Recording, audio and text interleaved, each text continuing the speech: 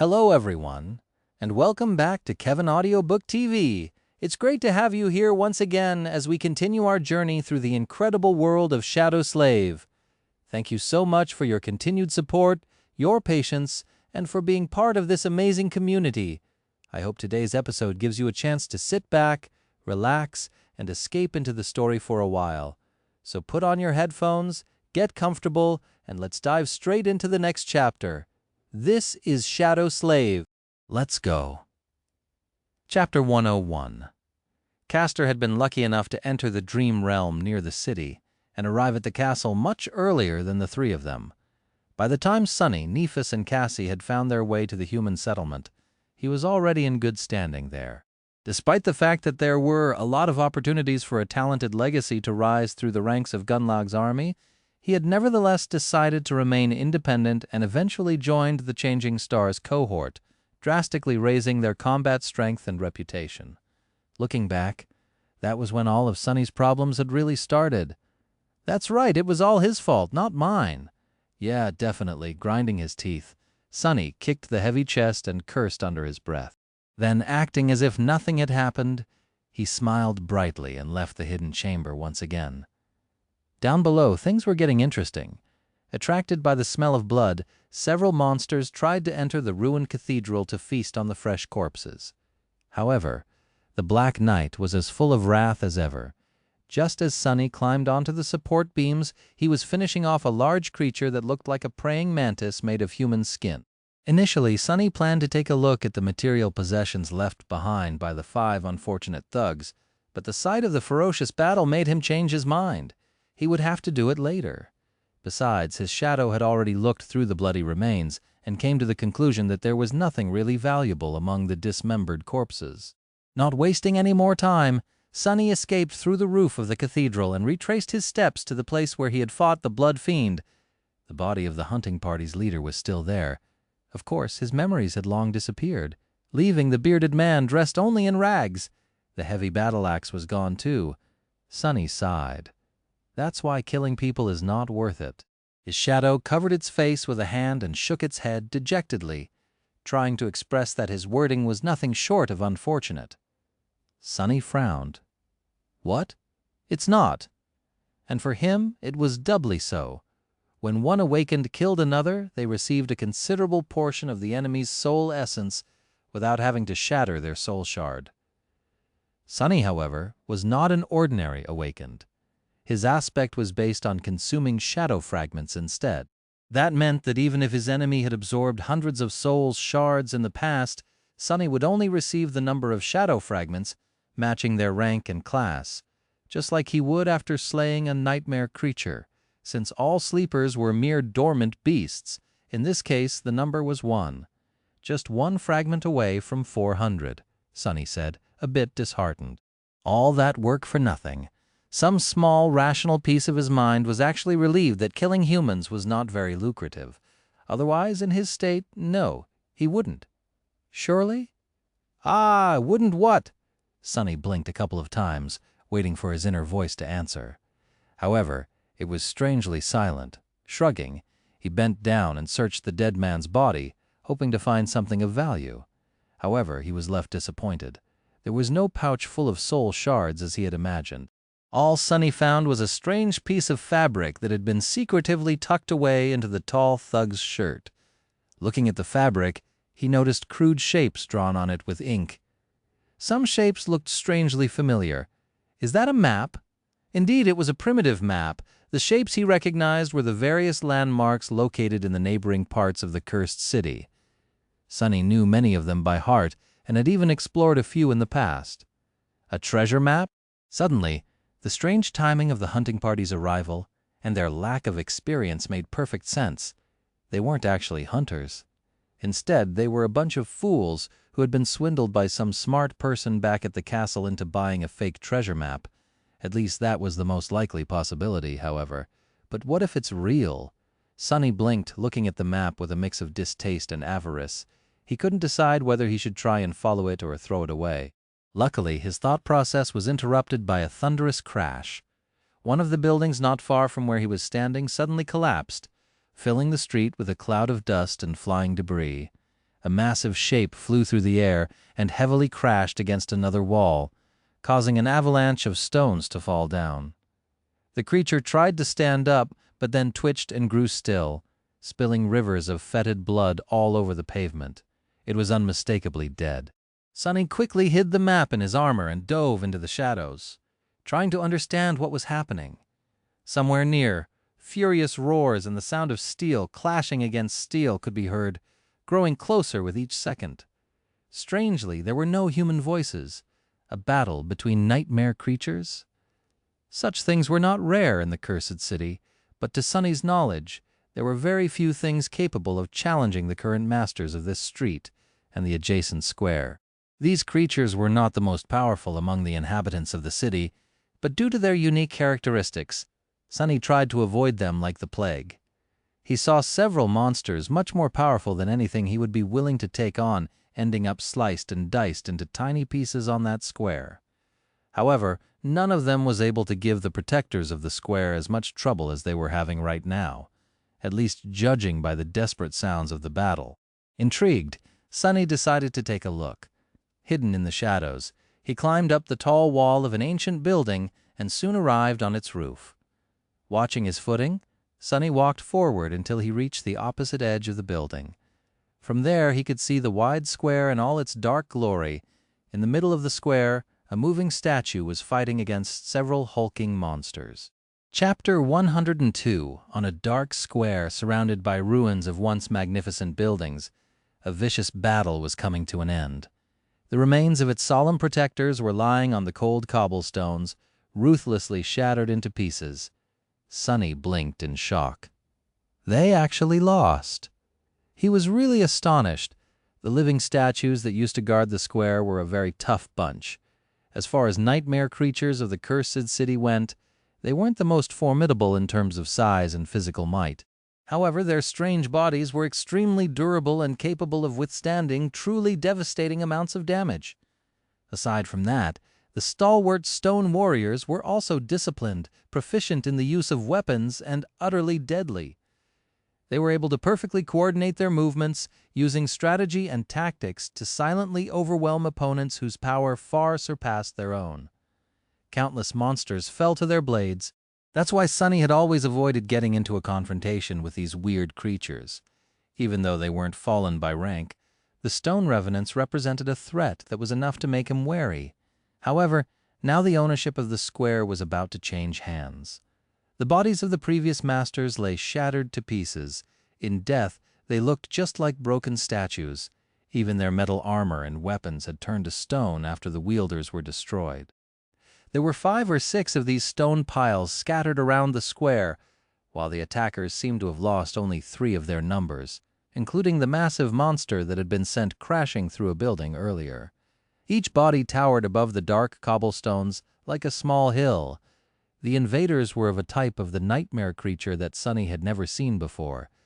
These new menacing monsters looked like giant spiders with bodies covered in thick plates of wrought iron. They moved with terrifying speed and force, sending cracks running through the cobblestones with each step. There were currently 2 of them left on the square, circling around the lone surviving stone warrior. The last of the living statues seemed to be a female. Compared to the spiders, she was almost comically small in stature, standing no taller than Sonny himself. The graceful stone creature was armed with a sword and a round shield, wearing a plate armor that covered most of her body, leaving only the eyes exposed, or rather 2 rubies burning with crimson flames that these creatures had instead of eyes. Her armor and weapons were black in color, forged from some unknown and incredibly heavy stone-like alloy. Of course, in reality, they were made out of the same stone as their wielder. However, the dark force that had turned the granite body of this nightmare creature into this strange approximation of flesh had also turned the stone armor into metal. Currently, the last of the living statues was standing with her shield raised, the blade of the sword resting on its rim. Her head was lowered, ruby eyes silently following the movements of the 2 spider monsters. Sonny didn't know for sure, but he suspected that these spiders were both fallen beasts. In any case, the stone woman was doomed. Her enemies were just toying with her, savoring the helplessness of their victim before finishing the job. He didn't really care. In fact, He was waiting for the show. Watching nightmare creatures slaughter each other was one of his favorite pastimes, and the best thing about it was that it didn't matter who won. Come on, get her. However, in the next moment he was surprised. In a strange turn of events, the stone monster lunged at the spiders first. Calmly striking her sword against the rim of the shield twice, she dashed forward with grim determination. The spider she was aiming at was a second too late to react. However, due to its superior physical form, it was still able to meet the sudden onslaught with a vicious strike of its own. One of its legs shot forward, threatening to shatter the stone body of the attacking living statue into tiny pieces. The smaller creature deflected the blow with her sword and bashed the spider with the round shield, putting all of her weight and inhuman strength into the strike. Sunny blinked as the massive body of the fallen beast was thrown back and toppled over. The black sword immediately lashed out, sending a shockwave through the spider's guts. A rain of strikes fell on the iron surface of the monster's abdomen, filling the square with the clangor of metal. The stone warrior attacked with savage ferocity, using both the sword and the shield to inflict as much damage as possible in a short amount of time. Just as the iron plate protecting the soft innards of the monster cracked, the second beast joined the fray. The following bloodbath was nothing short of horrifying, despite the fact that the spiders were much faster and stronger. The steadfast stone wraith kept up with them for a while. Her indomitable will and ruthless resolve were enough to give the fearsome creatures pause. Moving with the deadly precision of a bloodthirsty killing machine, the living statue completely disregarded self-preservation in favor of making her enemies suffer. It seemed as though she was determined to take them to the grave with her. Soon, the terrible wounds on her body accumulated, making the stone creature look like a vandalized piece of macabre art. However, the spiders were no better. Their fetid blood was spilling everywhere, painting the whole square red. Severed limbs and shards of cracked iron littered the ground, mixing with the shattered remains of the fallen stone warriors. Finally, one of the spiders fell heavily to the ground and twitched, drawing its last breath. The remaining beast lunged at the staggered stone monster, its countless eyes burning with fury. The round black shield rose one last time and then flew aside, torn away along with the right arm of the stalwart living statue. However, almost at the same time, the blade of her sword pierced through the massive beast's skull, ending its life just a moment before breaking apart and turning to stone. Sunny shook his head. What an impressive sight. A lowly awakened creature slaying two fallen beasts' midnight shard would have liked that fierce last stand a lot. Come to think of it, this was nothing short of inconceivable, however. The graceful stone warrior paid dearly for performing the bloody miracle. Staggering once again, she fell heavily to the ground, clearly done for. The battle for the ownership of the dark square was over. Nobody won. Chapter 103. As the dust settled, Sunny abandoned his hiding spot on the roof of one of the buildings surrounding the square and jumped down. Avoiding the puddles of fetid blood, he walked among the corpses littering the ground and approached the dying stone monster. The nightmare creature was lying on her back, her body battered and broken. From up close, Sunny was able to see it better. The black armor of the strange monster was slowly turning to stone. In its gaps, he could see her slightly lighter skin. It was smooth, like polished granite, and dark gray in color. Streams of ruby dust was flowing from the terrible wounds, looking almost like blood. Two crimson gems that served her as eyes slowly moved, focusing on Sunny. There was no particular expression in them, just tired stillness. The flames that used to burn inside were slowly dimming. The statuesque creature stared at him without making a sound. In fact, Sunny wasn't sure that these monsters were even capable of producing sounds. Throughout the whole fight, she had remained eerily silent. He sighed. "Life is not fair, huh?" With these words, he summoned the midnight shard and thrust it through the visor of the dying creature's helm. Even at the death's door, the stone-like flesh of the living statue proved to be extremely tough. However, he put enough strength into his strike, not wishing to make the poor thing suffer more than necessary. He was always glad to kill a nightmare creature, but this one deserved a quick death. To be honest, he was very impressed by the small stone warrior's desperate last stand.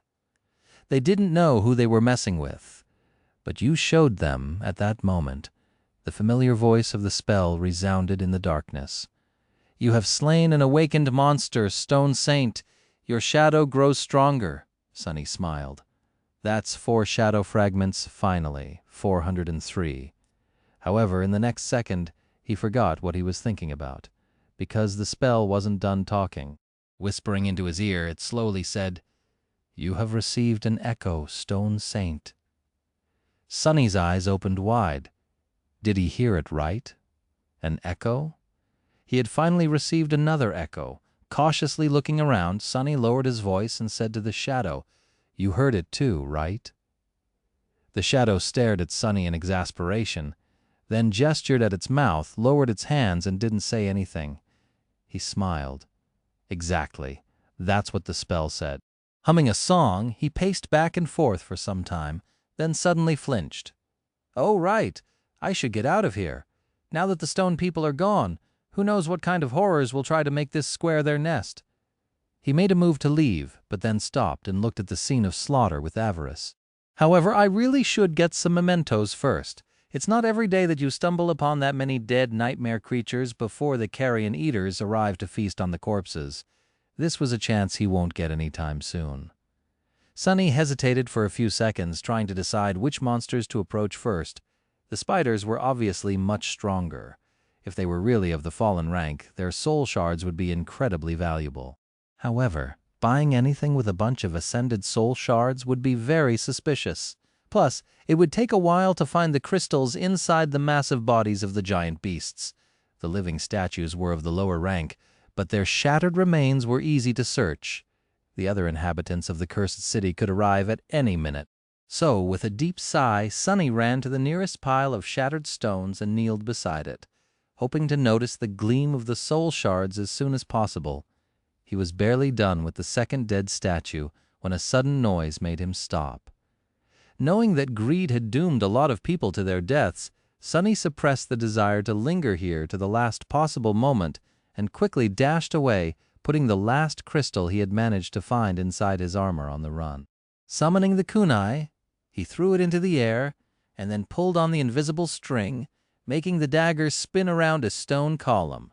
As soon as the string coiled itself around the column, he jumped and made the string contract, sending him flying up. Just like the golden rope, the invisible string that connected the kunai to his wrist was incredibly sturdy and capable of changing its length at will, which allowed Sunny to use the throwing dagger as an improvised grappling hook from time to time.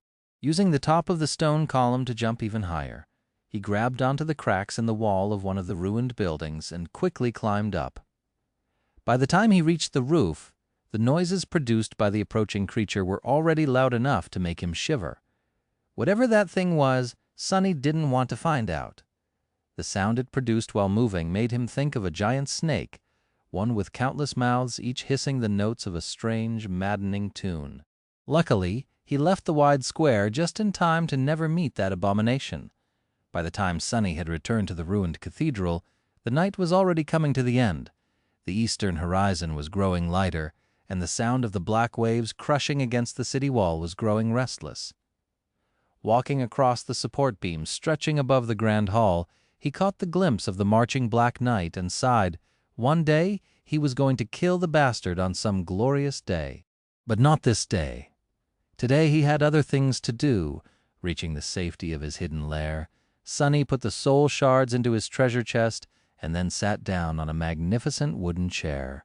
There was an excited smile on his face. It was finally time to find out what was the difference between a normal echo and one transformed into a shadow. Chapter 104. Not wasting any more time, Sunny dove into his soul sea. Despite his changed mental state, it was as calm as always. The silent expanse of still water stretched into the empty distance, with the shadow core hovering above like a dark star. Tiny spheres of light floated in the air around it, reflecting on the surface of the tranquil sea. The silent shadows were still there, standing motionless at the edge of darkness. Compared to before, their ranks had swelled. Monsters of all shapes and sizes were among them now, making Sunny's collection of slain enemies look increasingly impressive. Walking past them, he glanced at one or another from time to time, recalling the thrilling battles with a mix of dread and pride. This was his personal museum, a dark monument to all his sins. Wait, sins? Why sins? Just at that moment Sonny stumbled and stopped, not too far away from him. A gaunt shadow stood among the menagerie of terrifying creatures, silently staring at him with empty eyes. That shadow once belonged to a young man, not much older than Sonny himself.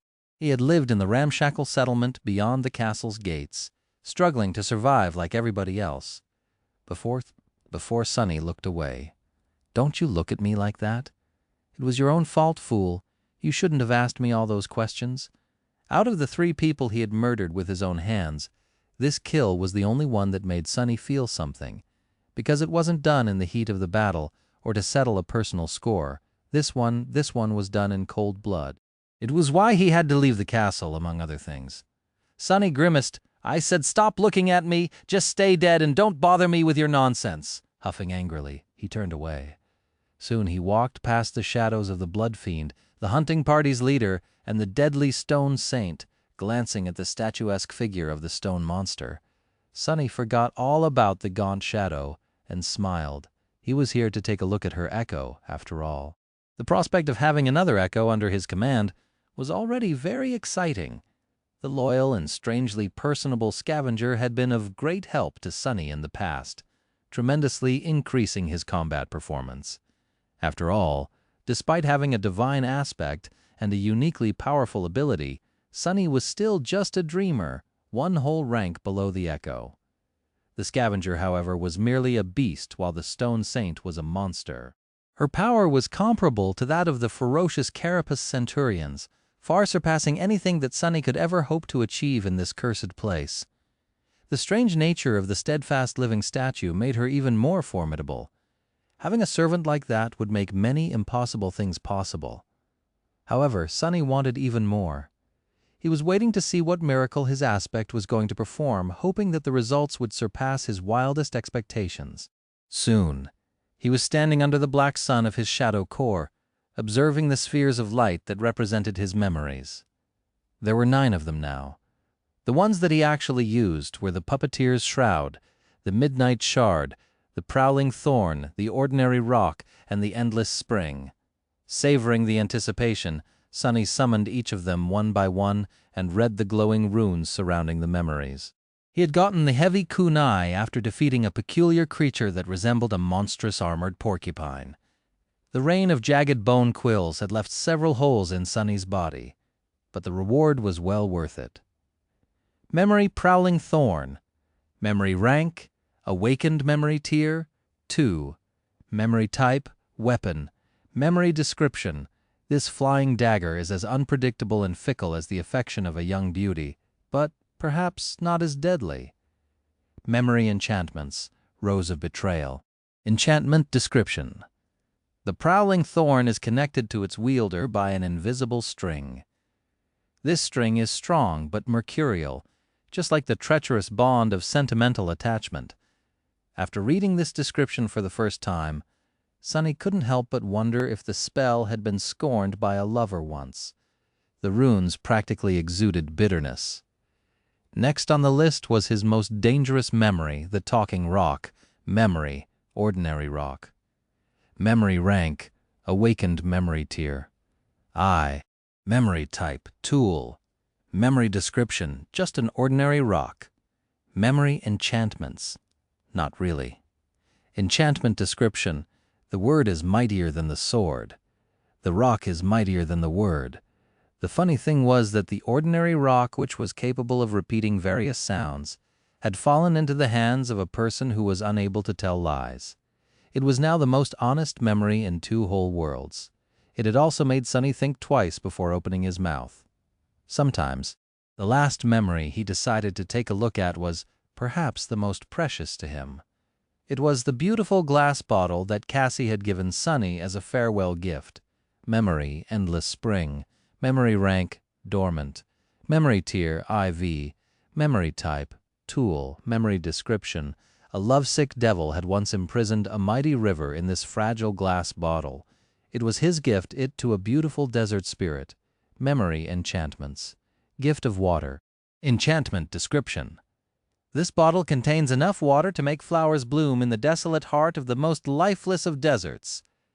This one was sort of romantic. It seemed as though the spell was all over the place when coming up with these descriptions, to the point where Sonny couldn't even tell if it was being serious.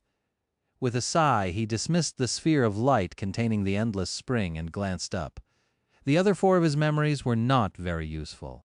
They were an incredibly heavy tower shield, a suit of armor that was worse than the puppeteer's shroud in every regard, a glass eye capable of producing bright beams of harmless red light, and the obnoxiously loud silver bell, the first memory he had ever gotten. The remaining 3 had been awarded to him for killing comparatively weak monsters on the streets of the cursed city. He was hoping to trade them for something more suitable during his next visit to the castle, whenever that might be. Forgetting about the memories, Sonny finally focused his attention on the brightest sphere of light that was floating in the dark emptiness above his head, the one containing his new echo. He willed it to descent and watched as the sphere glided down, softly touching the surface of dark water a few moments later. It slowly dimmed, revealing the stone figure hidden within. Here in the dark silence of the Soul Sea, the stone saint looked just like a statue. She was approximately as tall as Sonny, looking miniature in comparison to the rest of the nightmare creatures he had to face on the Forgotten Shore.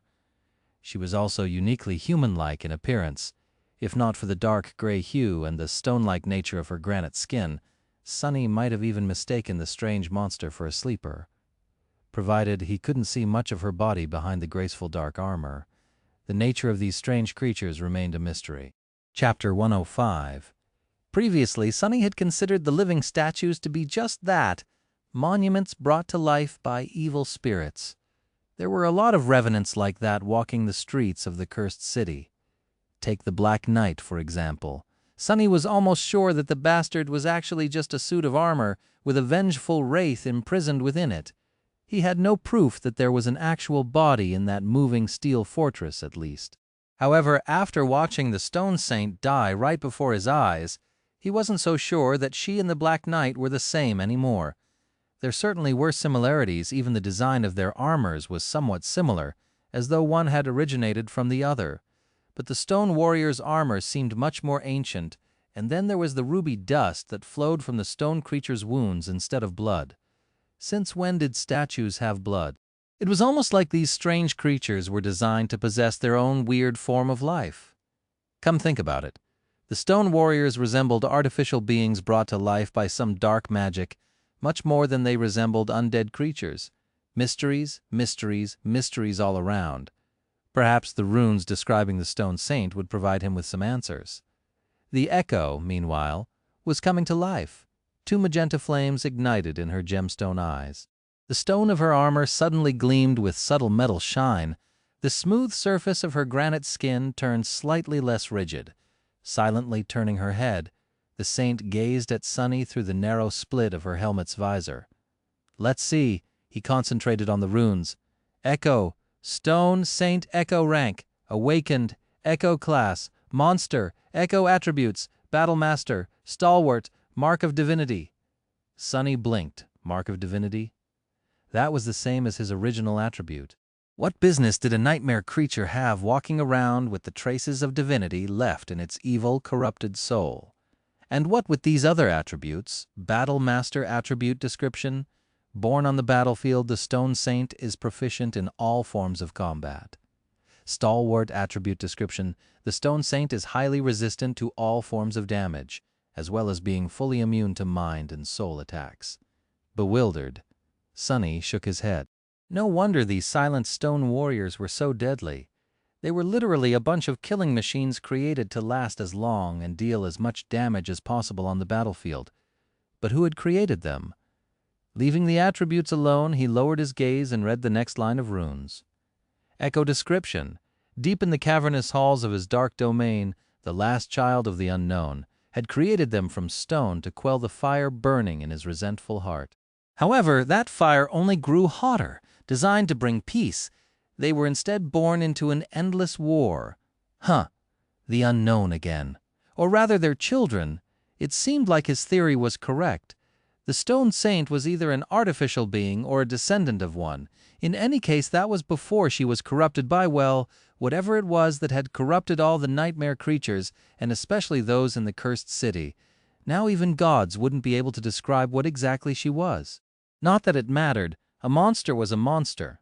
Sunny was more interested in the fact that the traces of divinity that the stone warrior bore had to have come from their original creator, who was at least partially one of the unknown. Which meant that the unknown indeed were closely related to the gods and to divinity itself. Just like mysterious Weaver. Looking away from the ruins, Sunny studied the motionless echo with his altered eyes. What he saw made him smile darkly. Just like the memories, the true essence of the echo was weaved from the countless diamond strings that formed an infinitely complex pattern. Only in its case, the pattern was even more elaborate, dwarfing anything that Sunny had previously seen. 2 embers were burning inside the stone saint's body, serving as anchors for the endless strings. One of them was situated in the place where her heart should have been, the other in the lower part of her abdomen. Sunny closed one eye and looked more closely. And there, behind the shining pattern of the diamond strings, he noticed another, much more primitive and crude system of adamantine threads. They pierced the stone flesh of the echo, resembling a human nervous system. These strings were also seemingly made from diamond, but they were much less ethereal. In fact, they were entirely corporeal. Sunny frowned. Makes sense, that makes sense. Wait, how does it make sense? The memories and the echoes were created by the spell. They were artificial. The stone saint, too, was artificial, but in a much more mundane sense. She was made by a child of the unknown, just like her echo was made by the spell. Which meant what? That the technique that had been used to create the stone saint was eerily similar to the technique that the spell used, although it did look extremely primitive in comparison. Could that mean that the spell itself had come from the unknown? Sunny grimaced and shook his head. No. Although it was a sound theory, there was too little information to actually consider it substantiated or even remotely believable. He needed to find out more, learn more, uncover more before even beginning to understand the true story that connected the spell, the gods, the unknown, and his own life into one nightmarish tapestry. But there would be time for it later. Right now, he had something equally as interesting right within his grasp. Glancing one last time at the graceful stone monster, Sunny gulped and licked his lips. Then he said timidly, Let's do this." Taking a step forward, he hesitated and then carefully put his hand on the breastplate of the stone saint's armor, right across from the place where the main nexus of her spell weave was situated. To his surprise, the breastplate felt like stone and was warm to the touch. It was as though a furious crimson flame was burning inside the nightmare creature's chest. Ha! As soon as Sunny touched the echo, a new string of runes appeared in the air in front of him. Transform echo into a shadow? He hesitated, once again afraid to make the choice. What was he going to do if the process made the stone saint weaker or even useless? Trying not to think of this possibility, Sunny sighed and forced himself to say, yes. An imperceptible change happened to the soul sea, as though a gust of wind suddenly appeared out of nowhere. The tranquil, dark water seemed to simultaneously stay still and move restlessly. Then, a sudden pressure came from somewhere above. Raising his head, Sunny saw 2 dark beams descending from the depths of the shadow core. One of them fell on the echo, while the other landed on one of the silent shadows that stood motionlessly behind his back, as though connecting them together. Bathed in the dark light, the shadow of the dead stone saint slowly dissolved into it. And then the echo began to change. Chapter 106. Under Sunny's watchful eyes, the echo began to change. The light falling from the shadow core seemed to seep into the flesh of the stone creature, making it shine with dark radiance. Wisps of shadowy fog emanated from beneath her impervious plate armor, slowly merging with it. It looked as though the stone saint was engulfed in ghostly black flame, being remade by it. What little color there was on her body was washed away and replaced with nothing but darkness. Only 2 crimson fires burning in her ruby eyes remained, slightly changing their hue and becoming more menacing. Of course, all these changes were happening on the surface. If not for the traumatic transformation that Sunny had gone through to inherit a part of Weaver's forbidden lineage, this would have been all he saw. However, with his eyes altered by the agony of consuming the drop of divine blood, he was able to see much more. Beneath the surface, the essence of the echo was being changed as well, in a way much more fundamental than its outer appearance. The shining embers that served as anchors for the weave of diamond strings had lost their radiance, becoming as transparent and empty as the shadow core itself. The diamond strings were gone, replaced by a sea of darkness. That darkness had a form, a shape that perfectly followed the lines of the stone saint's body. It was as though a living shadow was now inhabiting it, usurping the role that had been played by the pattern of the sorceress strings once. Although similar in appearance to the original echo, this new creature was a completely different type of existence. Sunny had never seen anything like it before. It was created by his aspect, after all. The process of transformation, meanwhile, was coming to the end. The ray of dark light cast by the shadow core was disappearing, its reflection drowning in the calm water of the silent sea. The black flames were already fully absorbed by the stone-like armor of the saint, gone with the dark radiance of her smooth granite skin. Sunny observed the stone saint, clad in the lusterless black armor with 2 ruby flames burning in the deep shadows of the visor. She looked like an incarnation of pure darkness, a noble demon sent to wage war against heaven from the depths of hell. What changed the most, however, was her presence before. The echo felt like an empty shell, a magical tool rather than an actual being. Now, however, there were hints of mysterious will in her crimson eyes, a subtle sense there was a nascent spark of sentience burning somewhere deep within her lightless soul, or whatever it was that the menacing monster had instead of a soul. This was a shadow. Just as this thought appeared in Sunny's mind, the faintly familiar voice of the spell resounded above the dark waters of the Soul Sea. "You have created a shadow monster, stone saint." Hearing these words, Sunny smiled. However, a second later, the smile disappeared from his lips, replaced by a pained expression. Only now, after the process was complete, he felt a subtle emptiness permeating his whole body. He felt weakened. The loss of 100 shadow fragments was finally making its effect known. He had suspected that spending them in this way would reverse the process of power accumulation that had consumed him for these last few months, but it was still an unpleasant feeling. He was much stronger than he had been during the journey through the labyrinth, however. Some of his physical might was unmistakably gone, leaving him with a bitter feeling of regret. No, he had known that this would happen, and decided to proceed with the experiment anyway. It was well worth it. Forgetting about the change in his physical state, Sunny walked around his shadow and observed her from different sides. The stone saint's eyes silently followed his movements, sending glints of crimson light reflecting from the black surface of the tranquil sea. "This is amazing. I wonder what she is capable of." Summoning the runes, Sunny immediately noticed that there was a new cluster shining right beneath the one describing his echoes. Shadows, Stone Saint. Excited to learn more about his new pet monster, Sunny was about to concentrate his attention on the runes, but then stopped and glanced down at his own shadow, a little embarrassed. Sorry, how are you feeling, buddy? You aren't, jealous or anything." The shadow looked away and pretended that it didn't know him. It was seemingly indifferent to the appearance of a new shadow creature in his service, even though this new shadow had a capital letter to its name. "Well, I just wanted to say that you shouldn't be. I still value you very much, even though the Stone Saint is probably capable of slicing powerful monsters into tiny pieces with her sword, while you're still just a useless piece of an incredibly capable scout and my most trusted confidant. I still appreciate you. Yeah." He stared at the shadow for a bit, and seeing that it didn't react in any way, turned away. This guy, he'd better step up his game. Ha! Focusing on the runes, Sunny summoned the description of the shadow and read: Shadow, Stone Saint. Shadow rank, Awakened. Shadow class, Monster. Shadow attributes, Battle Master, Stalwart, Spark of Divinity. Sunny blinked. It seemed as though Stone Saint's divine attribute had evolved to match his own. Was it because he was her master? This was a nice surprise. However, he still didn't see how she was different from before. Frowning, He continued to look through the shimmering runes. Shadow description.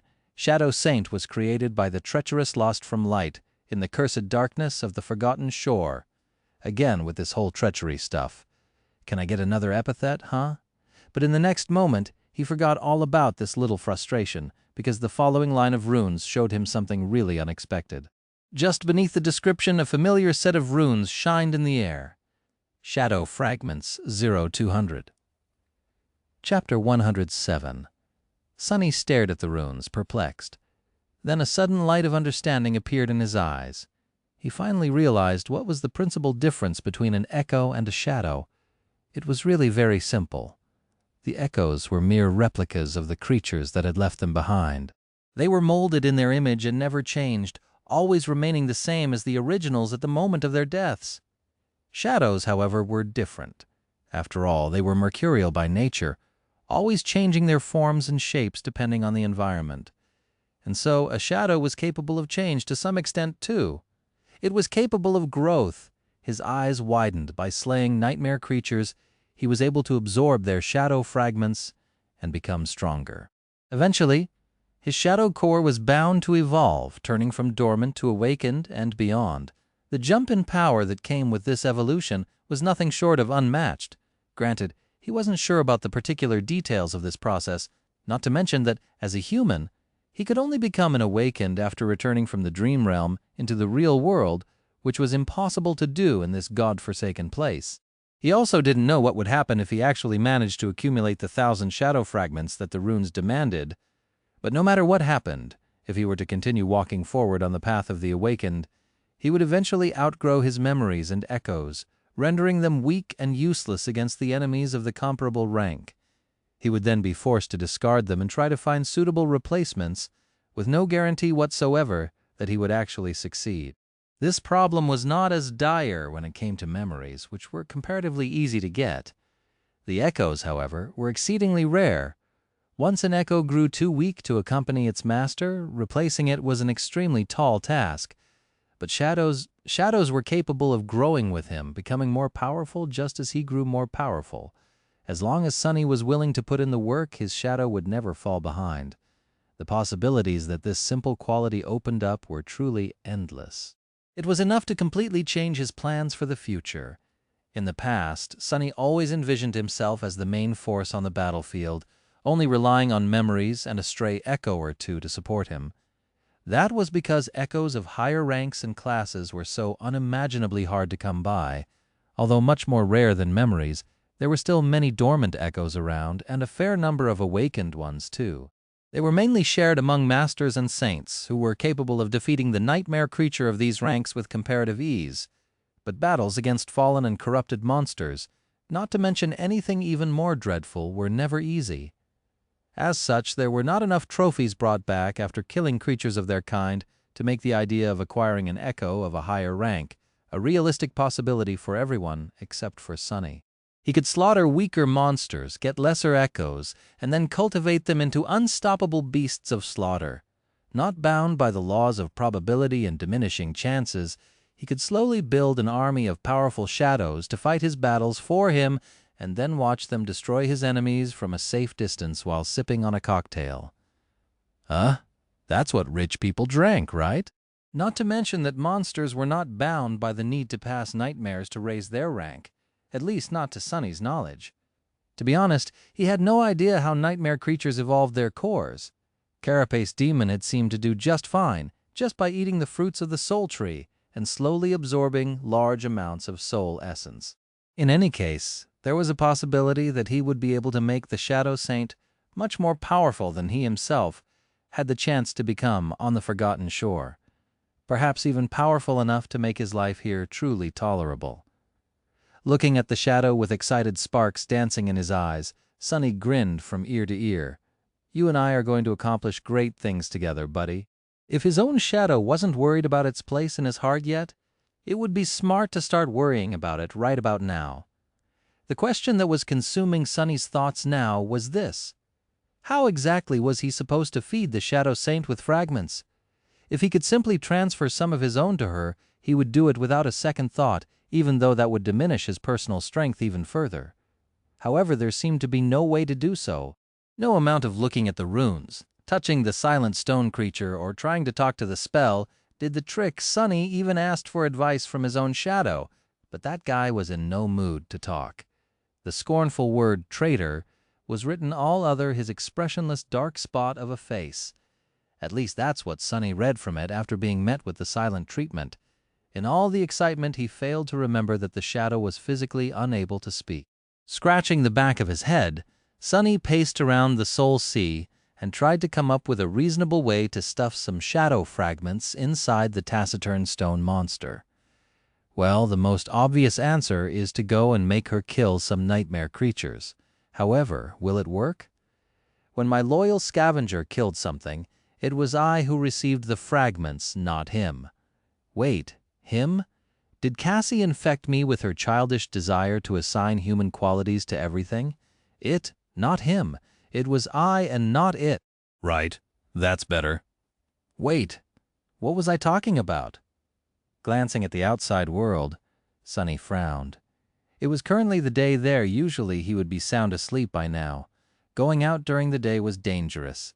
He would have to walk outside the shadows, allowing all kinds of fallen horrors to lay eyes on him.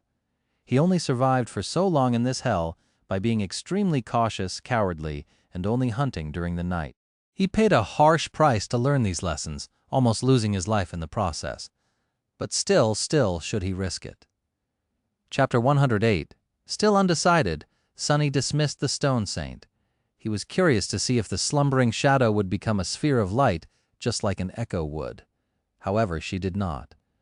As soon as he gave the command, the ornate armor of the stone creature was immediately engulfed in black flame, and with a gust of ghostly wind, she was gone.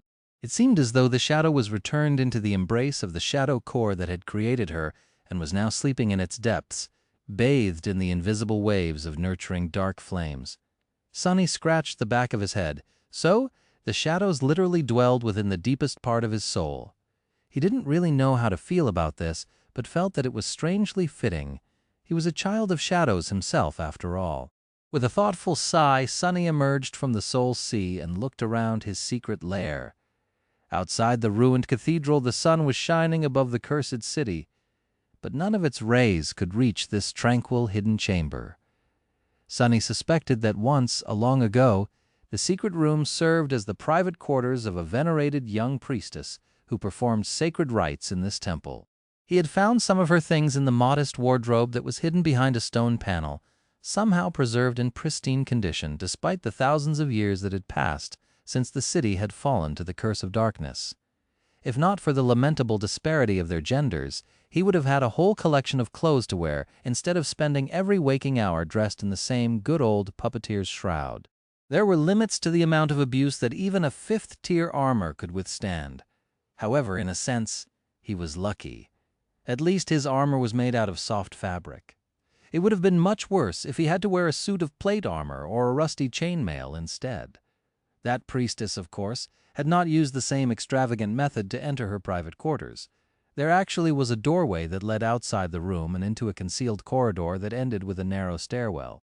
However, the stairs had long collapsed, leaving only a deep vertical shaft behind.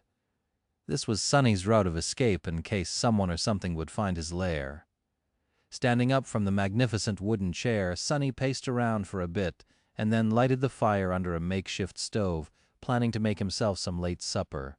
The orange flames illuminated the hidden chamber, sending shadows dancing on its walls. Oh, right, I never got fresh meat. The night was so eventful that he had completely forgotten the initial purpose of his hunt. Throwing the last few strips of meat on the grill, he seasoned them with salt and sighed once again. The desire to simply venture outside and get into a fight with the nearest nightmare creature seemed more attractive with each minute. No, that's how you end up dead. To distract himself from these seductive thoughts, Sonny decided to summon the Stone Saint into the material world and perform a few experiments in the safety of his secret lair.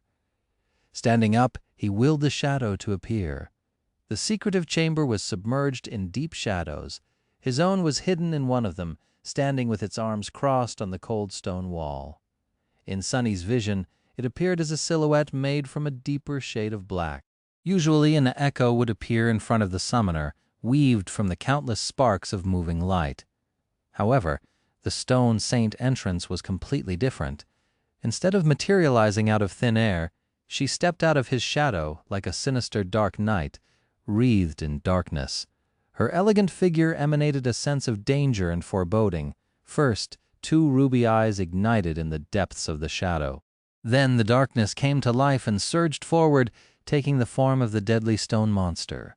The sole of her stone-like solarette touched the floor with a loud clang, and a moment later, the shadow saint was standing in the middle of his room, her hand resting on the pommel of her sword.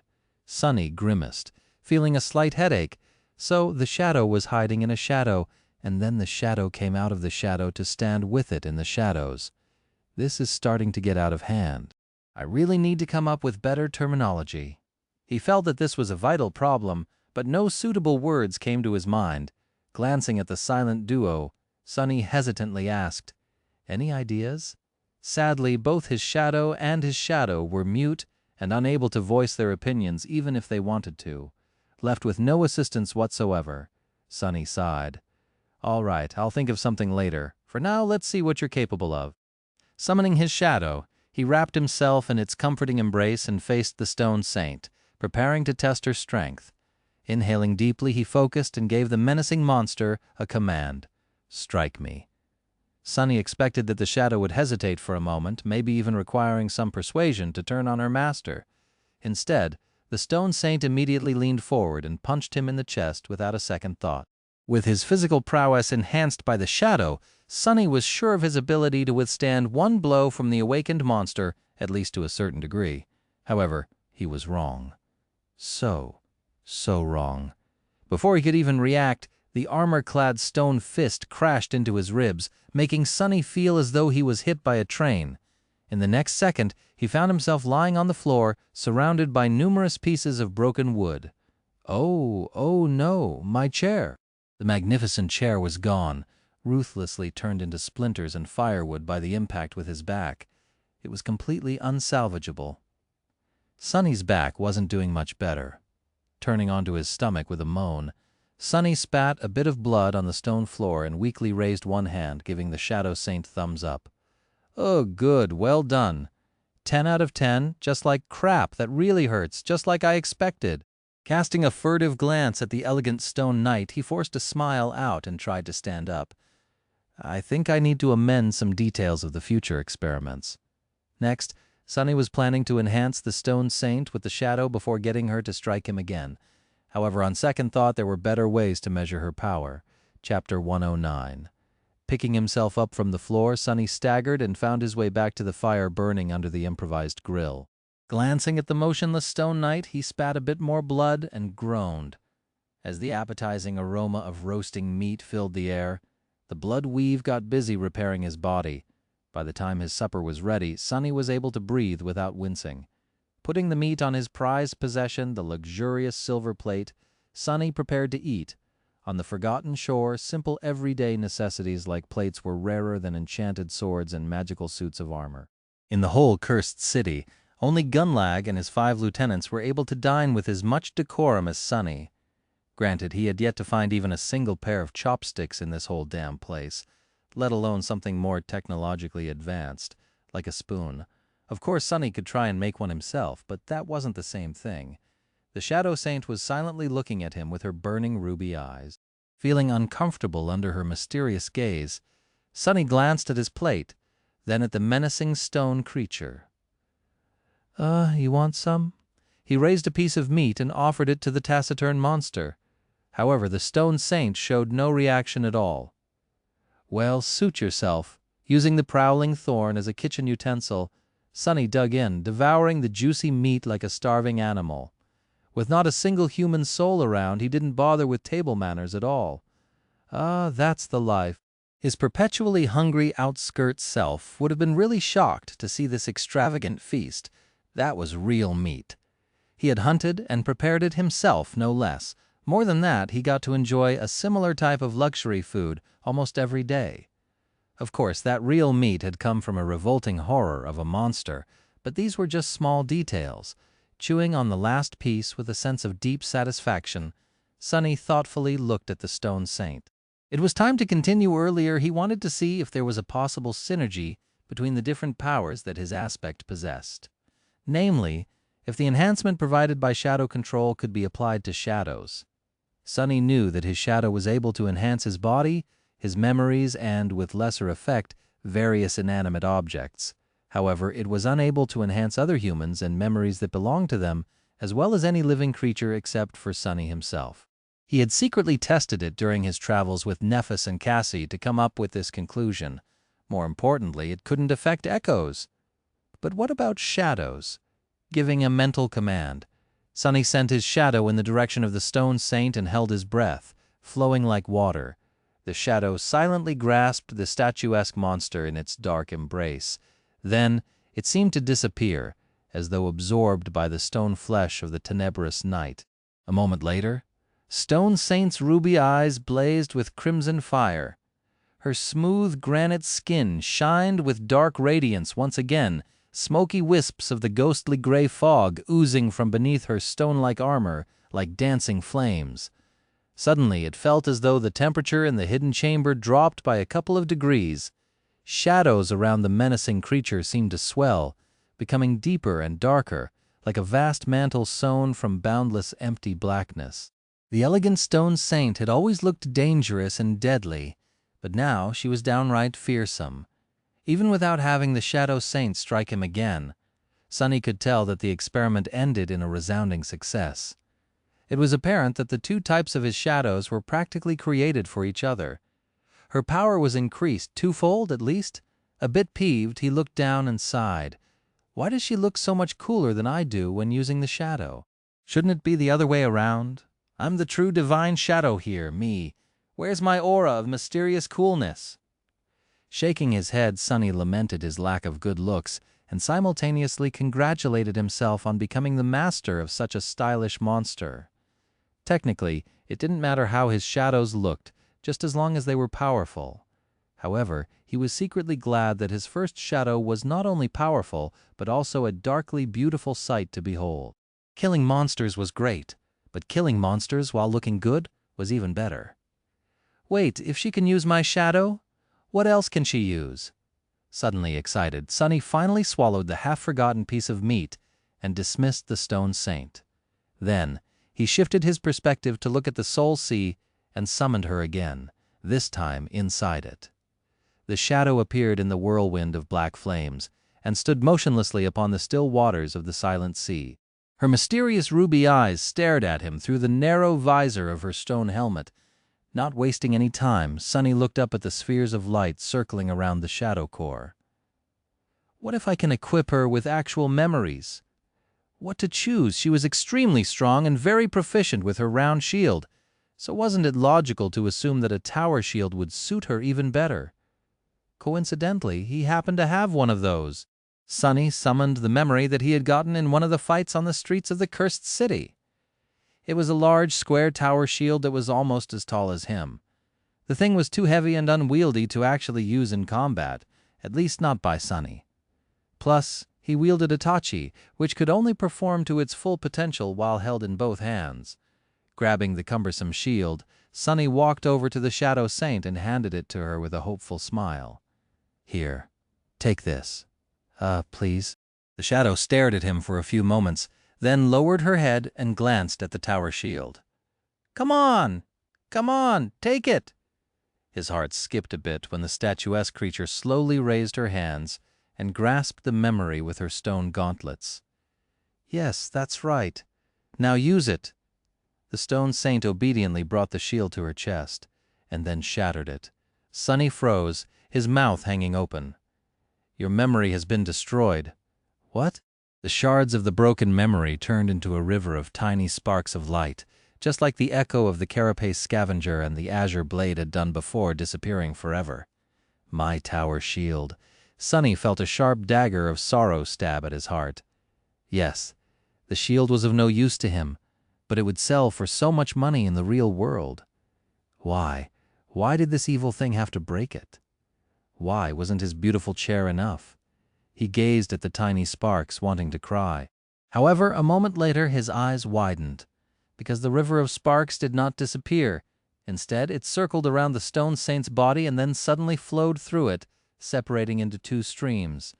Each stream was then absorbed by one of the dark embers burning in the depths of the living shadow that was hiding inside the monster's body. Sunny blinked. Stone Saint has grown stronger. Chapter 110.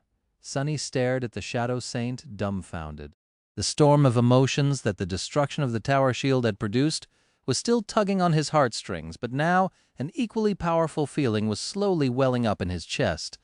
Not knowing how to process all of this, he simply blinked a couple of times and said in a flat tone, "Huh, so let me get this straight." He gave the shield to his pet monster, hoping that she would be able to use it. And she did, sort of. It's just that instead of wielding the memory, she ate it.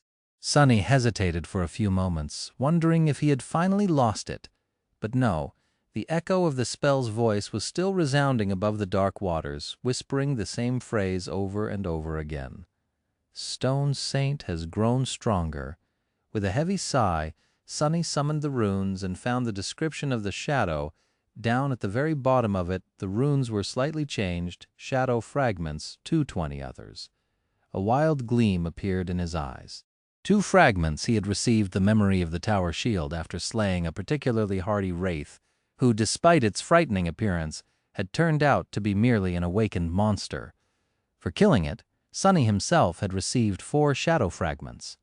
But that was because his own shadow core was dormant, and as such, he always got double the reward in battles against creatures of the higher rank, 2 for each soul core that an awakened creature possessed. The Stone Saint was such a creature herself, so it was logical to assume that she would not receive the same treatment. The tower shield had come from a monster with 2 awakened cores, so she received 2 fragments for consuming its memory, which meant that, with a fire of excitement burning in his eyes, Sunny hurriedly summoned another memory. A disgusting eye with a menacing vertical pupil appeared from the dissipating brightness of the descending sphere of light. That eye came from a basilisk-like creature that Sunny had killed a few weeks ago. To survive the battle, he had to fight it with his own eyes closed, relying solely on the shadow sense to move through the rubble and dodge the attacks of the deadly beast. In the end, he had beheaded the vile thing with a slash of his swift blade seconds before being ripped apart by its claws. It was a fine test for his nascent combat skill. Sadly, the memory came with none of the powers that the actual beast had possessed. It was only capable of producing a harmless beam of red light, which could only be used for creating mood lighting, at least in the case of Sunny, who could see in the dark. Grabbing the eye, he held it out for the Stone Saint to take. The shadow grasped the disgusting thing, brought it to her chest, and then crushed it in her armored fist. Once again, the memory disintegrated into countless tiny sparks of ethereal light, which were then absorbed by the darkness hiding inside the elegant creature's body. Stone Saint has grown stronger. Sunny grinned, then threw his head back and laughed. So that's how it was the shadows fed on memories. They consumed them to receive power, just like he killed nightmare creatures to consume the remnants of their shadows. To make sure, he glanced at the runes again and saw exactly what he had expected to see. Shadow fragments, 300 in Tier 1 awakened memory. 1 fragment. Makes sense. Giddy with anticipation, Sunny summoned the next memory. A bulky suit of rusty plate armor appeared from the sphere of light and hovered in the air in front of him. This one he had received after burning the towering nest of monstrous flesh-devouring termites to the ground. Creating a bonfire in the absolute darkness of the Forgotten Shores night was a dangerous endeavor, but he had hoped to receive hundreds of shadow fragments by eviscerating the whole swarm of these tiny gluttonous creatures. Judging by the amount of bones littering the ground around the nest, they were a real plague. Sadly, the entire colony had turned out to be a single demonic being, landing him only 6 fragments. He even had to retreat without collecting the soul shards from the smoldering remains of the hive, scared away by the approach of several fallen horrors that had been attracted by the bright flames. The memory was of little consolation, since his own puppeteer's shroud was superior to it in all regards. But now, finally, it could be of use. The Stone Saint devoured the armor just like she had devoured the over 2 memories. Once again, the spell announced that the shadow monster had grown stronger. The runes changed again. Shadow fragments, 6,200. Every time the numbers changed, Sonny felt a deep sense of satisfaction. His menacing stone knight was becoming more fearsome with each second. He suspected that gambling addicts felt something similar in the throes of a rare winning streak. Caught in the moment, he grasped the next memory, but then stopped and stared at the small silver bell that lay silently in his hand. This one was the first memory he had ever received, barely holding on to life in the bitter cold and terror of the first nightmare. It was the weakest memory he had, but also the most meaningful. Sonny had killed one human to receive it, and had used it to kill another. The silver bell was a reminder. With bleak eyes, he read the runes that shimmered in the lightless emptiness of his soul, a small memento of a long-lost home, which once brought its owner comfort and joy.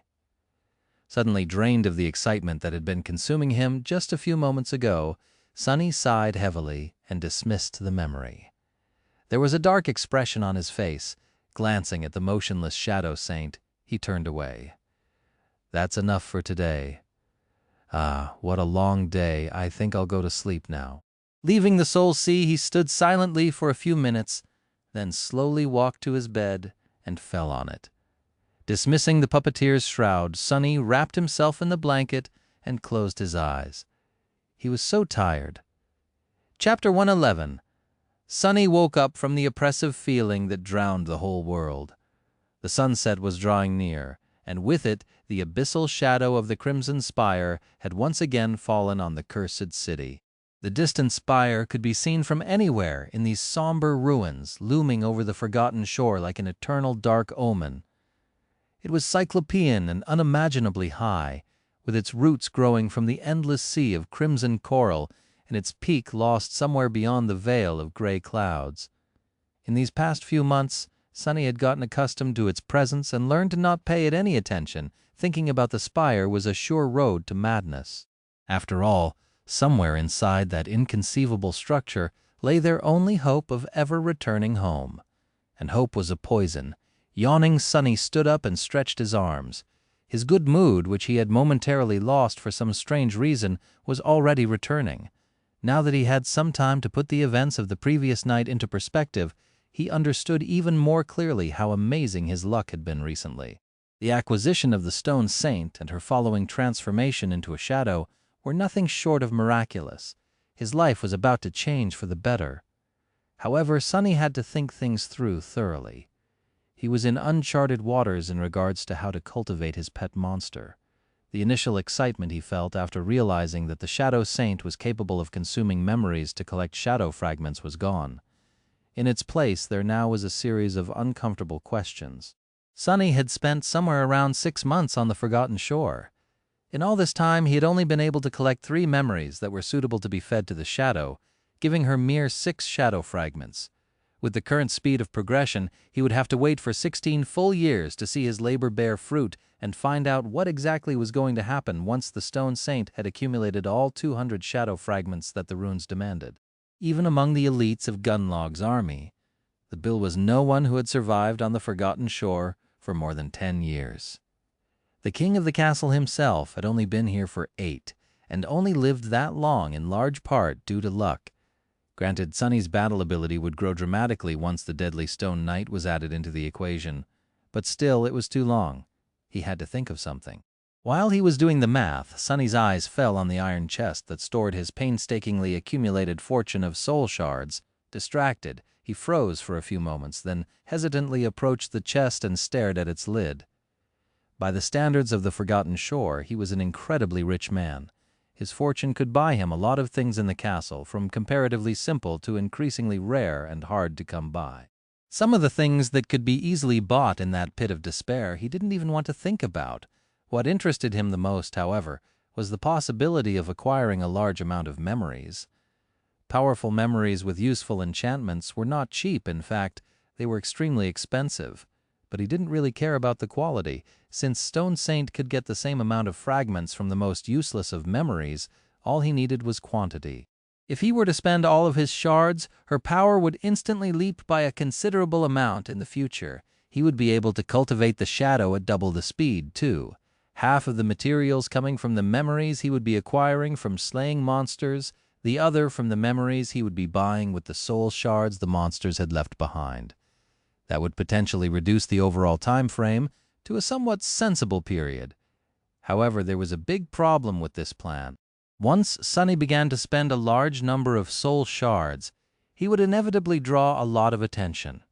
Dealing with random daredevils who would try to rob him, while not pleasant, was not a big problem.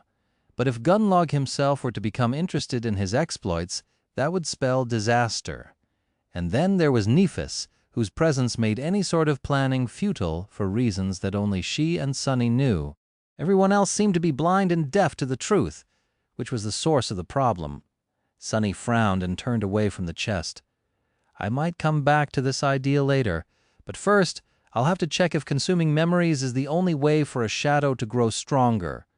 He still wanted to know if the Stone Saint could absorb shadow fragments by slaying nightmare creatures, just like he could. Sometime later, Sonny was cautiously moving through the stone maze of the Forsaken City.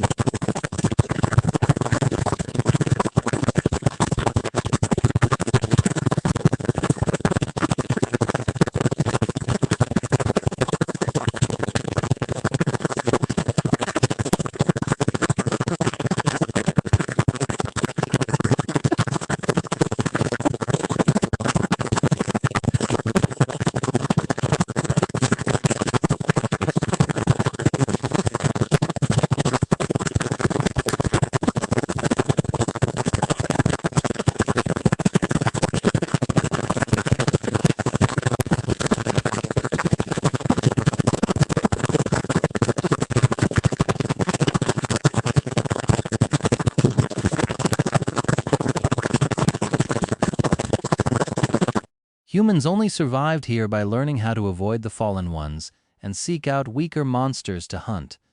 There weren't a lot of lesser creatures who were able to secure a foothold in the cursed city, so hunting them was always dangerous. Nevertheless, that was what Sonny had made into his profession, and that was what he was doing now.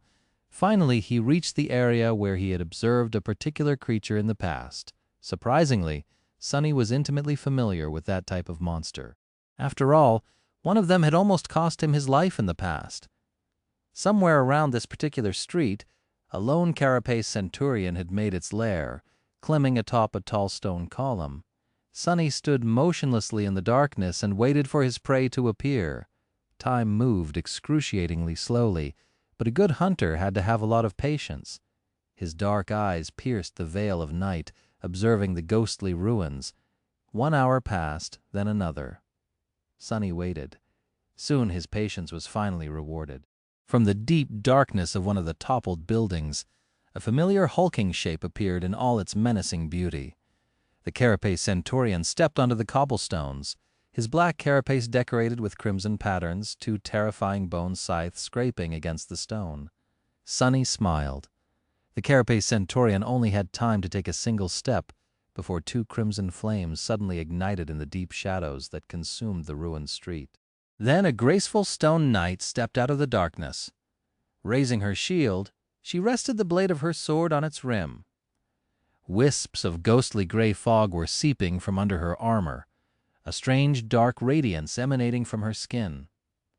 The darkness around seemed to move, as though wanting to embrace her like a dark mantle. The 2 monsters, one massive and savage, one small and steadfast, froze opposite each other. And then all hell broke loose. Chapter 112. Just like in the battle against 2 fallen beasts, the stone saint attacked first. Striking her sword against the rim of the shield twice, she dashed forward without fear or hesitation. Of course, Sonny was not sure if shadows were even capable of feeling fear. The carapace centurion reacted swiftly and savagely, lunging at her in a furious onslaught of adamantine chitin and jagged blades. In front of this towering creature, Shadow Saint looked meager and slight. The 2 monsters collided in the middle of the street, a small shockwave spreading outward from the point of their impact. Dust and small pieces of gravel were sent flying through the air. Sonny watched the battle with vigilant eyes. He suspected that these 2 nightmare creatures were somewhat equal in terms of power. The centurion was much bigger and heavier, the impenetrable carapace making it an especially deadly adversary. All carapace creatures were unnaturally tough and strong. It also had the advantage of reach and mass. The Shadow Saint was equally as resilient due to her heavy armor and stone-like nature. Despite her small frame, the graceful knight possessed a stunning amount of strength. Sonny also had to keep reminding himself that she was not actually human and, as a being made of stone, weighed much more than a human would. The disadvantage of her size was bridged by battle awareness and skill, making the outcome of the fight unpredictable. However, that was only true if he failed to account for the dark embrace of his shadow. With its reinforcement, the stone saint was unimaginably more powerful. Sonny was pretty sure that the centurion stood no chance. Meanwhile, the 2 monsters were entwined in a ferocious battle. The Shadow Saint withstood the onslaught of bone scythes by bashing one away with her shield and evading the other. Not losing her momentum, she brought the shield down and slammed its edge into the centurion's carapace, causing the hulking creature to stagger. The force of the impact was so grievous that it sent cracks running through the impregnable carapace. Sonny marveled at the sight, congratulating himself on the decision to not test the augmented monster's strength on himself. Using the opening that she had created, the stone saint twisted her torso and delivered a backhand blow with the boss of the shield, striking the same spot again. The already damaged chitin plate splintered, revealing the soft flesh beneath. A moment later, she was already moving to evade the fierce retaliation of the savage carapace creature. The graceful knight was miserly in her movements, dodging each strike with measured precision. Although Sonny was only a novice in the art of combat, he had learned enough to be able to recognize the hints of a distinct battle style in how the stone saint fought. Her whole technique was based in simplicity and economy of movement, each action calculated and efficient. Combining hard blocks, dodges, and deflections with grounded footwork and well-timed ripostes, the Shadow was able to create a stark contrast between defense and offense, the former being solid and indomitable, the latter abrupt and inevitable. It was very different from the flowing and unpredictable style that Nephis had used and that he himself had been taught. Only now did Sunny realize that the basic katas and forms he had practiced were in fact very unique and unusual. Where did his fighting style come from? There was a lot to consider here, both in terms of how to improve his current technique and how to incorporate new elements into it. However, that was a task for the future. Right now, he was more interested in the outcome of the fight. The Stone Saint was already suppressing her monstrous enemy. A few of the Centurion's legs were either broken or severed, streams of azure blood gashing out of the terrible wounds. However, it was still resisting furiously. But no matter how enraged it became, the silent and menacing poise of the graceful Shadow Knight was much more terrifying. Just at that moment, the Shadow Saint sidestepped a downward slash of one of the Centurion's scythes and then pinned it under her greave. Using her weight to immobilize the enemy's weapon, she delivered a vicious blow with the rim of her shield and shattered the bone blade into pieces. The carapace monster screeched, dazed by the loss of its scythe, and immediately tried to eviscerate the loathsome little fiend with the remaining one. However, he was a fraction of a second too late. With one side of its body left defenseless, the Stone Saint now had much more space to attack. Deflecting the scythe with the shield, she dashed forward and lashed out with an upward slash, severing it near the joint.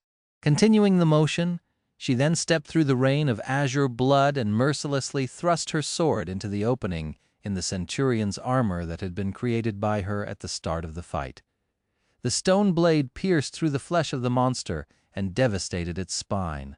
The force of the blow was so immense that the tip of the sword broke through the chitin on the Centurion's back. Pulling the sword out of the dying creature's body, with one sharp motion, the Shadow Saint shook the blood off the blade. Then she indifferently stepped back and froze, seemingly turning into a dark, motionless sculpture. Only the crimson fire still burning in her ruby eyes betrayed that the shadow was alive. Sunny held his breath, waiting for the spell to speak. Soon, he heard its faintly familiar voice. "You have slain an awakened monster, Carapace Centurion. Your shadow grows stronger." Slightly disappointed, he summoned the runes and checked the number of the shadow fragments in his possession. Shadow fragments, 307, tense 3 left. To 400, he thought automatically. Then, just to be sure, Sunny glanced at the description of the Stone Saint shadow fragments, 6,200. So just like with the echoes, the kills performed by the shadow benefited her master, instead of the monster herself.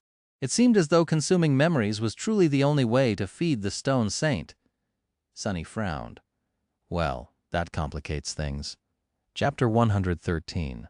After the Shadow Saint had ruthlessly eviscerated the Carapace Centurion and confirmed Sunny's suspicion that he wouldn't be able to cultivate her in that way, he was left with nothing much to do.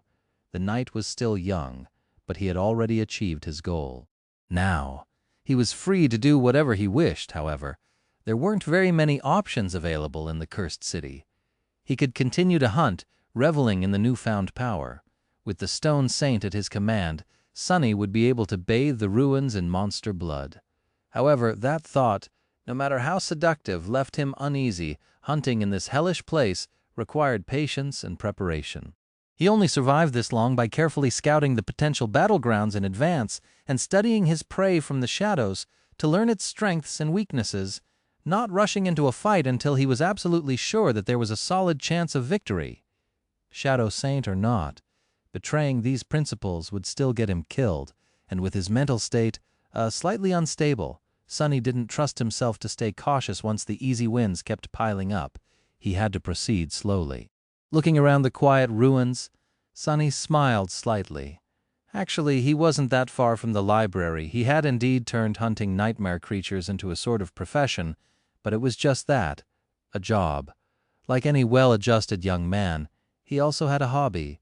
In his free time, Sunny liked to explore the ruins. The warm feeling of satisfaction he had experienced after finding the hidden nest of the vile thieving bird never left his memory. There was something deeply engaging in uncovering fragments of long-lost history and piecing them together. Maybe Sonny had inherited this passion from teacher Julius, or maybe it had always been slumbering deep within his heart. In any case, he enjoyed exploring the ancient city a great deal. It was full of all kinds of mysteries, both large and small. After thousands of years had passed, most traces of the past had been erased by the merciless flow of time. But by looking in the right places and exercising critical thinking, insight, and imagination, it was possible to piece together tiny shards of truth. Every time the seemingly disparate clues clicked into a coherent picture, Sonny felt a pleasant rush. Interestingly enough, it didn't matter whether that picture pertained to something important or completely useless. In fact, he enjoyed learning about the small details of the daily life that the inhabitants of the ancient city had once led much more than he enjoyed learning about the possible origins of the catastrophe that had befallen them, despite the fact that the latter was directly related to his own survival. For example, he was very curious to learn more about the young priestess whose private quarters he had made into his secret lair. The things she had left behind told him a lot about how the people of the city used to dress and think about the world, filling his imagination with colorful pictures of crowded streets and solemn cathedrals. But it was still not enough. His latest exploration project was the ruins of a grand library. Of course, none of the books and scrolls had survived the 1,000 of years in the cursed darkness. Luckily, the people who used to live in the city before its fall were very fond of stone engravings. He spent a lot of time studying the intact wall carvings as well as fragments of surviving frescoes. One fresco in particular was especially grandiose and tantalizing, covering the entire floor of the library's main hall. Sadly, it was almost completely buried under rubble. Sonny had managed to clear some of it away, but most pieces of the collapsed roof were too heavy for him to lift. Maybe the Shadow Saint would have more luck. It was a suitable plan, but for some reason, Sonny felt strangely reluctant to return to the exploration of the library on that particular night. What else can I do? He jumped down from the stone column and approached the dead carapace centurion to carve out some meat and the soul shards. Come to think of it, the spot marked on the crude map that he had found on the body of the strange hunting party's leader was not that far away, too. Maybe he could check it out. Sonny vehemently shook his head. No, the map has to be fake anyway. Right? Trying to suppress the unhealthy fire of curiosity burning in his chest, Sonny concentrated on the task at hand.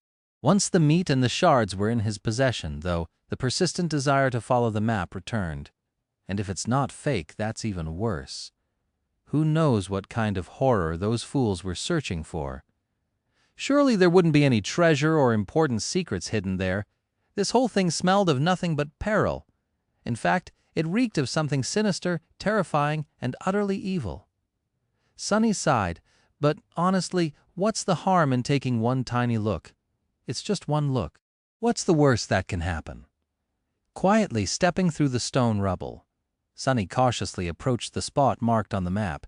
For some strange reason, very few nightmare creatures seemed to choose this remote part of the city as their hunting grounds. It was as though they were compelled to avoid this place. Come to think about it, that fact alone would be enough to scare Sonny away, in normal circumstances, but with the stone saint hiding in his shadow, he felt a bit braver. He would be able to run away if anything happens at least. Approaching a large building that had been magnificent once, Sonny climbed over the collapsed wall and found himself in a dark and secluded courtyard. In the center of the courtyard, there was a well.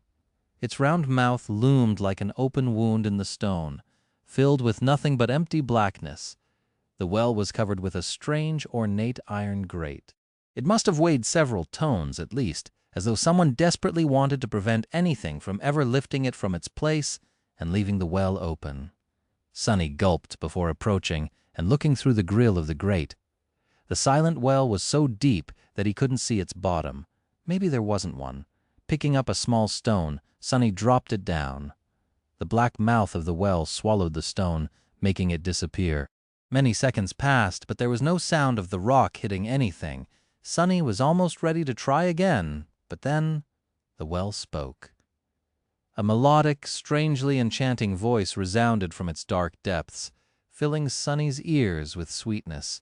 Ah, A guest? He staggered back, his eyes opening wide in fear. Nope, not doing that. Sonny wanted to turn around and run away, but something stopped him from following his instinct. He sensed that leaving without finding out more was going to be a wrong decision, and the voice sounded so human-like.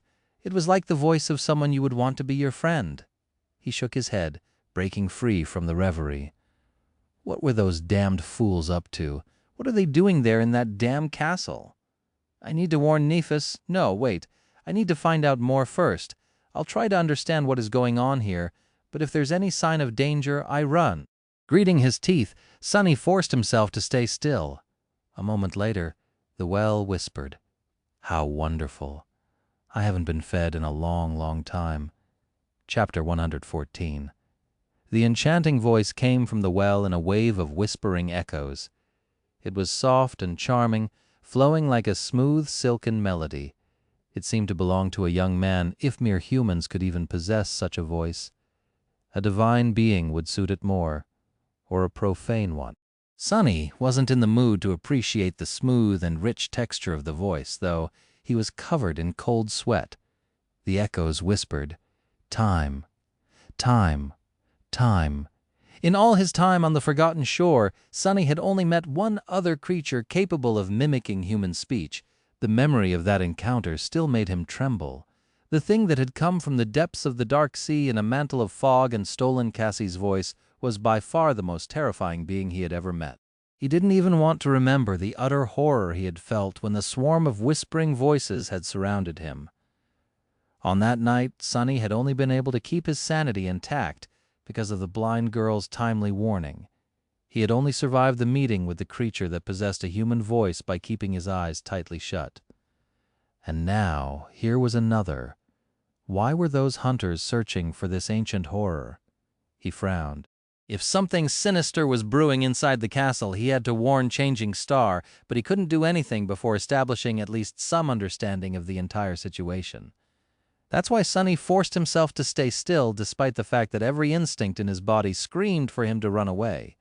Instinct was not always the best advisor. Humans possessed intelligence for a reason. The black fissure of the well loomed in front of him like a pool of darkness.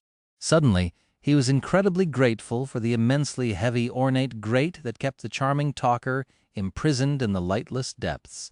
Sonny licked his lips and tried to regain his composure. Ready to summon the stone saint and the midnight shard at any moment, he took a step forward and gazed into the dark emptiness once again. Then he slowly said, "It's nice to meet you." He couldn't quite believe that he was trying to communicate with the terrifying prisoner of the well instead of running away without looking back. Life was sure full of surprises, until the moment it gave you the last one, of course. A soft chuckle resounded from the well. After its melodious murmur disappeared in the darkness of the secluded courtyard, the voice said, "Oh no, the pleasure is mine." The echoes whispered, "Mine, mine, mine." Sonny was considering his next words very carefully. My life might be depending on what I say next. He couldn't help but remember old fairy tales about terrible monsters that liked to play riddles with lost children. One wrong answer, and the children were devoured, never to be seen again. Was he going to end up in similar danger? It was still not too late to turn back. However, before he could ask his question or make the decision to retreat, the thing in the well spoke again. It said, "So, are you guys going to feed me or not? Not to offend anyone, but lately you've been very tardy. I have been sitting here by my lonesome for 3 days already. Or have you decided to try something new?" Sonny blinked. What? That wasn't exactly what he expected to hear from the mouth of an ancient evil. The thing sounded so human, he was almost tempted to believe that it actually was. That's how it gets you, fool. Sonny forced himself to remain vigilant. What did he know about how primordial evils were supposed to talk anyway? If it was able to steal the knowledge of human language from his head, it would surely be able to steal some other things too. While Sonny was trying to comprehend what was happening, a few seconds flew by. The voice waited for a bit, then returned. "Oh, I see. So we are going with starvation now. Well, I have to give you guys some credit. This is your best idea yet. Sadly, it won't work. Do you even know what type of diets we trainees have to follow to debut? I guess not, actually. I have to thank you. This is a great opportunity to work on my BMI, the echoes whispered. BMI, BMI. Wait, what? Sonny stared into the well, dumbfounded. His eye twitched. Don't tell me that there is really just some guy sitting on the bottom of that damn well? Feeling like the world suddenly stopped making any sense, he rubbed his temples, then asked in a strange tone, Who are you? The well fell silent. Sonny tried to remember what the charming voice had told him before, something about not being fed in a long time. It surely sounded ominous and creepy in the moment. But if he looked at it a bit differently, if the group of hunters he lured to their deaths had been on its way to deliver food to a prisoner, then that would explain why the poor guy had to skip a few meals. But why would they keep someone imprisoned in this remote area of the ruins? Meanwhile, the voice spoke again. This time it sounded tense. Wait, you're not one of you're not— Oh gods! Sonny covered his face with his hand, realizing what was going to happen next. Oh gods, it's not a human heavens, I'm going to die! Those damn fools finally got me killed! From the perspective of a sleeper locked inside a well in the middle of the ruins, only two types of beings could come here to find him, either his captors or nightmare creatures. Sonny revealed that he wasn't one of the captors by asking his last question, which left only one other possibility. The fact that he came to the well during the night alone and not using anything to light the way only made the conclusion easier to make. Wait, it speaks. Oh gods, I've only ever heard of one other creature on the Forgotten Shore that can mimic human speech. No, not like this. Damn, he really does have a nice voice. It's beautiful even when full of despair, huh? What? It's just a voice. Why am I so enamored with, was he so desperate to hear a human voice? Why? He was doing fine on his own. Great, even. Better than ever. Focus on the task. But what exactly was the task? Sonny had never expected to find a human at the end of the crude map. What was he supposed to do now? I guess the first step would be to find out who the guy in the well is and how he got there. Then I can decide what to do with him or if I should do anything at all. But there hid the problem. First, Sonny had to convince the young man in the well that he was actually a human, too.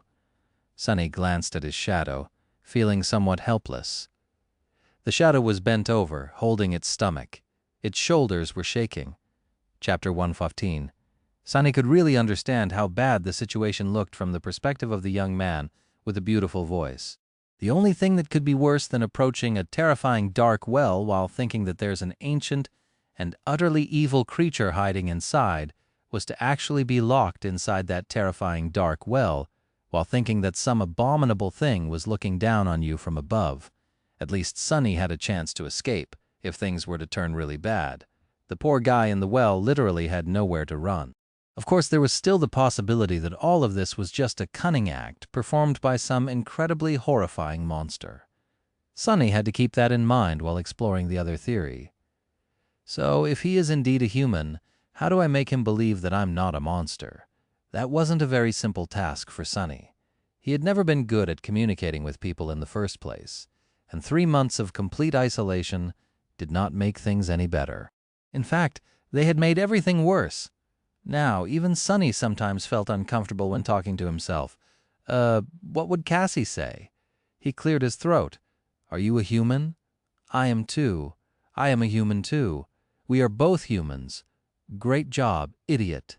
After that abhorrent attempt, Sonny wouldn't be even surprised to find out that he was not, in fact, a human. Who talks like that? The young man in the well grew silent.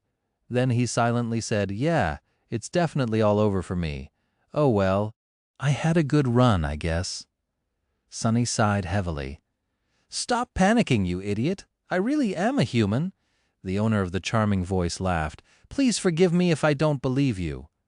He was using respectful honorifics, as though recognizing Sonny as an elder, which was logical given that he believed him to be an eldritch horror. An eldritch horror would technically count as an elder, all things considered. Sonny groaned inwardly.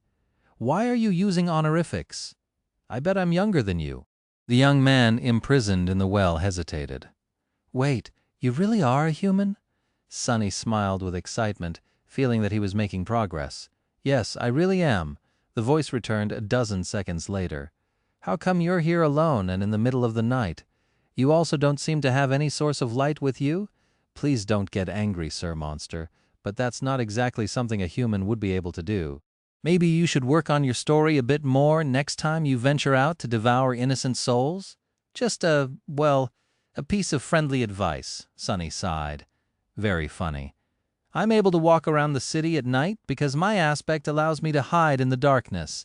I can also see through it too. How did you end up in this well, anyway? The young man lingered before answering. How does one usually end up in these situations? A bunch of thugs decided to shake me down for my memories. I politely refused. And here we are.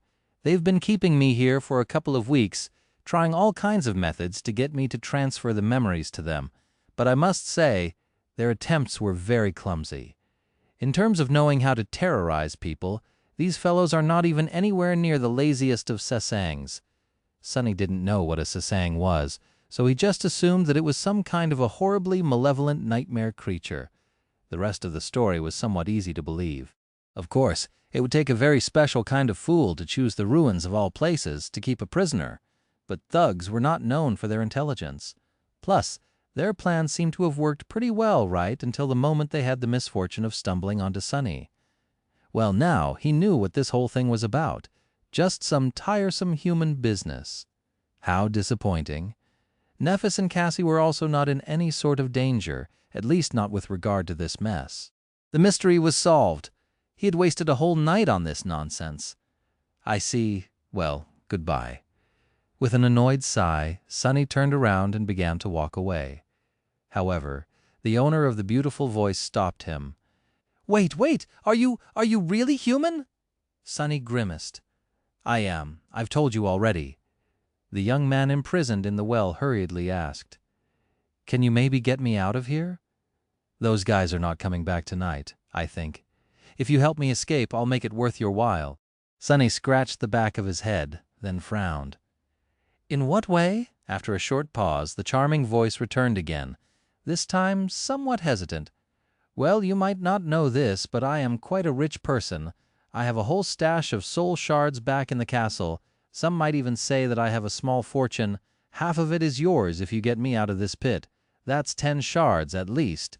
Sunny suddenly got an idea. Of course, he did not need the 10 shards that the young man was offering. The fact that he had these shards, though, that was potentially very useful. If he wanted to avoid unnecessary attention when buying memories with his hoard of soul shards, he would need a suitable proxy. A sleeper with a lot of shards of his own, one that was indebted to Sunny no less, was a perfect candidate. He smiled. Do people know that you have a fortune? The young man answered, a bit of surprise in his voice. Do they know? Yeah, I guess they do. I'm known to spend a lot from time to time. On entertainment as well as, some other things. I'm a patron of arts, one can say. Perfect. So no one would be surprised if he suddenly begins to spend shards on memories.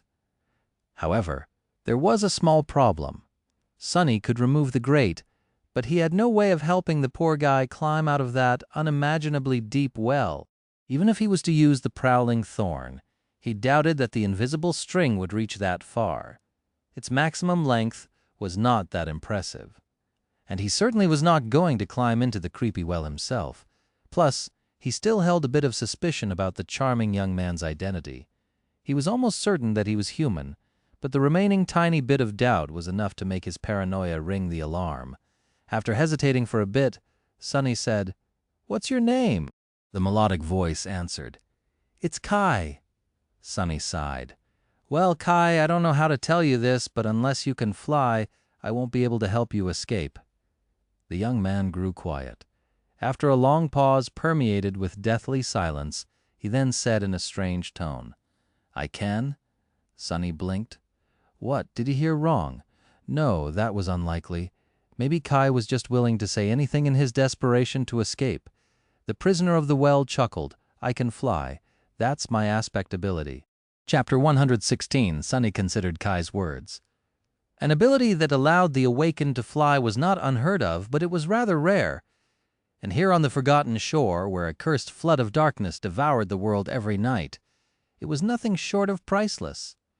Sunny couldn't even imagine how easier it would have been to traverse the labyrinth with someone like Kai by his side. Suddenly, it made a lot more sense why someone like him would possess a small fortune of soul shards. It also explained why his captors were so gentle in their attempts to force the memories out of the young man.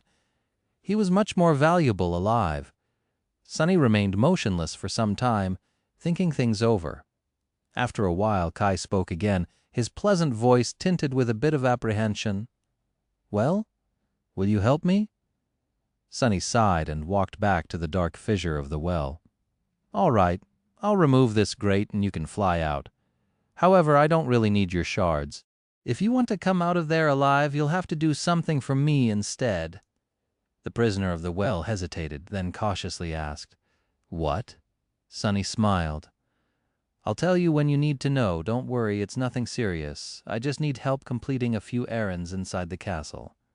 So, do we have a deal or not? If not, I'll be on my way. I've wasted enough time here already." Kai didn't have to think about it too long. Soon his voice resounded from the darkness once again. "We have a deal." It sounded strangely relaxed, as though the young man had become resigned to fate. Sunny slightly frowned and said, "Great.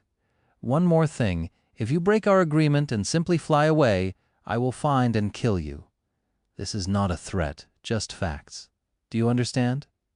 Kai lingered for a bit before answering. "Yeah, no problem." Sunny gazed into the black cavern of the well and hesitated. He was more or less sure that Kai was human, but had to be prepared to act immediately in case he was not.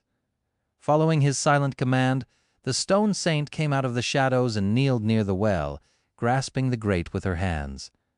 The steel of her gauntlets scraped against the ornate iron, and with some visible effort, she slowly moved the heavy grate to the side.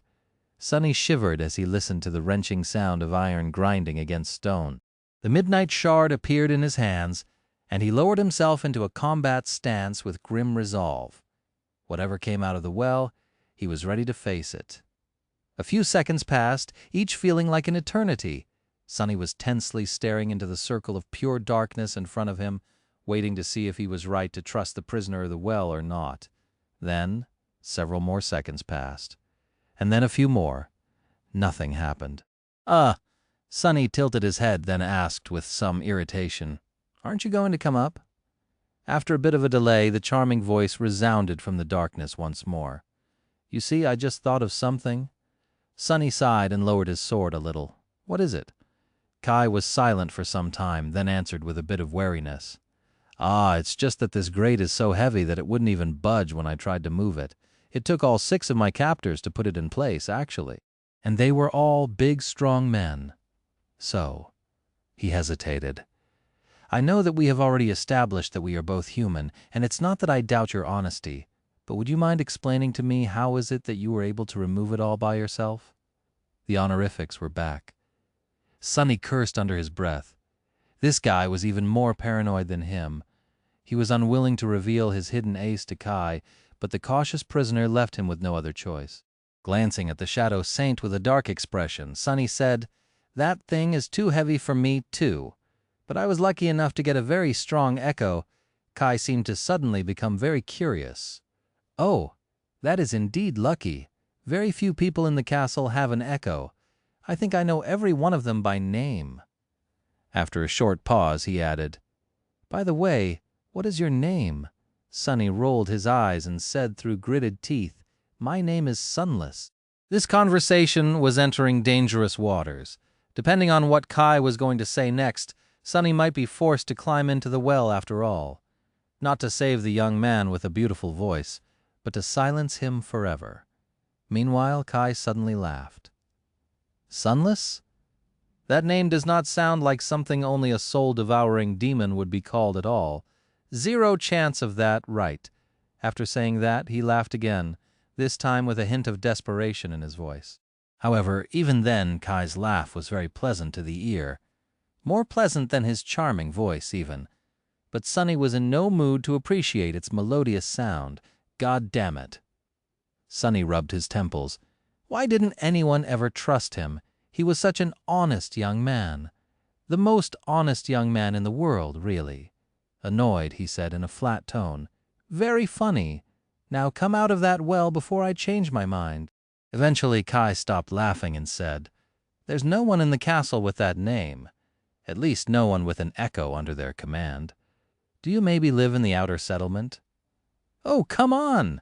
Feeling the pressure of the flaw growing in his mind, Sonny closed his eyes and answered truthfully. "No." Kai cleared his throat. "So you are someone who walks the cursed ruins alone at night, possesses the strength of at least 6 men, dwells in the darkness beyond the castle walls, and calls himself Sunless. Did I miss anything?" Sonny grimaced. "Not really." For a few moments there was silence. Then the prisoner of the well said with a voice full of dark humor, "Would you climb out of this well to meet a creature like that?" Hidden in the darkness of the cursed night, Sonny smiled with a bit of menace and said, "If I was in your shoes, I would. And I think that you should do it too. Do you know why?" After a small pause, Kai asked with sincere interest, "Why?" Sonny stopped smiling and allowed a cold indifference to seep into his voice. "Because I can put that grate back any time." Without waiting for Kai's response, he ordered the stone saint to move the grate a little. A moment later, the horrid sound of iron scraping against stones invaded his ears once again. Almost immediately, the prisoner of the well changed his tune. All right, wait, stop." The shadow saint released the grate, allowing silence to reign over the lonesome courtyard once again. Kai was quiet for some time, and then said with dejected reluctance, "You'd better not be a demon, all right? Stand clear, I'm coming out." Chapter 157 Fet. Shunny felt a soft breeze lightly caress his cheeks, and then something moved in the darkness of the well. Gripping the hilt of the midnight shard tightly, he prepared for the worst. On the other side of the dark fissure, Shadow Saint slowly raised her shield and rested the blade of her sword on its rim. However, they had nothing to fear. A few moments later, a graceful figure appeared in the air, rose above the well, and then gently landed on the stones in front of it. The corner of Sonny's mouth twitched. The owner of the charming voice was indeed human. It was a young man wearing a light lamellar armor with luscious dark auburn hair and mesmerizing green eyes. His well-fitted armor was made out of burnished brown leather with deep blue embroidered garments beneath. However, for a moment, he wished that Kai actually turned out to be a demon, because the damn guy not only possessed the most charming voice he had ever heard, but was also drop-dead gorgeous. Honestly, it was simply unfair. Kai was tall, slender, and incredibly handsome. His face was small, perfectly shaped and beautiful, with high cheekbones and flawless ivory skin. His green eyes were nothing short of electric, and his lips were soft and full like... what am I thinking? What's more, he seemed to possess that special type of warm charm that made some people almost irresistibly attractive. Sonny wouldn't be surprised to find out that droves of girls simply fell to Kai's feet every time he happened to casually walk by. Perhaps a few guys, too. Even worse still, the bastard looked like a genuinely nice person, without the smallest trace of arrogance or entitlement on his pretty face. There were playful sparks of humor hiding deep within his eyes, and one could be absolutely sure that when Kai smiled, cute dimples would appear on his cheeks. You couldn't even hate the damn guy. 2 weeks spent in the deep, dark pit did nothing to lessen his glamour, too. In short, Kai was the most beautiful person Sonny had ever seen. Even compared to other awakened, he looked like one of those screen idols that people love to obsess over, only somehow even more attractive in person. Sonny glanced at himself, feeling a strong desire to grind his teeth in outrage. Well, this is just a cruel injustice. Simple as that. Meanwhile, Kai noticed the Shadow Saint's burning ruby eyes, which were the only source of light in the absolute darkness of the night, and flinched back with a paled expression on his face. Oh no, it's a demon after all. Sonny got distracted from his self-pity and blinked. Then, feeling somewhat spiteful, he said, "I'm behind you, idiot." Kai froze, then slowly turned around to face him. Sonny didn't fail to notice that the young man held one of his hands out, obviously ready to summon whatever memory he used as a weapon. Blinded by darkness, Kai couldn't see him, of course. Well, good. Let's not let this fellow know that I'm not as, good-looking as he is for a few more moments pretending to be perfectly composed. Sonny asked in a calm voice, "Haven't I told you that I had an echo? It's her over there." Well, sort of. That is to say, those aren't my eyes. The handsome sleeper hesitated for a few seconds, then said, Sunless? You really are a human? Up until that moment, both of them were just disembodied voices to each other. But now, while Sunny had already made sure that Kai was not some ancient horror, or at least didn't look like one, the former prisoner of the well was still in the dark, both literally and figuratively. Last time I checked, I was still human, yes. If you have a memory to produce light, you can summon it and see for yourself. Kai lingered. Won't the nightmare creatures be attracted by the lights? Smart and cautious? I like him. Sunny shook his head. Usually they would, by this courtyard is really secluded. Plus, there are not a lot of monsters in this area. I guess that's why those thugs chose this particular place to keep you imprisoned. With a sigh of relief, Kai summoned a paper lantern that glowed with soft yellow light. Sunny hissed, Arg, damn, relying on shadow sense to keep track of the young man's movements. He raised a hand and covered his eyes. Accustomed to the darkness, they weren't ready for such a sudden appearance of light. Of course, Sunny knew that this would happen. He allowed himself to be momentarily blinded to give Kai some sense of safety and better convince him of his human nature. Oh, sorry. The beautiful young man lowered the lantern a little and looked up, trying to finally lay eyes on his mysterious liberator. Then, with a bit of surprise, he slightly lowered his head and looked down. Great. That is not humiliating at all. Kai stared at Sunny for a few seconds and, after realizing that he was indeed a human, offered him a dazzling smile. His smile was as charming as the rest of him. Even the cute dimples that Sunny had imagined would inevitably appear on his cheeks were, indeed, there in all their glory. It was nothing short of obnoxious. Well, what a surprise. I was almost certain that you will turn out to be a terrible monster. But you aren't. You really are a human, and such a cutie, too. Sunny coughed. What, did he just call me a cutie? How dare he? Thanks. What is happening? Meanwhile, Kai frowned. But Sunless, what? The beautiful sleeper blinked a couple of times. Can I ask something? If you really don't live in the castle or in the outer settlement, then where do you live? Sunny shrugged. Are there many options left? I live in the city.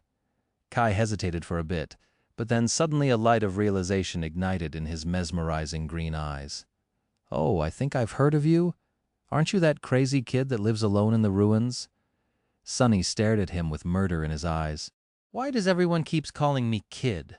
Why does everyone keep calling me crazy? I'm not crazy, with a deep sigh, he answered. Indeed, that's me. You can call me Sunny, by the way. Once you get to know me better, you'll realize that I am not, in fact, that crazy. Kai looked at him with doubt. Noticing that, Sunny grinned. He decided to tease the obnoxiously gorgeous young man a little. Of course, with the limitations of his flaw, that was going to require a bit of finesse. Putting too much enthusiasm in his voice, Sunny said, And I don't actually live alone. I have plenty of creatures to keep me company. You might even call them my friends.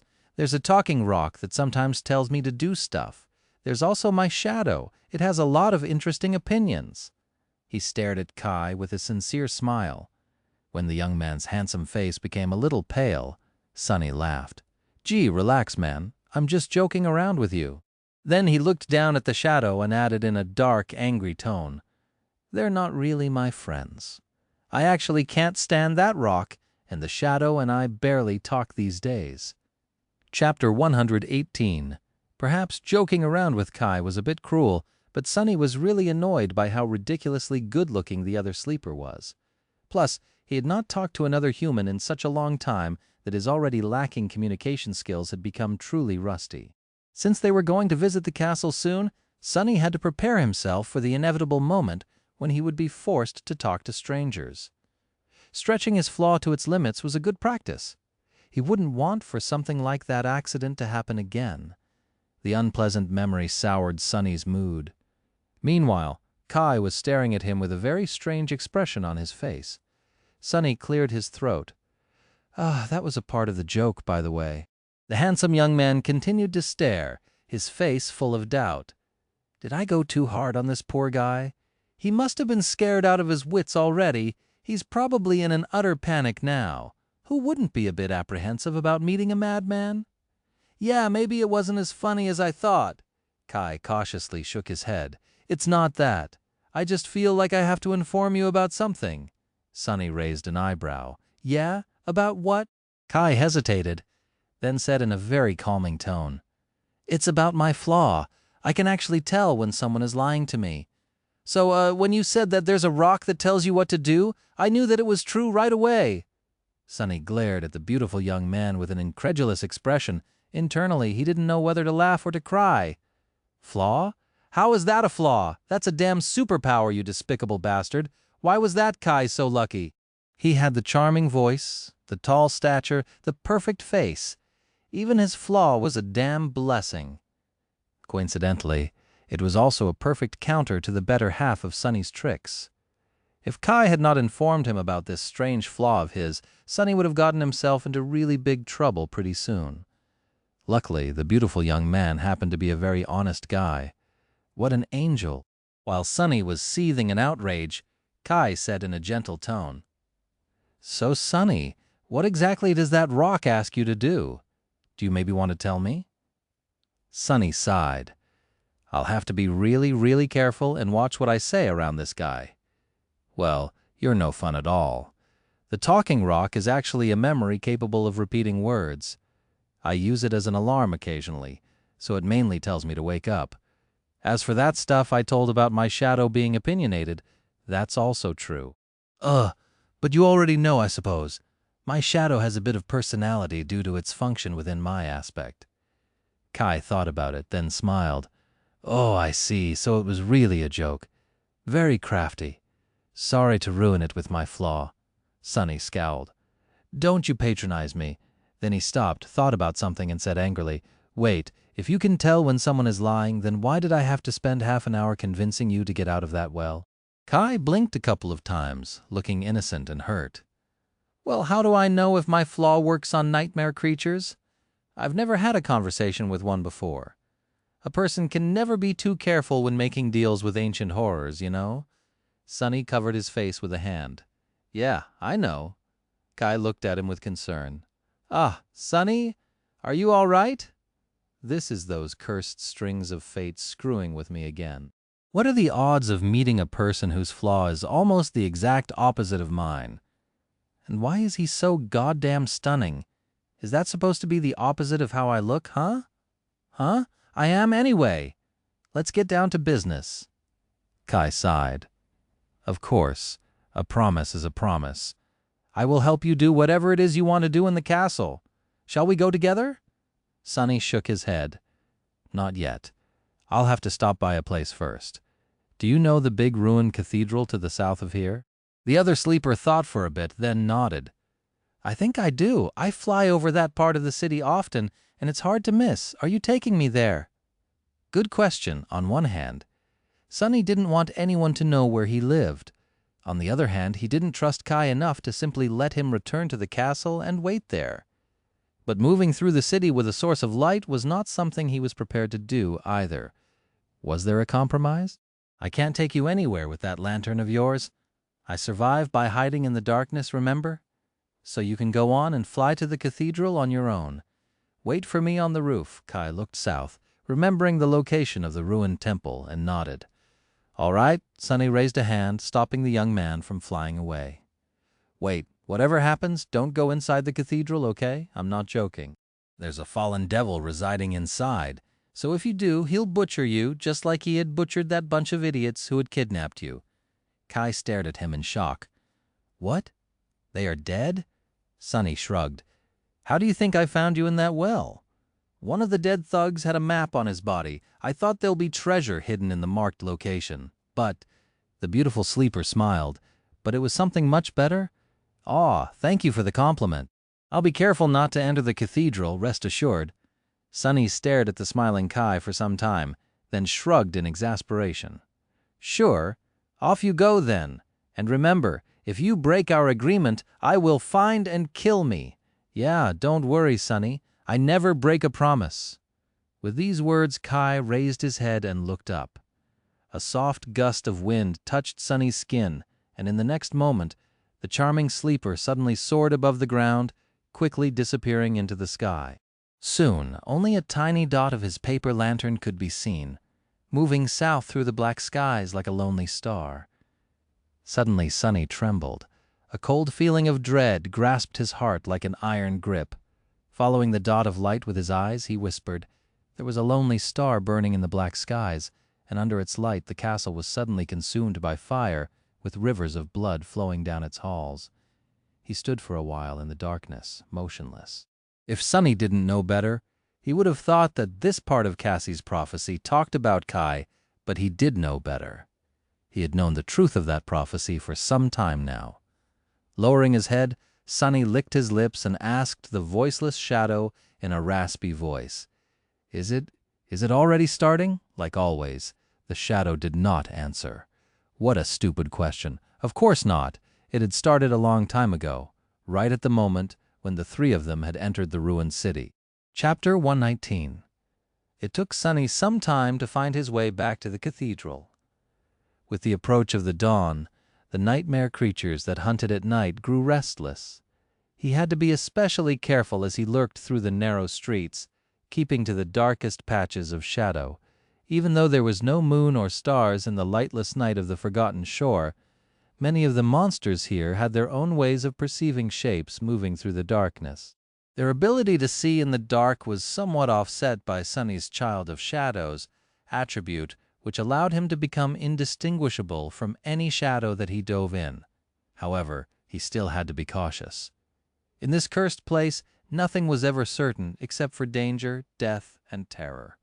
Sometime later, he climbed the familiar pillars of the cathedral and appeared on its vast roof. Walking on the wide ridge separating two slanting expanses of ancient tiles, he approached Kai, who was standing nervously some distance away. The beautiful young man was grasping a long bow made of horn in his hands, staring into the darkness with a tense expression on his pale face. Sonny stopped a few steps away from him and looked at that bow for a long time. There's not much time left. To avoid getting an arrow between his eyes, Sonny decided to announce his arrival with a gentle greeting. "Hey, Kai, I'm here." The archer turned around with a startled expression and raised a hand, as though trying to summon his lantern. However, he thought better of it, afraid to attract unwanted attention. Instead, Kai gulped and whispered, "Lower your voice. What if that fallen devil hears us?" Sonny blinked. Oh, right. He's a very careful person, which was a great personality trait to have as far as he was concerned. The more paranoid, the better. Smiling inwardly, he said, "Relax, he won't." Kai stared at him with doubt, then asked, "Are you sure?" Sonny gave him a nod. Yes. He was prepared to explain the reason behind this confidence, but, surprisingly, Kai immediately believed him and calmed down. Right, he knows when people are lying to him, which means that he also knows when they're telling the truth. And since I can only tell the truth, he can pretty much believe everything I say without the need to ask unnecessary questions. Come to think of it, that flaw of his was actually very convenient. Meanwhile, Kai cautiously looked around and asked, "So, what are we going to do here?" Sonny gestured at the group of shattered tiles not too far away from them and answered in a calm tone, "I'm going to climb into that hole and retrieve something from the temple." "You just wait here until I return." Kai's eyes widened. "Are you crazy? What about the devil? What about that bastard?" Sonny couldn't help but fantasize about slaughtering the damn creature for a few seconds. "The day will come," returning to the present situation, he said. "What about him? I told you I'm good at hiding. As long as I know who I'm dealing with, they won't be able to notice me unless I want them to." He had learned that first part of the sentence the hard way. Actually, it was the bastard who taught him that even concealment of shadows had its limits. That's how Sonny ended up with his insides on his outside and in possession of this vital piece of information. Some lessons you only needed to receive once to remember them forever. Kai was looking at him with a strange expression again. Sonny frowned. "What?" The beautiful young man shook his head. No. It's just that it's an awesome ability. I wish I had an ability like that, to be honest." Sonny glared at him and uttered through gritted teeth, Says the guy who can fly. Why would you want to hide your perfectly symmetrical face anyway? Tired of being ogled by love-stricken supermodels? Kai sighed. Something like that. How did you know? Sunny opened his mouth, then closed it again. Anyway, wait for me here. I won't be long. Throwing a glance at the charming sleeper, he shook his head and walked over to the hole hidden behind several broken tiles. Soon, he was back in his secret lair. Looking around with a bit of apprehension, Sunny sighed and removed the rucksack fashioned from the skin of a monster from his back. Then, he unloaded the strips of carapace centurion's meat on the silver plate and walked over to the iron chest. To be honest, he really didn't want to go anywhere near the castle. The idea alone made him long to stay in this dark, quiet, familiar room forever, but he couldn't. If he wanted to make the Shadow Saint stronger, he had to return to the human settlement and risk facing his fears. Whatever, I'll just go in and out. Kai will be the one doing all the work anyway. With a heavy sigh, he raised the lid of the chest and began loading his rucksack with soul shards. Dozens of beautiful crystals were soon glittering inside. Sunny only took half of them, but the amount was already enough to drive many people to murder. He couldn't really blame them. On the Forgotten Shore, shards represented money, and money represented life. Without it, you couldn't buy yourself a place within the safety of the castle or procure food without having to risk death in the cursed maze of the city. Anyone would be willing to commit murder in order to survive.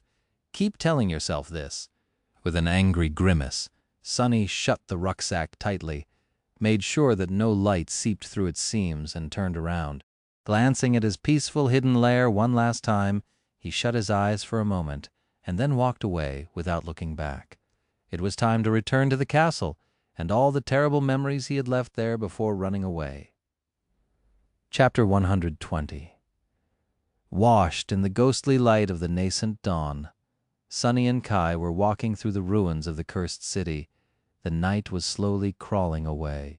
Its retreat made one of them feel safer, while the other one grew uneasy without the familiar veil of darkness hiding him from the world.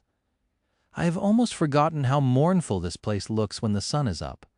Somewhere in the distance, the waves of the dark sea were halting their eternal assault on the stone walls of the ancient city. These walls had withstood thousands of years of wear and abuse without allowing even a single drop of black water to seep through. Sunny suspected that they would stand unbroken for 1,000 years more. Suddenly uncomfortable, he turned his head west and found the distant silhouette of the Crimson Spire. The menacing structure was looming over the Forgotten Shore like an evil omen, spelling doom to anyone who would dare approach it. Maybe not. Sunny had chosen a complicated and meandering route to reach the castle. Kai, who was less familiar with the cursed city, simply followed behind. The charming young man was alert and collected, his bow ready to send arrows flying at any moment. They had to circle around many areas where especially terrifying creatures were known to dwell and hunt, making slow progress. Still, it was better to be safe than sorry. At some point, Sunny raised his hand, gesturing for his companion to stop. He peered into the distance with a deep frown on his face. Kai glanced at him and whispered, "What is it?" Sunny brought a finger to his lips before answering. "Shh, listen." Soon, they heard an eerie sound that resembled stifled, heart-wrenching weeping. It was as though there was a crying woman in the fog ahead of them, slowly drawing closer. Her trembling sobs made both sleepers shiver. Kai looked at him and asked, without much confidence, "What are the chances that it's actually a human girl?" Sunny gave him a crooked smile. Low. Without needing to discuss it, they hid behind a large pile of rubble and waited, pressing himself against the cold stones. Sunny sent his shadow to climb the building and observe the surrounding streets. Kai saw the shadow off with a bewildered look, blinked a couple of times, but didn't say anything. A minute or two later, Sunny glanced at him and asked, "Where are your arrows?" The charming young man hesitated, then said, "I usually carry a quiver with a few dozen arrows that were specially crafted for me by one of the best blacksmiths in the castle. But the gentlemen who put me in that well, may they rest in peace, weren't kind enough to let me bring it." Sunny gave him an amused look. "So that bow of yours is actually useless?" Kai lingered for a few moments before answering, I also have arrow-type memories. How many? The elegant archer lowered his gaze in embarrassment. 2, will that be enough?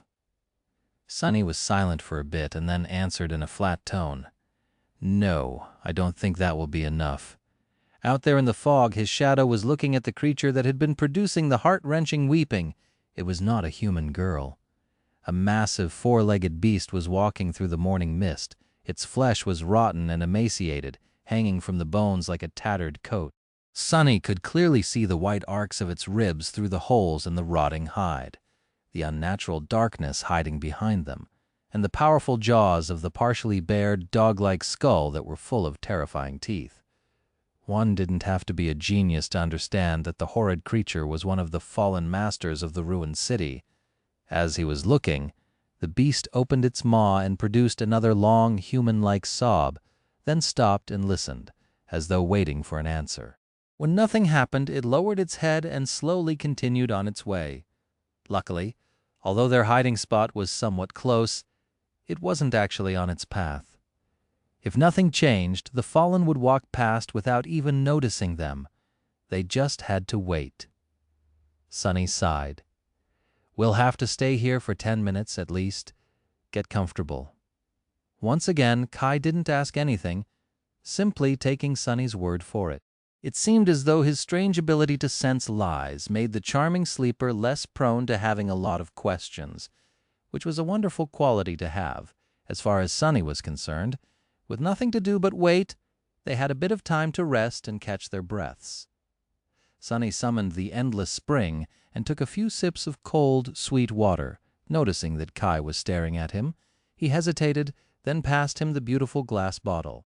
The charming young man drank greedily as though someone dying from thirst. Come to think of it, feeling a little guilty, Sunny asked, when was the last time they gave you water? Kai detached himself from the bottle, wiped his lips, and smiled in pure delight. 2 or 3 days ago, I think. Thank you kindly. He returned the bottle and looked at Sunny with curiosity. Hey, Sunny, can I ask you something? Sunny tensed up and gave the charming archer a dark look. You can. His eyes, however, hinted that he shouldn't. But Kai either didn't notice the menacing glare or wasn't bothered by it. You came to the Forgotten Shore this last solstice, right? Yeah. Sunny held his breath, guessing what the beautiful sleeper was going to ask him, how they had survived in the labyrinth, why he had abandoned the castle, how he had survived in the ruins. Each of these questions could potentially lead to a disaster. Kai leaned forward with excitement in his eyes, hesitated for a second, and then said, What's the top music video in the charts out there right now? Sunny blinked. What? That was absolutely not what he had expected to hear. Noticing that the charming young man was staring at him with anticipation, he shifted and answered with a bit of uncertainty. I have no idea. Kai sighed, clearly disappointed, but then suddenly smiled again. The smile was wide and dazzling. Can I ask you another question? Chapter 121. In the next 10 minutes, the foundations of Sunny's worldview were shaken to the core. Kai had drowned him in a torrent of questions, all of which had nothing to do with anything even remotely important. What interested the charming sleeper were very strange things like what types of shoes were in fashion, which celebrity wore what to some pompous award ceremony, who of them had a scandal, and what was that scandal about, what was the latest dance craze, and so on. He was endlessly curious about that type of stupid crap and absolutely indifferent about all of Sunny's dark secrets. It was almost insulting. What's worse, Sunny felt like a complete fool because he couldn't provide even a single answer. What did he know about fashion and high culture? Nothing. After a while, Kai's enthusiasm had waned. Looking at Sunny with a comically disheartened face, he sighed and gently asked one last question. Sunny, tell me honestly, were you a hikikomori in the real world as well? Sunny blinked. What is this fool talking about? A what?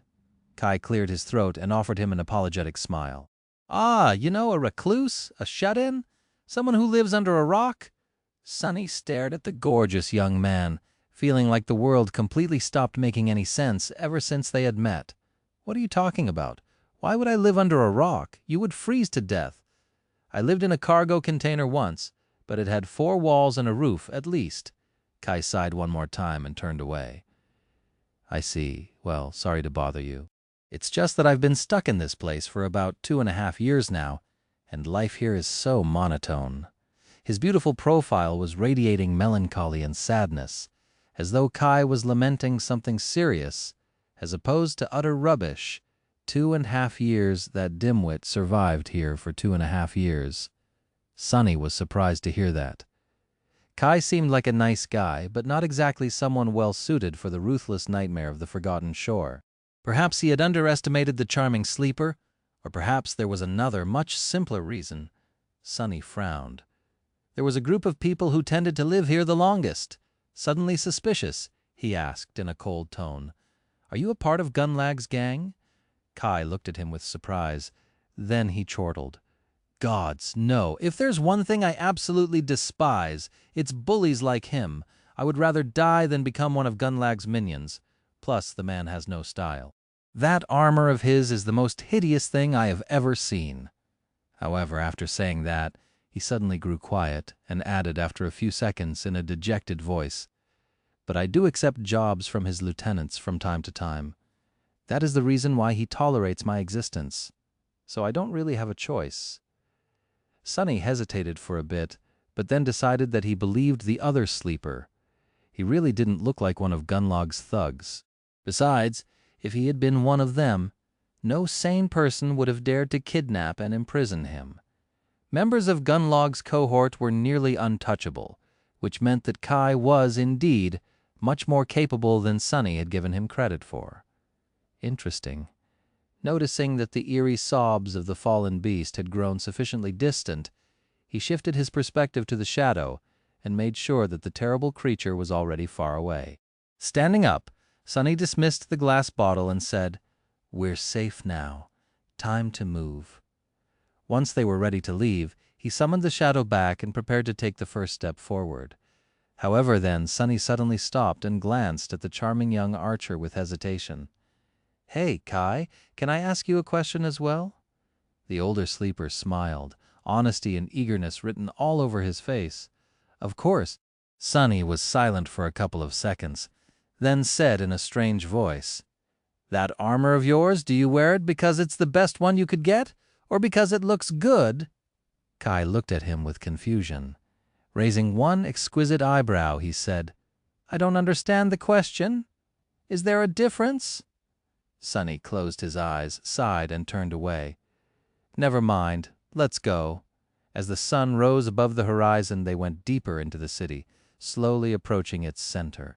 The castle stood on a tall hill in the middle of the cursed city. It was grand and magnificent, with dozens of towers rising into the air, each supported by a number of elaborate arches and columns. Grotesque gargoyles were staring down on the ruins from under the eaves. The road leading to the castle was as impressive as the castle itself. It was narrow and heavily fortified, circling the hill in a way that allowed the defenders of the castle to endlessly rain arrows down on any possible attacker. At the end of the road, a grandiose staircase led to the gates of the castle. In front of it there had once been a vast stone platform, meant to serve as the gathering ground for the soldiers in case the enemy was to somehow breach all but this one last line of defense. Now the platform had turned into a makeshift settlement, with small shabby buildings made out of stone, wood, and anything else the inhabitants of this slum could get their hands on standing chaotically here and there, forming messy groups and narrow alleys. This place did not look like the outskirts where Sonny had grown up, but it had the same unmistakable air of misery, fear, and desperation. As the two of them approached the outer settlement, several sleepers greeted Kai with friendly smiles. "Hey, Knight, glad to see you, man. Where have you been lately?" Kai smiled in embarrassment. You know, flying around. What about you, pal?" While the charming young man was exchanging pleasantries with his acquaintance, Sonny cautiously looked around. The place had imperceptibly changed since the last time he was here. The settlement itself seemed to be almost the same, with just a few buildings slightly changing shapes. The people somehow seemed more energized and confident, as though the ever-present fear of death and starvation was not as pressing anymore. However, there was a strange sense of tension in the air. I guess she was busy in these 3 months, too. Finally, managing to end the conversation, Kai turned to him and smiled apologetically. "Sorry about that," Sunny frowned. "Why are they calling you Knight?" The charming young man stared at him, then cleared his throat and said with a bit of strangeness in his voice, "Oh, you really don't know? Well, it's a nickname of sorts, Nightingale. That's how I'm known around these parts." What a stupid nickname, Sunny thought, and decided to get things done as quickly as possible. He couldn't wait to leave this depressing place. "All right, since we're here, time to make good on your promise." Kai gave him a nod. "Sure. What do you need me to do?" Sunny looked around, making sure that no one could hear them, and said, "It's simple. Go into the castle and find out about who is selling memories and what the price is. Then come back and report to me." His companion blinked a couple of times, clearly surprised, then shrugged. "No problem, but it's going to take a while if you want the best information possible, of course." Sunny grimaced. "Do as you see fit. I'll be waiting for you in that alley over there." Kai looked at him one last time, smiled, and walked away. Feeling nervous and tense, Sunny walked to a secluded alley and rested his back against the wall. He tried to become as small and unnoticeable as possible. Being here was making his skin crawl. Maybe his decision to come back was a mistake, after all. Maybe he should simply turn around and walk away. However, he didn't. Deep down inside, he knew that he had to take this opportunity to gather as many memories as possible so that his shadow could become stronger as fast as possible. Perhaps he would never get this opportunity again. Time slowly passed. An hour went by, then another. Kai was certainly taking his sweet time gathering the information Sunny had asked from him. However, nothing bad had happened. Yet, Sunny was almost starting to believe that he was nervous for nothing, but then, of course, the thing he dreaded the most became a reality. A calm, painfully familiar voice suddenly resounded from somewhere behind him. "Hi, Sunny." He froze, feeling like a beast caught in a trap, and then slowly turned around. A strange, complicated expression appeared on his face. Forcing out a smile, Sunny licked his suddenly dry lips and said, "Hey, Neff. Long time no see." Chapter 122. Nephis changed a lot since the last time Sunny had seen her. Outwardly, she looked almost the same, tall, firm, and strangely distant, as though existing slightly apart from the rest of the world. She was still wearing the Starlight Legion armor, which accentuated the graceful lines of her slender, lithe body. Only now, there was also a white cloak draped over her shoulders, close in color to the pristine metal of the elegant plate armor. Changing Star's silver hair was much longer now, almost reaching her shoulders. Without the short tomboyish cut, she looked strangely mature and feminine, making Sunny's heart beat a little faster. Her calm gray eyes were as striking as ever. The true changes, however, hid much deeper. Perhaps only a person who knew her as well as Sunny did could notice them, or perhaps it was precisely because he had come to know her so well that the veil of detached indifference shrouding her true self cracked, revealing the deeper feelings beneath. Nephis seemed to be much more alive now, much more present. Her eyes shined with resolve and determination, radiating an almost infectious feeling of temperate confidence. This was her power, the power of conviction. Sunny shivered under that gaze. Neff was the person he longed to see the most and, at the same time, hoped to never see again. She was the true reason why he had to leave the castle. Stirred awake by this fated meeting, a torrent of memories rose to the surface of his mind. If only he had known at the time, well, it would not have changed anything, really. 4 months ago, on the night that they had ventured into the cursed sea on a boat, made of demons' bones, Sunny was shivering in the wind. After an eternity spent in the cold embrace of darkness, the endless night of their escape was finally drawing its last breaths. He shifted and turned to the east, where a ghostly line of pale lilac appeared over the horizon. Trembling, he licked his lips and said in a raspy voice, "Cass! Cassie! It's morning!" After he uttered these words, the last remnant of strength that had kept Sunny going disappeared, and he slumped on the stones, his chest rising heavily and then falling.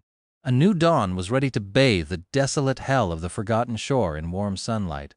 They had survived. The three sleepers were perched on a giant stone hand that protruded from the black waves, as if held above the lightless abyss by a goddess. Sunny and Cassie were holding each other for warmth, while Nephis was lying in the center of the stone palm, still unconscious, visible through the gaps in the shattered armor. Her ivory skin was pale and listless. We did it. They had escaped the clutches of Soul Devourer, sailed through the cursed darkness, and even lived through a battle with the horrifying Dweller of the Depths by some miracle. Sunny couldn't quite believe that they had actually managed to pull their daring escape off. From the moment he had learned about the enthrallment hex put onto their minds by the ancient fiend, he felt that the chances of ever saving themselves from the gluttonous evil tree were more than slim. Perhaps because it had taken away his most dangerous and tested weapon, his mind, and yet somehow they had succeeded. Utterly exhausted, Sunny closed his eyes and listened to the dark sea as it retreated to hide from the coming sun. Without even noticing it, he slipped into the embrace of sleep.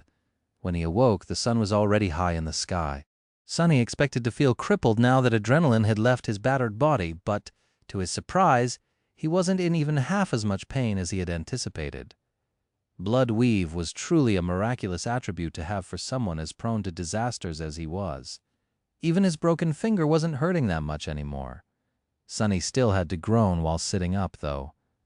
Cassie was sleeping by his side, as drained by the events of the previous night as he was, perhaps even more so. Her delicate face seemed vulnerable and pale, twisted in an anxious frown. Sunny sighed. Nephis had yet to regain her senses. At some time while he slept, the blind girl had used her cloak to cover Changing Star, helping her to preserve some warmth. Neph lay still and motionless, her face drained of all color. Only the quiet sound of her breathing told Sunny that she was still alive. He trembled, remembering the harrowing sight of her mangled flesh restoring itself in the crucible of purifying flame. Unleashing that flame always took a heavy toll on Nephis, bringing her unimaginable pain and suffering. Who knew what price she had paid to pull herself away from the doors of oblivion? He had not even realized before that she could use it to heal herself. Perhaps there was a reason why she had never done so in the past. Only time could tell. It's time to assess the situation. Turning away from Changing Star, Sunny looked around, trying to discern their current circumstances. His heart was heavy. If they had survived the attack of the tentacle monster and the ensuing shipwreck only to find themselves stranded in the middle of the cursed sea, with no way to continue forward, that would be a truly macabre twist of fate. To the east of them, there was nothing but the empty expanse of the colossal crater. Same thing for the Sunny froze, noticing a dark line in the distance.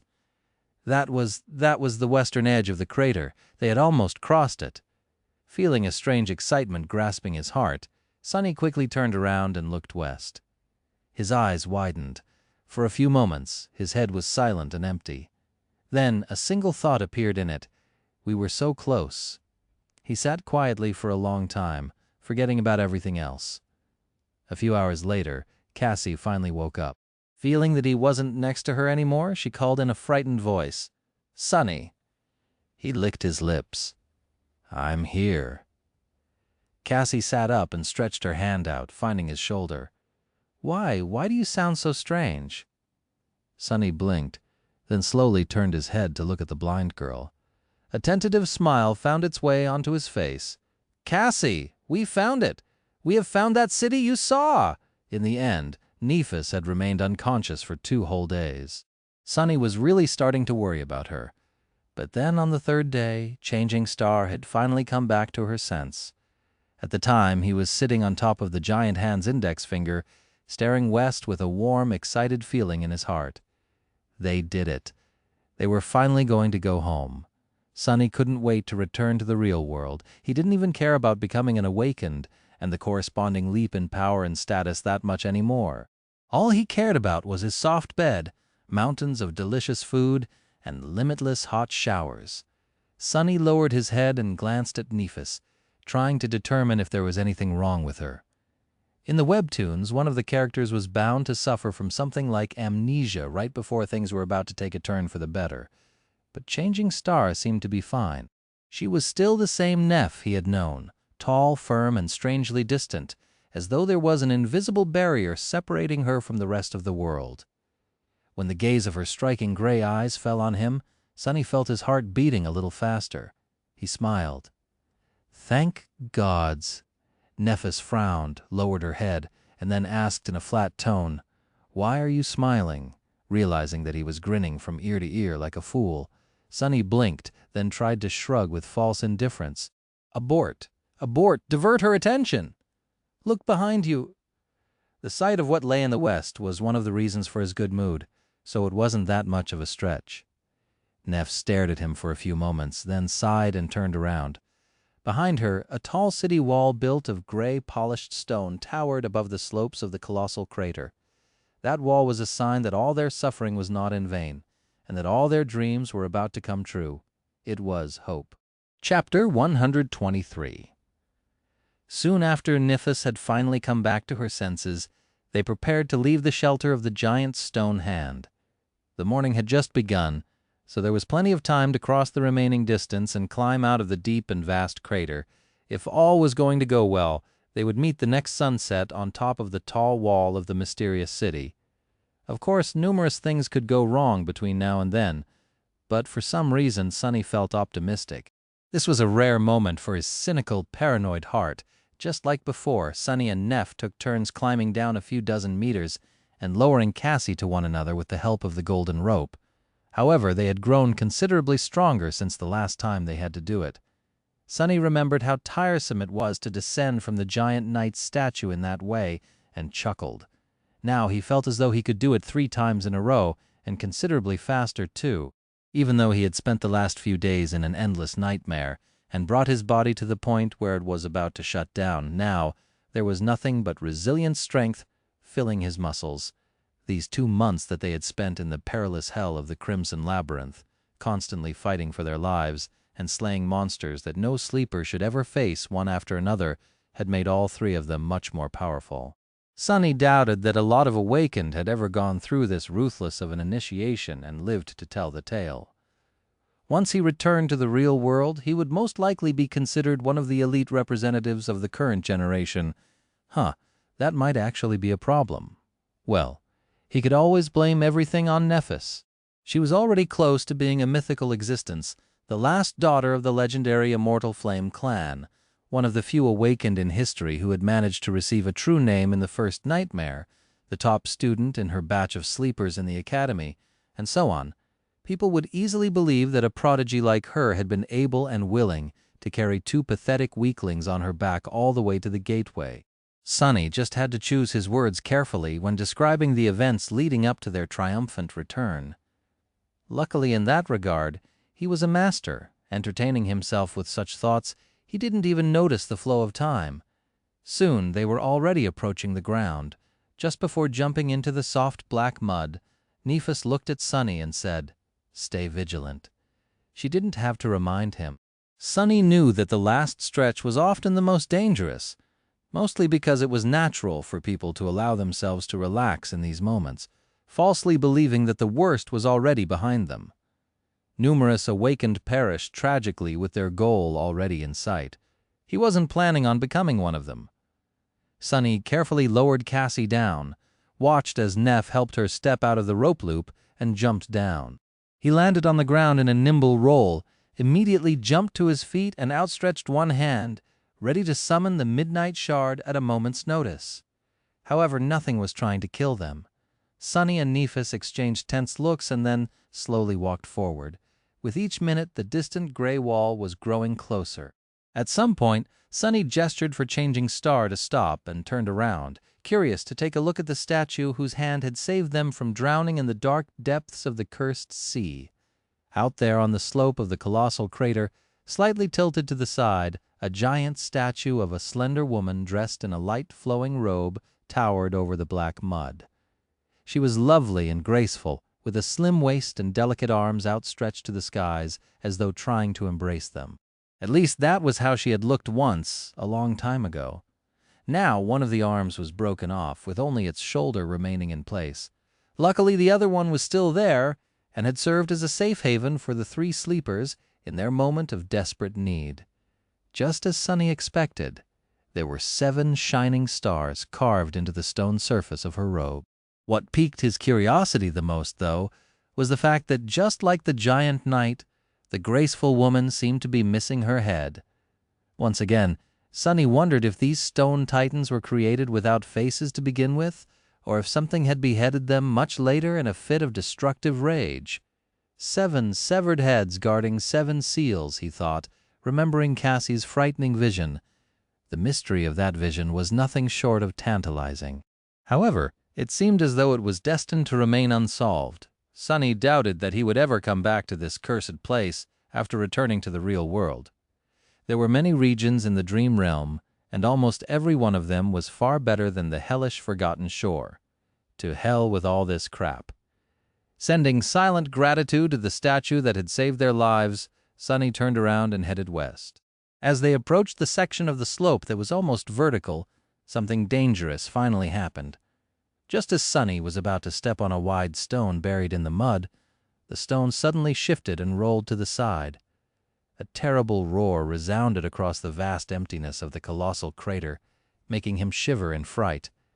Fearing that something was crawling from under the soil, Sonny jumped back and summoned his sword. To his side, Nephis was doing the same, while Cassie swiftly stepped back to not be in the way. However, there was nothing moving in the mud. No giant beast rose from it to feast on their flesh. No horrifying abomination had extended its limbs to pull them underground into its maw. Then what made that terrible roar? Just as Sonny was trying to understand what was happening, a sharp pain suddenly pierced his right leg. Looking down, he saw the damn stone was chomping on his shin. The stone, which turned out to be a bizarre nightmare creature, revealed a mouth full of long, sharp teeth on its surface. It awkwardly rolled a couple of times to reach Sonny and then tried to dig its fangs into his soft flesh. It might have bitten Sonny's leg clean off, but luckily the leather boot of the puppeteer's shroud turned out to be too tough for the stone's jaws, so it was just munching on the leather in powerless resentment. The situation was painful, but not at all dangerous. Sonny stared at the stone, then raised his head and glanced at Nephis in bewilderment. Her expression was as indifferent as always, but after all the time they had spent together, he was able to recognize the similar kind of amusement written clearly on her face. Sonny strained his muscles, raised the trapped leg into the air, and shook it a couple of times, trying to send the stupid stone flying. However, the weird monster was really stubborn. With another thunderous roar, it doubled its attempts to gnaw on Sonny's shin, its stone teeth on the verge of shattering from all the pressure exerted on them. What a pathetic thing. The only hope of killing me it has is if I die from annoyance, Sonny thought with a confused frown. How could a nightmare creature like this even exist? I guess there are losers even among their kind, eh?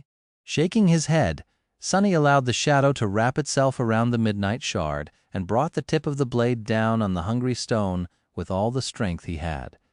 The Tachi was met with some resistance, but managed to pierce and shatter the monster's stone body in the end. The bizarre creature died while still trying to take a bite out of Sonny, defiant till the very end. As the shattered remains of the stone fell into the mud, the voice of the spell whispered, "You have slain an awakened monster, Rolling Stone. Your shadow grows stronger."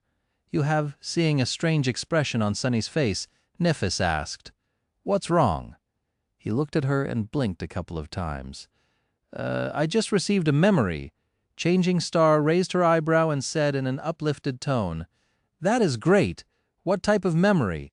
Sonny scratched his head, hesitated, and then answered, It's a rock? An ordinary rock." Chapter 124. Soon they were standing beneath the impregnable stone walls of the mysterious city. Behind them, the great chasm of the vast crater stretched to the horizon. Somewhere ahead, the lone human citadel in this loathsome region of the dream realm awaited. It promised to deliver them from this dark place and bring them home. Sonny really couldn't wait to be finally done with this nightmare. The city wall was built from massive slabs of gray granite. Still wet from the cold touch of the cursed sea, the ancient weathered stones looked almost black, despite the thousands of years that passed since the mysterious builders of the wall had disappeared into the fog of time. it still looked monumental and unassailable. The joints between the granite slabs were barely wide enough to insert a narrow blade. Looking up, Sonny tried to guess the height of the wall. It had to be 60 meters tall, at least twice as high as the Awakened Academy defense barrier, which was constructed with the help of both modern technology and various aspect abilities. For a few moments, he wondered about the people who had erected this wall, the city behind it, and the giant statues that still stood lonesomely on the desolate shores of this cursed land. Their creations had withstood the onslaught of darkness and time, but the creators were gone. Who had they been? What terrible fate had befallen the citizens of the ruined city? But then Sonny angrily shook his head. These mysteries had nothing to do with him anymore. He was going home, never to return to this awful pit of horror and despair. Let someone else solve them. After a short rest, they decided that it would be easier to climb the wall instead of circling it in search of an entrance. Even if they were to find a gate, there was no guarantee that it would be open. Climbing the wet granite was not an easy task, but they somehow managed. When there was nothing to use as a hold, Sonny and Nephis resorted to using their swords by inserting them into the joints between the slabs. A few unpleasant cuts later, they found the right rhythm and made quick progress. Enhanced by the consumed soul shards and shadow fragments, as well as the ruthless training regimen of the never-ending battle for survival, their bodies were full of strength and endurance. Both of them were at the peak of human physical ability. Pretty soon, they had reached the top of the massive wall and climbed over its edge, without even needing to catch his breath. Sonny hungrily crawled forward, jumped to his feet, and gazed down. In the ensuing silence, he could hear the sound of the golden rope scratching against stone. However, his heart was beating louder. Soon, Nephis and Cassie joined him. The blind girl grasped his shoulder and asked, her voice bright and full of hope, "Sonny, what do you see?" He licked his lips. Beneath them, an expansive city lay in ruins. The beautiful stone buildings were broken and shattered, many of them turned into mere piles of rubble. There were no people walking along the wide streets, no clamor of voices to drive away the silence. Under the cold gray sky, the ruined city looked dead and mournful. It was impossible to say what terrible disaster had happened here, but it was clear that it was not natural. Many of the collapsed houses were blackened by fire, with claw marks cut into the still-standing fragments of walls. Here and there, monstrous bones of ancient horrors protruded from the ground, telling tales of desperate battles that must have had taken place on these streets once, a long time ago. Looking closer, Sonny felt cold sweat running down his back. There were strange shapes moving through the rubble, and even more hiding in the shadows. Seeing them filled him with an icy sense of dread. The ruined city was teeming with nightmare creatures. There is a vast ruined city built of weathered stone, and there are numerous monsters wandering its streets, just like you said there would be. The tall city wall they were standing on was as wide as a road. It stretched endlessly in both directions, enclosing the vast ruins into a strangely perfect circle. Every so often there were towers built into its impenetrable granite body, serving as bastions against potential enemies. Who would have thought that one day this great barrier would serve not to repel the horrible monsters, but to keep the true horrors imprisoned inside? But Sonny wasn't that interested in the wall. He wasn't even too interested in the monsters. Instead, his eyes were drawn to the tall hill towering above the ruins. On that hill there is a magnificent castle standing on a hill in the middle of the ruins. It looks like something out of a legend. Its walls are built from radiant white stone, with tall towers and majestic spires piercing the sky. It stands above the city like a symbol of hope, the only thing in this hell that seems to be untouched by the darkness, and a wide smile appeared on Cassie's face. Yes, this is the castle I saw. However, Sonny didn't hear her. Just as he was describing the splendor of the bright castle to the blind girl, his gaze accidentally slid behind it. Now, all he could see was the dark silhouette of a cyclopean tower that loomed above the world like an unholy spear made out of solidified blood. As soon as Sonny saw it, his heart was gripped by an unexplainable fear. This was the Crimson Spire. The feeling of horror it emanated was enough to make him never wish to gaze at it again, and yet He wasn't able to look away. By his side, Nephis was staring at it too, her thoughts a mystery. There was a tense, dark expression on her face. After a few seconds had passed, Changing Star was finally able to compose herself and turned away. Looking in the direction of the castle, she frowned and said, "The final stretch of the way to the citadel might be extremely dangerous. We must not hurry. Let's find a way down first." Chapter 125. Neither Nephis nor Sunny wanted to climb down from the wall, because that would leave them with no path of retreat should something terrible happen. Without the need to discuss it, they had decided to explore the nearest tower and see if there was a suitable way to descend from the wall inside of it. They followed the slightly bending wall north, keeping an eye on the ruins below. From time to time, Sunny was able to notice the shapes of creatures moving through the desolate streets of the ancient city. However, nothing seemed to be interested in scaling its tall granite bulwark. For the time being, they were safe.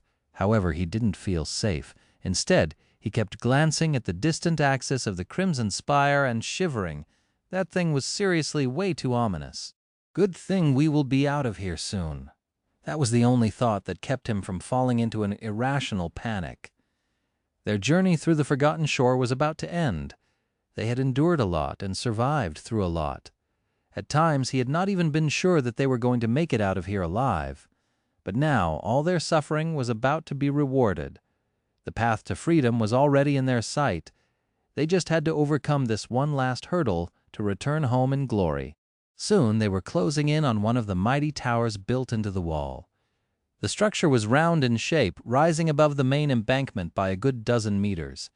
There was a wide wooden gate leading inside the tower, which was broken a long time ago, with only a few splinters remaining on the ancient iron hinges. Behind the doorway, there was nothing but darkness.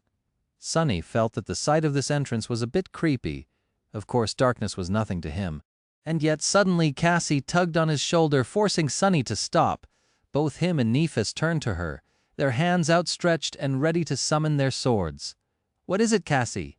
Sunny asked. Alarmed in some situations, the blind girl was able to recognize danger before they could. Her keen hearing and sense of smell allowed her to sometimes perceive things that normal humans would not be able to. Now there was a scowl on Cassie's face. Turning her head slightly, she whispered, "Listen." Sunny held his breath and followed her words, straining his hearing to the limit. Soon he was able to discern a strange sound coming from inside the tower. Chomp, chomp, crunch, chomp. It sounded like something was being devoured there, flesh and bones being ground by sharp teeth. The nauseating sound of meat being torn and chewed made him grimace. Sunny and Nephis looked at each other, then summoned their swords. Like usual, before the two of them moved forward, Sunny sent his shadow to investigate the potential enemy. The shadow glided on the stones, quickly approaching the tower. Then it dove into the darkness and concealed itself in the vast shade that permeated the structure. Sunny was able to see inside. The first thing he saw was several dead monsters lying on the stone in puddles of blood. The bloody trails left on the stone floor suggested that their massive bodies were dragged here by something very powerful. They were cut apart and eviscerated, as though dressed down by an enthusiastic butcher. Then he saw a large pile of gnawed bones lying on the stones. Some of them still had pieces of meat stuck to them, while others were split apart and emptied of even the marrow. The next thing he saw was a fire burning in a circle of stone shards with several skewers of monster meat roasting above it. Next to the fire, the source of the chomping and crunching sounds was sitting on the stones, munching on a well-roasted rib. It was a human. In fact, it was a young woman. She seemed to be only slightly older than the three of them. Sunny blinked. The young woman was tall and attractive. She had hazel eyes and beautiful brown hair currently tied in a simple braid. Her build was extremely athletic, with perfectly defined lean muscles rolling under the dewy olive skin with each movement. And there was a lot of skin on display, since she only wore a provocatively short white tunic, augmented with bronze greaves, vambraces, and a cuirass with leather taroges. While Nephis was slender and lithe, this stranger radiated a sense of vitality and vigor. Everything about her was lavish and generous, screaming of strength, potency, and power. The strangest part, however, was that there was an absolutely relaxed, comfortable, and happy expression on her face. In the months spent on the forgotten shore, Sonny had never, even for a second, allowed himself to lower his guard completely. Neither had Nephis or Cassie. Even in the rare moments of rest, sheltered in reliable safety, they were always slightly tense, expecting all kinds of horrors to fall on them in an onslaught of teeth, poison, and claws. Even while under the hex of the soul devourer, there was always an invisible shadow in their hearts. However, the young woman seemed to be completely content with being in this cursed place. In fact, she looked happier than Sonny had ever been, even in the real world. As Sonny watched, the young woman messily devoured the meat of the unfortunate monster. The juices were flowing down her face and fingers. Done with the meat, she bit on the bone itself. His eyes widened. The adamantine bone of the nightmare creature was easily crushed between her teeth, and closing her eyes in pleasure, the girl proceeded to suck out the marrow, then chew and swallow most of the bone itself. Crunch, crunch, chomp, crunch. Finished with the rib, she threw its remains into the disturbingly sizable pile of bones at her feet, loudly burped with no decorum whatsoever, then immediately stretched her hand out to pick up another piece of monster meat from the fire, and sunk her teeth into it. Sonny blinked a couple of times more, then shifted his perspective back and looked at Nephis. "What did you see?" He lingered for a bit, and then said in a hesitant tone, "Well, it's either a very hungry human girl or a very gluttonous demon." Chapter 126. Nephis stared at him for a few moments, then turned her head to Cassie and said, "Follow behind us." The three of them cautiously approached the entrance to the tower and lingered there, uncertain of how they should proceed. In their minds, there were two outcomes to this unexpected situation. One, the mysterious young woman would turn out to be a local awakened. In that case, all their problems were going to be solved. If an awakened happened to meet a group of sleepers in the wild reaches of the dream realm, it was customary to guide them to the nearest human citadel. Of course, exceptions happened, but in general, awakened strived to take care of sleepers in this alien land. Humans had to band together. It was not only a moral obligation, but also in their own best interest. 2. The stranger would turn out to be a nightmare creature. In that case, they were going to have a tough fight on their hands. Since the rank and class of the enemy were unknown, it was impossible to predict the result. They just had to risk it. Drawing a deep breath, Sonny followed Nephis into the cool darkness of the tower. Immediately, the appetizing smell of roasting meat hit his nostrils. His stomach growled. "Crap!" before Sonny could react. A piece of bone flew past his head and hit the wall with enough force to shatter into tiny pieces. Belatedly, he raised the midnight shard and assumed a defensive stance. But it was a little too late. The young woman had already been alerted of their presence. Raising her head, she bared her teeth in a wide grin and murmured, "Is someone hiding in the shadows? Why don't you come out to play?" Her voice was deep, smoky, and had a raspy huskiness to it. But what mattered the most was that she was speaking in the human language. She was human. Probably. The stranger was still sitting in a relaxed pose, but Sonny didn't miss the subtle tension in her carved muscles. He had no doubt that the alleged awakened could explode into a whirlwind of violence at any moment. It was better not to provoke her. Glancing at Neph, he followed her example and dismissed his sword. Then the three of them hesitantly stepped into the circle of light cast by the bonfire. The young woman looked at them in surprise and raised her eyebrows. "Humans? Huh, unexpected." Then she smiled and shook her head. "Ah, where are my manners?" With that, she lightly rose to her feet. The white fabric of her tunic shifted slightly, revealing even more of her toned, powerful thighs. Sonny blinked. He had assumed that the stranger was tall, but only now did he realize how imposing her true height was. The woman stood considerably taller than even Nephis, not to mention Sonny himself. Complete with her robust physique, olive skin, and archaic armor, she looked like an ancient goddess. Craning his neck to look her in the eyes was sort of irritating, though. But Sonny had no choice. If he were to just look straight, his line of sight would land directly on her shapely, The young woman, meanwhile, wiped her dirty face with a forearm and gestured at the fire. Here, would you like to take a seat?" Despite the polite invitation, they hesitated. After several seconds passed in awkward silence, Nephis finally took a step forward and asked the question that had been tormenting all three of them. With her voice uncharacteristically tense and full of suppressed emotion, she cautiously said, Are you human?" The stranger stared at her with a blank expression, then blinked a couple of times. "What else would I be?" "A horse." With that, she threw her head back and laughed loudly, amused by her own silly joke. Nephis and Sunny glanced at each other, confused as to what to do. Meanwhile, the young woman giggled a few more times and looked at them with sparks of glee dancing in her eyes. "Of course I'm human! Why are you even asking anyway? Come sit. My neck is tired from looking down on you." With that, she sat down near the fire and assumed a relaxed pose.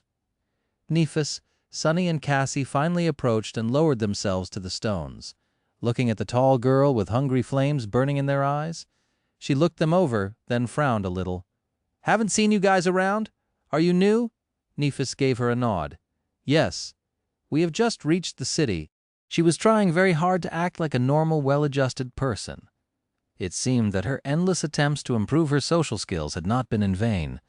If Sunny didn't know how awkward and clumsy Neff's natural state was, he wouldn't have suspected anything. The young woman grinned. "In that case, my condolent wait. You guys survived for 2 whole months in the labyrinth." She whistled and looked at them with newfound respect. "That's a real feat. Congratulations." Nephis lingered for a few seconds, then said, "I'm Nephis, and these are my companions, Cassia and Sunless. We are sleepers who came here during the winter solstice." The young woman gave them a wide, friendly smile. "Nice to meet you. I'm Effie." "Well, at least that's what people call me. I'm also a sleeper." Sunny frowned. So the beautiful giantess was not an awakened, just a sleeper like them. Strangely, he didn't remember ever seeing her in the academy. Still too impatient to remain silent, he leaned forward and said, "Are you from the castle? There are people living there, right?" Effie glanced at him. In her eyes there was a hint of a strange emotion. It almost looked like pity. "There are indeed people living in the castle?" "Yes." Nephis and Sunny exchanged excited looks, then, changing star, cautiously asked, "Can you take us there?" Effie shrugged. "Sure, no problem. Do you guys have shards?" Sunny blinked.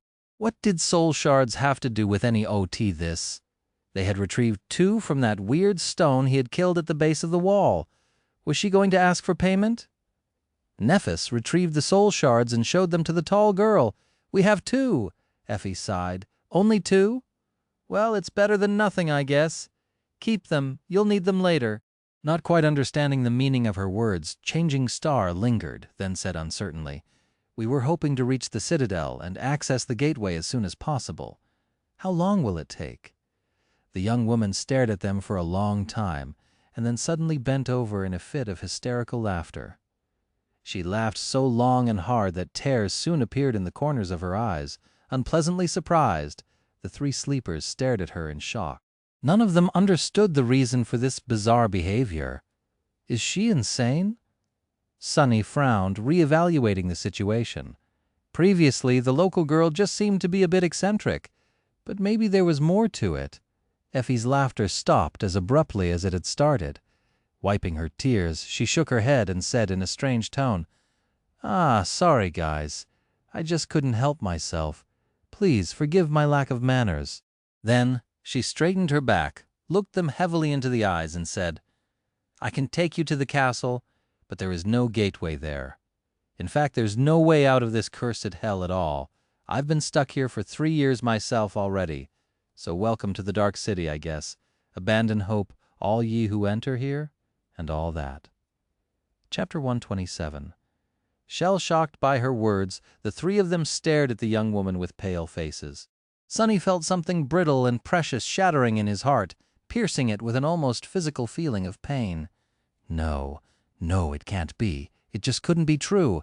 How could all of this have been for nothing? How could all of his hopes, dreams, and desires just be destroyed with a couple of words? How was it possible? Somewhere beside him, Cassie suddenly said in a tiny voice, What do you mean there is no gateway? Effie shrugged. It's very simple, really. I'm sorry to be the one to break it to you, but deep down inside, you must have known already, didn't you? The Forgotten Shore. It's not really a place where humans are supposed to survive. That's why you have never heard of anything like it in the school or the academy. Sonny's face got contorted with anger. Of course, the answer was always within his grasp. He was just too naive and foolish to grasp it. The Dream Realm was vast and strange, with most of its regions barely explored by humans. However, there was at least a small amount of information available about them.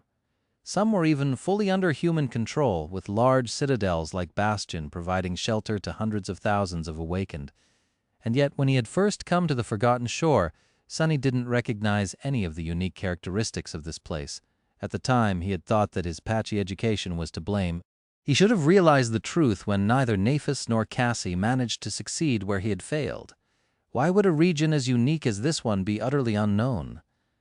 The most logical explanation would be that no one had ever returned from this deadly abyss to the real world to tell others about it. What a fool he was. Just a few weeks in the comfortable life in the academy, and he had completely forgotten that the world never played fair against people like him. The truth was always worse than his worst expectations, so why would this time be any different? The world was a predator that always waited for an opportunity to devour you. Why would he even expect anything else? A familiar bitter taste appeared in his mouth. Meanwhile, Effie continued in a gentle tone. 15 years ago or so, a group of powerful and desperate sleepers managed to reach this city and claim the castle for themselves. Not because it had a gateway, but because it was the only place that could keep them safe, at least for a while. Ever since then, a few lucky or resourceful people would find their way to the castle each solstice, only to get stuck here with the rest of us. Nephis was sitting quietly, with only her clenched fists betraying the storm of emotions raging in her heart. Cassie was taking the news harder than both of them, though, after all, it was her vision that led them into this trap. Her face was deathly pale, with an expression of pain and shock contorting its delicate lines. Closing her eyes, she whispered, "But that is not fair." Effie looked at her with pity. Then she chuckled, smiled darkly, and said, "When was anything ever fair?" She was right, of course. Justice didn't really exist outside of the ethereal realm of human imagination. Sonny had learned that lesson a long, long time ago. While he was stewing in his indignant despair, Effie's smile suddenly lost its grim undertone and turned into a happy grin once again. Leaning forward a little, she said, "But it's not all bad. At least you have met me. You guys are incredibly lucky, really. If you hadn't run into a local, you would have been dead already." Nephis stared at her and asked in a flat tone, "Yeah, why is that?" Her awkward manner of speech was back again in all its glory. Effie sighed. The Dark City is simultaneously the safest place to be on the Forgotten Shore and also the deadliest. It is safe because no sea monster can cross the wall, let alone reach the castle. But at the same time, it is far more dangerous than the labyrinth because almost every nightmare creature here is of the fallen rank. Sonny blinked, feeling a cold shiver permeate his whole body. Fallen creatures were immeasurably more powerful than awakened ones. Dormant humans like them had no business fighting against the latter, let alone the former. One awakened demon was already more than they could handle without resorting to summoning a true terror from the depths of the cursed sea. Something much more powerful than the Carapace demon would simply wipe them out from existence in a matter of seconds. Remembering countless shapes moving through the ruins, he couldn't help but tremble. Was each of those shapes a fallen monster? How would anyone survive even a day in this cursed city? They would have to be insane to even try. Slowly, the magnitude of the perilous trap they had found themselves in began to seep into his mind. Effie smiled. "But you guys managed to stumble into me before descending from the wall. Otherwise, the fallen ones would have been feasting on your souls already. Lucky, very lucky. There are very few people in the castle who go out hunting in the ruins, let alone venture so far away from it. Meeting an experienced hunter like me was probably your only chance to avoid finding out about the true face of the Dark City a second too late." She shook her head. "That's like 1 to 1,000, 10,000, a million? At any rate, the odds were really not in your favor. Fortune is definitely in love with at least one of you guys. So cheer up. Do you want some meat? I had a truly amazing hunt today. It was so amazing that I don't even mind sharing." Nephis didn't even look at the roasting meat and instead leaned forward, her words filled with intensity. "If there is no gateway here, why didn't you try to leave?" Effie blinked a couple of times and looked at her with sincere confusion. Leave? And go where? The meat was about to become burnt, so she leaned to the fire and removed the skewers, then replaced them with a couple of new ones. Then with a sigh, she turned to Changing Star and said, "You've been to the labyrinth, so you know what it's like. There's nothing else but that damn coral and cursed sea for months of travel in every direction. You can't go on foot, you can't swim, you can't even fly because there are swarms of dreadful flying abominations hiding in the clouds. But try to leave? Yeah, many have tried. They're all dead now. Actually, that's how the initial master of the castle had perished." Sonny gritted his teeth. "So what? You guys just hide in the castle and wait for death?" The beautiful young woman laughed. "Of course not, doofus." Then she pierced him with an unexpectedly grim look of her hazel eyes and said, "Most of us can't even get into the castle. The king demands his tax, you know, so we just wait for death outside." Chapter 128. Sonny stared at her, trying to understand the meaning behind the strange words. "What do you mean?" Effie shrugged. "The castle belongs to a man named Gunlag. If you want to enter and live in the safety of the castle walls, protected and provided for by his hunters, you need to pay a tribute, 1 shard each week. Of course, there was exploitation going on even in this pit of despair. What else did he expect? As long as there were people, someone was going to end up as prey." Sonny sensed a familiar dark feeling rising up from the depths of his soul. At some point, he had lulled it into a slumber and forgotten it, but now it finally returned to its rightful place. A corner of his mouth curled up. "What happens if you can't pay the tribute?" The huntress glanced at him with confusion. "What do you think? You're not allowed to step anywhere near the gates. There is a small settlement for us unfortunate wretches beneath the castle walls, where we make do with what little we have and tremble in the night, hoping that nothing comes out of the darkness to devour us." "That's pretty much it," he hesitated. "But how are people even supposed to get soul shards in this cursed place?" Effie gestured to the corpses of the monsters she had slain. "By hunting, one can find awakened creatures here and there in the city. The trick is to find and kill them without stumbling into something far more deadly. Gunlag's people form parties and go out to hunt, with experienced pathfinders leading the way. They bring back food, memories, materials, and shards. Nothing stops people from attempting the same." She fell silent for a few moments, and then said in a darker tone, "Of course, without good memories, vast amounts of accumulated soul essence and intricate knowledge of the city, those people usually don't live long. Most of them either die or turn to other ways of earning shards. There's very few independent hunters with more than a couple of successful hunts to their names. Ones that are still alive, I mean." Sonny glanced at the dead monsters, each of them large enough to give him pause. "What about you? How many did you survive?" Effie smiled. "More than a couple." With a chuckle, she raised her hand and began folding fingers, a thoughtful expression on her face. "Let's see, 1, 2, 5, running out of fingers on one hand. She scratched her head and said with a bit of uncertainty, "I'm not really sure, but it should be around 100 or 2. "Yeah." Sonny's eyes widened. 200. If what Effie had said was true, then she was a force to be reckoned with. Slaying even one awakened creature was worthy of respect. Slaying hundreds of them, however, was nothing short of remarkable. Perhaps even heroic and a little fearsome. Especially since she had hunted them alone in the middle of a cursed ruin, full of fallen abominations, unaided, with no one to rely on except for herself. The easygoing huntress was not as simple as she appeared. He frowned. "If this is true, then you should have had no problem paying the tribute to stay in the castle. This doesn't make sense. Why haven't you?" Effie shrugged with ambivalence. The topic didn't seem to interest her. "Let's just say that I don't like the ambiance there." Sonny wanted to learn more, but suddenly, Nephis spoke again, her voice strangely tense. "You said that there were other ways of earning soul shards. What are they?" The huntress turned to her and was silent for a while, a hint of some dark emotion in her eyes. However, it was quickly erased by her usual laid-back smile. Well, there's a few ways. If you have a useful ability, you can become a craftsman or an artifacts in the castle. There's not a lot of such sleepers, so they are well regarded and cared for. If not, there are other opportunities too. Boys can become Gunlog's soldiers, while girls can enter his harem. Pretty ones like the two of you especially. No one will force you, of course. Nephis scowled. Sunny could see white sparks dancing in her eyes.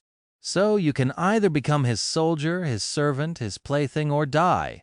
But that is your own choice. No one is forcing anyone to do anything, of course. Effie grinned. Smart girl, you get it. Changing Star looked down, her indifferent face turning hard and cold. Her fists were clenched so hard that they seemed bloodless. So why hasn't anyone killed him yet?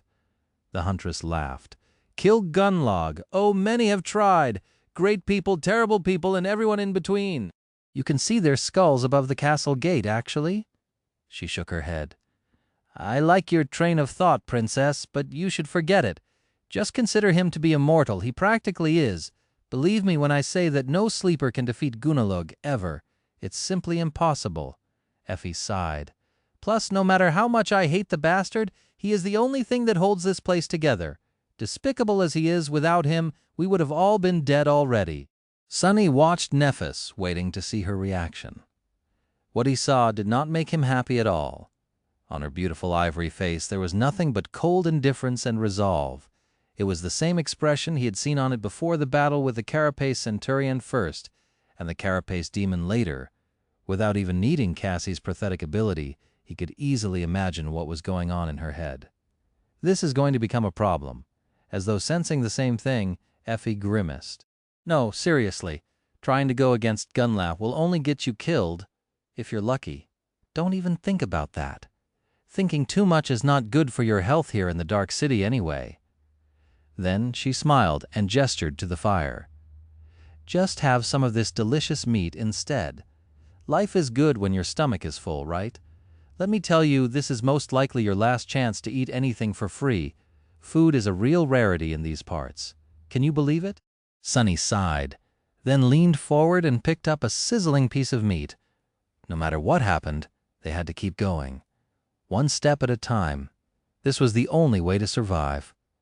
Of course I can believe it. I'm from the outskirts, you know. I didn't even know what real meat smells like before entering the academy. With that, he handed the piece of meat to Cassie, took another one, and began devouring it greedily. Nephis lingered for a bit, but then followed his example. Effie giggled. That's the spirit, see? Doofus gets it. It seemed as though Changing Star had listened to her advice. At least on the surface, she had accepted that defeating the current master of the castle was impossible. But Sunny knew that. Deep down inside, she remained unconvinced. After all, Nephis was in the habit of making impossible things happen. Chapter 129. After the shocking revelation about the cruel futility of their long and arduous journey to the Dark City, the desire to reach the promised castle that kept the three of them going for so long had diminished significantly. However, they still wanted to get there as soon as possible. There was a tiny remnant of hope still burning in Sunny's heart. Perhaps Effie was lying to them, or wrong about everything. Somehow, he didn't really believe it, though. The beautiful huntress seemed sincere and competent, if a little eccentric. More than that, her words made too much sense. But Effie wasn't in a rush to leave the granite tower. There's not enough daylight left to traverse that much distance. Moving through the ruins is a slow ordeal. Get comfortable and rest. We'll leave tomorrow at dawn. After that, she got busy dressing down the monster carcasses with a long knife that appeared in her hand. She even summoned a memory that looked like a leather apron to avoid getting blood on her tunic, whistling an upbeat melody under her nose.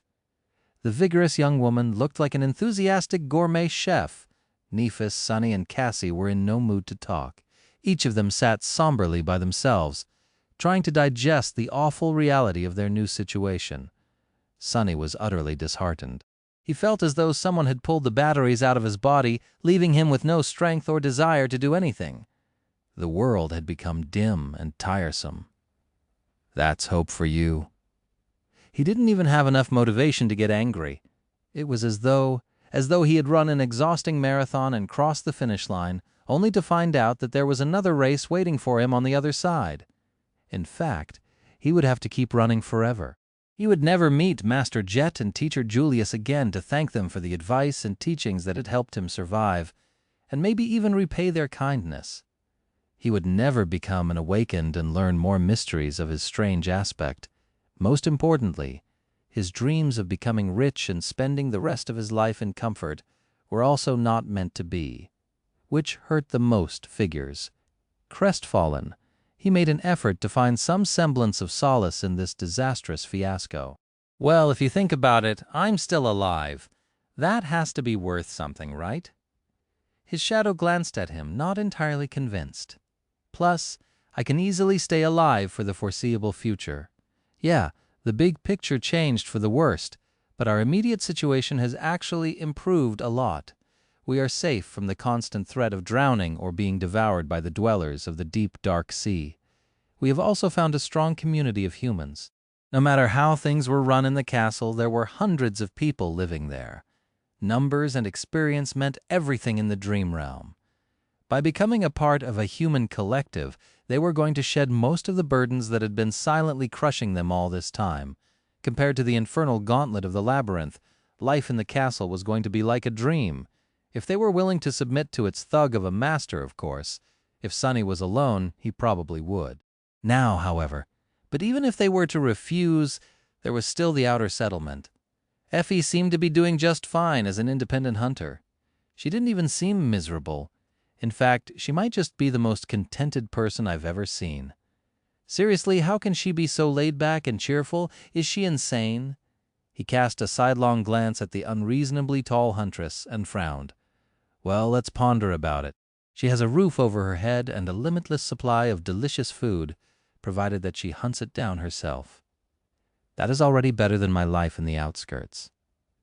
Come to think about it, remaining in the dark city for the rest of his life was not how he had envisioned his future. But it was not that different from struggling to survive in the slums of the real world. Actually, in a lot of senses, it was way better. So maybe the situation seemed to be so bad not because it actually was, but because it simply didn't fit his inflated expectations. Perhaps Effie didn't expect anything from life at all, and that's why she was so damn happy and lively, even in the middle of this odious hell. Yeah, that must be it. Problem solved. Easy. The shadow shook its head and turned away. Sonny sighed. Despite his somewhat rational attempt to find the bright side in this calamity, he didn't feel any better at all. In fact, thinking about how inescapable and bleak their future was only made him more tired. Suddenly, his skin crawled. The familiar sensation of dread and unease flooded his mind, only now it was so much more profound and invasive. The shadow of the Crimson Spire had fallen on the dark city. Soon, the sound of waves crashing against stone informed them of the coming of night. Not in the mood to even stand up, Sonny silently sent his shadow to take a look outside. As the last rays of the falling sun colored the world in the shades of red, the cursed sea was surging out of the great crater. Sonny watched as the distant statue of the beautiful, faceless woman was slowly drowned by the darkness, until only her open hand remained above the waves. Then he shifted his gaze and looked down. The undulating black surface of the cursed sea stopped mere meters beneath the edge of the granite wall. It seemed as though he could almost touch it with his hand. On the other side of the stone barrier, the ruined city lay submerged in shadows, dozens of meters below the water level. Trapped between the endless expanse of the dark sea and the vast emptiness of the ruins, the mighty wall seemed to be as thin as a sheet of paper. And yet it silently withstood the crushing pressure of the black waves, serving as a dam that protected the city below from being erased by the terrible flood just like it did for thousands of years. However, Sonny couldn't help but imagine all that crushing weight bursting through the collapsing wall in an all-consuming torrent of darkness. He felt shivers running down his spine, commanding his shadow to return. Sonny finally forced himself to stand up and walked over to Nephis. Changing Star was sitting with her back against the wall, a dark expression on her face. Hearing his footsteps, she raised her eyes. Sunny sat down beside her, lingered for a while, and then said, "What do you think?" She was silent for a long time, simply looking at him with an inexorable expression. Just when he was about to think that there would be no answer, Neff finally spoke. As she did, white sparks ignited in the depths of her cold gray eyes. "We will find a way to return. No matter what has to be done, we will." Her words echoed inside the granite tower, making shadows on the walls dance in sinister glee. Chapter 130. In the morning they set out for the castle. Before leaving the safe haven of the granite tower, Effie gave them a list of instructions. "Follow behind me. Listen to everything I say. Don't make any noise. Don't bleed. Don't think too much. Some of the creatures out there can hear noisy thoughts. Others can sense strong emotions. So don't feel fear either." Sunny stared at her with a grim expression. How was he supposed to control what he feels? The vigorous huntress grinned. "What? You never tried to solve math equations in your head to impress a lovely lady? Just do the same." As Sunny's cheeks began to turn bright red, she giggled and turned to Cassie and Neff. "Correction, the two of you. Try not to feel fear. Doofus, you try not to get too excited. If walking behind me turns out to be too much, ask to get slapped, all right?" Sunny scowled and uttered through gritted teeth, "That won't be a problem." Effie blinked a couple of times, then smiled. "Ah, playing for the other team. I see, I see. What was that supposed to mean? Trying to get his emotions under control." Sunny took a deep breath and counted to 10. "Math equations, my ass. Who does she think she is? Wait, why am I counting?" Making sure that they understood her instructions, the huntress turned around and rolled the massive slab of granite that blocked the exit from the tower to the side. Lean muscles tensed and moved under her olive skin, making for a picturesque view. Sunny stared at her back and gulped. That slab of granite had to weigh a couple of tons, at least. How strong was the beautiful giantess, exactly?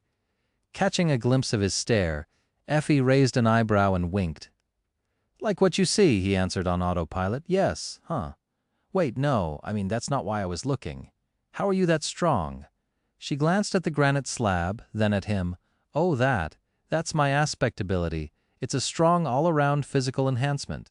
That was a very rare and powerful ability to have. While not as flashy as many others, it was practically the ultimate warrior ability. With not only her strength, but also her speed, agility, endurance, and resilience boosted, Effie was like one of those ancient heroes Neff sometimes talked about, especially since that boost seemed to be so extravagant. Plus, she had most likely absorbed a very large amount of soul essence over the years of hunting monsters in the Dark City. All those shards the recalcitrant huntress refused to pay as tribute to the tyrannical lord of the castle had to go somewhere. But why would she just admit what her ability was? Sharing secrets like that was not a wise thing to do, especially not in the ruthless reality of the Forgotten Shore. Noticing his surprise, Effie grinned. "What? It's not like it's a great mystery around here. Anyone with a pair of eyes knows what my ability can do. Do you want me to tell you what my flaw is as well?" There was a mischievous glint in her eyes. "Yeah, right. As if anyone is insane enough to share it's very simple. My aspect not only enhances all my physical attributes, it also does the same with all my physical needs. Why do you think I ate enough meat to create a literal pile of gnawed bones for the fun of it?" She laughed and shook her head. "Well, it was fun, not gonna lie. So the price for having the strength of many men was to have the hunger of many men as well. Out here in the Dark City, where food was scarce and hard to come by. It was a dangerous flaw to possess. It was a curse that could force a person to hunt more, and therefore risk injury and death more than anyone else would have to. Most people would scoff at its severity, but not Sunny. He knew what hunger, real hunger, felt like, what it could do to a person. Perhaps that was the reason why Effie was out here in the first place. Perhaps she had become a huntress not because she wanted to, but because she simply didn't have a choice. What other physical needs do people have? Sunny thought, a little confused. Air, then water, and food, then, Hey, I said not to get excited.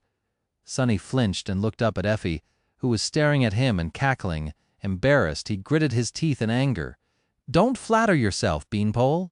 However, when he noticed that Nephis and Cassie were observing them with amusement clearly written on their faces, his anger somewhat subsided.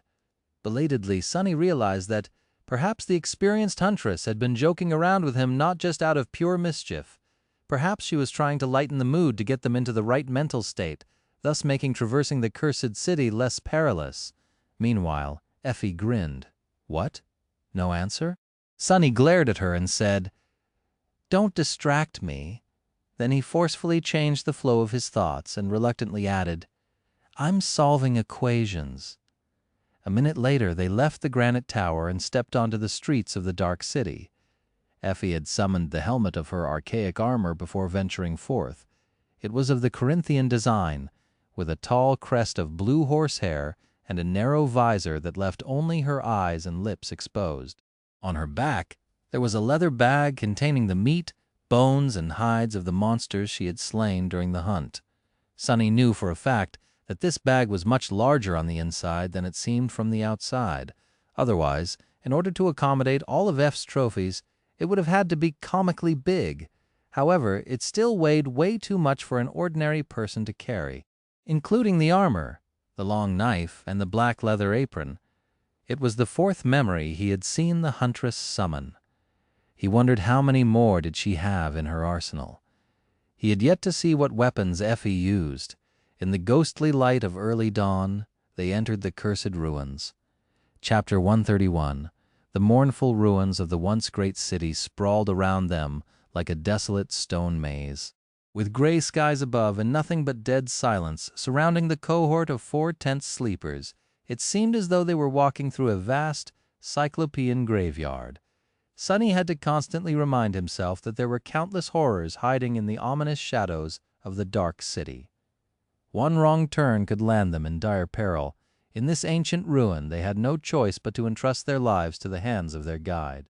Luckily, the guide in question was not a morose dead poet, but a tall, extremely attractive young woman clad in a pleasantly revealing archaic armor. In their current circumstances, Sonny much preferred the company of a warrior to that of a useless scribbler. In fact, circumstances had nothing to do with it. He was having trouble imagining any situation where a writer would be helpful to have around. From what he knew, all writers were lazy, talentless hacks whose only real skill was finagling money out of honest people while getting off on torturing them with sadistic cliffhangers. Not to mention that none of them had a backside like Effie, getting his mind out of the gutter.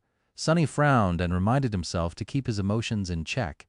In a sense, this harsh necessity was a blessing. The perilous reality of the ruined city prevented them from concentrating on the bitter despair that had taken a stranglehold on their hearts after the grim revelation of the previous day. They just had to put one foot in front of the other and not think too much about anything. One step at a time, that was how he was going to survive. With a heavy sigh, Sonny glanced around and continued walking. Just like Effie had said, traversing the ruins turned out to be a slow ordeal. The huntress led them through the complex maze of wide and narrow streets, following a strange, convoluted path that only she knew. Often they would have to stop and hide, waiting for some unseen danger to pass. Sometimes they walked under the empty sky. Sometimes they dove into the weathered buildings and spent some time crawling through the piles of rubble inside. Other times, Effie was able to lead them straight through half-collapsed houses to emerge into secluded alleyways on the other side. Once or twice they had even climbed to the rooftops and proceeded forward by walking on precariously rickety tiles or bared support beams, jumping across vast chasms and balancing on half-rotten planks of wood that had been placed there by someone to bridge especially wide gaps. During these moments, either Neff or Sonny would carry Cassie in their arms. Sonny was surprised to discover that the interiors of some buildings were incredibly well preserved. It was as though the inhabitants had just left a few days ago, as opposed to the thousands of years that had passed in reality. Because of that, he was able to catch glimpses of how the citizens of this ancient city had lived all that time ago. It was a strange and eerie sight. He was also able to clearly understand that Effie indeed knew the ruins very well. Everywhere they went, there were signs of her previous visits and preparations. From the planks placed across the gaps between roofs to the heavy slabs of stone used to hide improvised passages, it was apparent that she had spent years of meticulous effort turning large parts of this lethal maze into her own private hunting grounds. He had gained a new respect for the seemingly carefree young woman. She almost made traveling through the cursed ruins look safe and easy. However, he knew that this couldn't be farther from the truth. In fact, he suspected that death was constantly breathing down their necks, only barely held at bay by Effie's knowledge and timely judgment. Several freshly eviscerated carcasses that they had stumbled on served as a clear sign that Dark City was teeming with harrowing life. Even terrifying nightmare creatures were not safe here. More than once, they heard the distant sounds of claws scraping against stone, sensed the ground trembling under heavy footsteps, or noticed swift shadows falling through the clouds. In those moments, Effie would change their course on the fly or find a perfectly concealed hiding spot without fail. Meeting her had indeed been a rare stroke of luck, but with each hour that passed, Sunny grew increasingly somber. No matter what kind of future awaited them in this cursed place, he had no doubt that they would have to hunt for food as well. That meant that he was going to have to learn all the same things that Effie had learned, and maybe even more. The task seemed incredibly daunting. He wasn't even sure that he would be able to accomplish it. At least he wasn't going to do it by himself.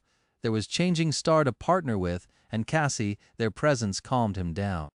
Living in this terrible hell alone, he didn't even want to think about it. Such a wretched existence would surely kill him, and if not, at least drive him insane. At that point, he wouldn't wish to be alive anyway. Who would want to endure that kind of misery? Why think about something that is never going to happen? Glancing at Nephus and Cassie, Sunny hid a smile and hurried to catch up to Effie. Come to think about it, he had it way better than the recalcitrant huntress. There were reliable allies with whom he had forged bonds of trust and companionship at his side. The three of them made each other stronger. More than that, his own aspect was able to provide him with a similar comprehensive physical enhancement ability, albeit a lesser version of it. It was much more versatile, though, allowing him to transfer the enhancement effect onto memories and inanimate objects, not to mention his invaluable ability to move and scout around without being seen. Sunny would offer the services of his shadow to Effie, but he wasn't sure about how safe that would be. If there were creatures in these ruins capable of sensing thoughts and emotions, what were the chances that some of them would be able to sense the gaze of the shadow as well? He would have to learn more and experiment before allowing it to wander around on its own. These thoughts had cheered him up a little. Soon as the sun began to fall toward the horizon, they had finally reached the base of the hill on which stood the magnificent castle. Sunny looked up, sensing his heart beating wildly. A heavy and anxious feeling took hold of his mind. Depending on what happened next, their fates were going to change forever, either for the better or for the worse. Chapter 132. In the center of the cursed city, a tall hill towered above the ruins. At its base, an arch made of pristine white marble stood amidst the devastation. It was unscathed and spotless, as though protected from the entropic touch of the all-consuming darkness by some sublime force. Beyond the arch, a wide road paved with white stones scaled the hill. Sunny looked up as they passed beneath the arch, trying to imagine crowds of festively dressed people doing the same in the distant past. It was hard and a little heartbreaking thinking about how the ancient city must have looked before the mysterious calamity. Not turning her head, Effie said in a wistful tone, "There are areas in the ruins that many nightmare creatures tend to avoid for some reason. The castle is one of these places. I was told that back when the original group of sleepers came here hoping to carve a foothold in the city, there was only a single spire messenger nesting in the throne room, with no other monsters around. Those madmen actually managed to kill it." Nephus gave her a glance. "Spire messenger?" The huntress chuckled.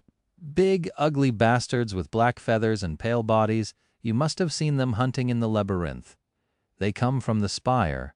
Changing Star hesitated. "What are their rank and class?" Effie shivered a little. Fallen beasts. "That's why I said that those guys were a little mad. But they were a powerful bunch."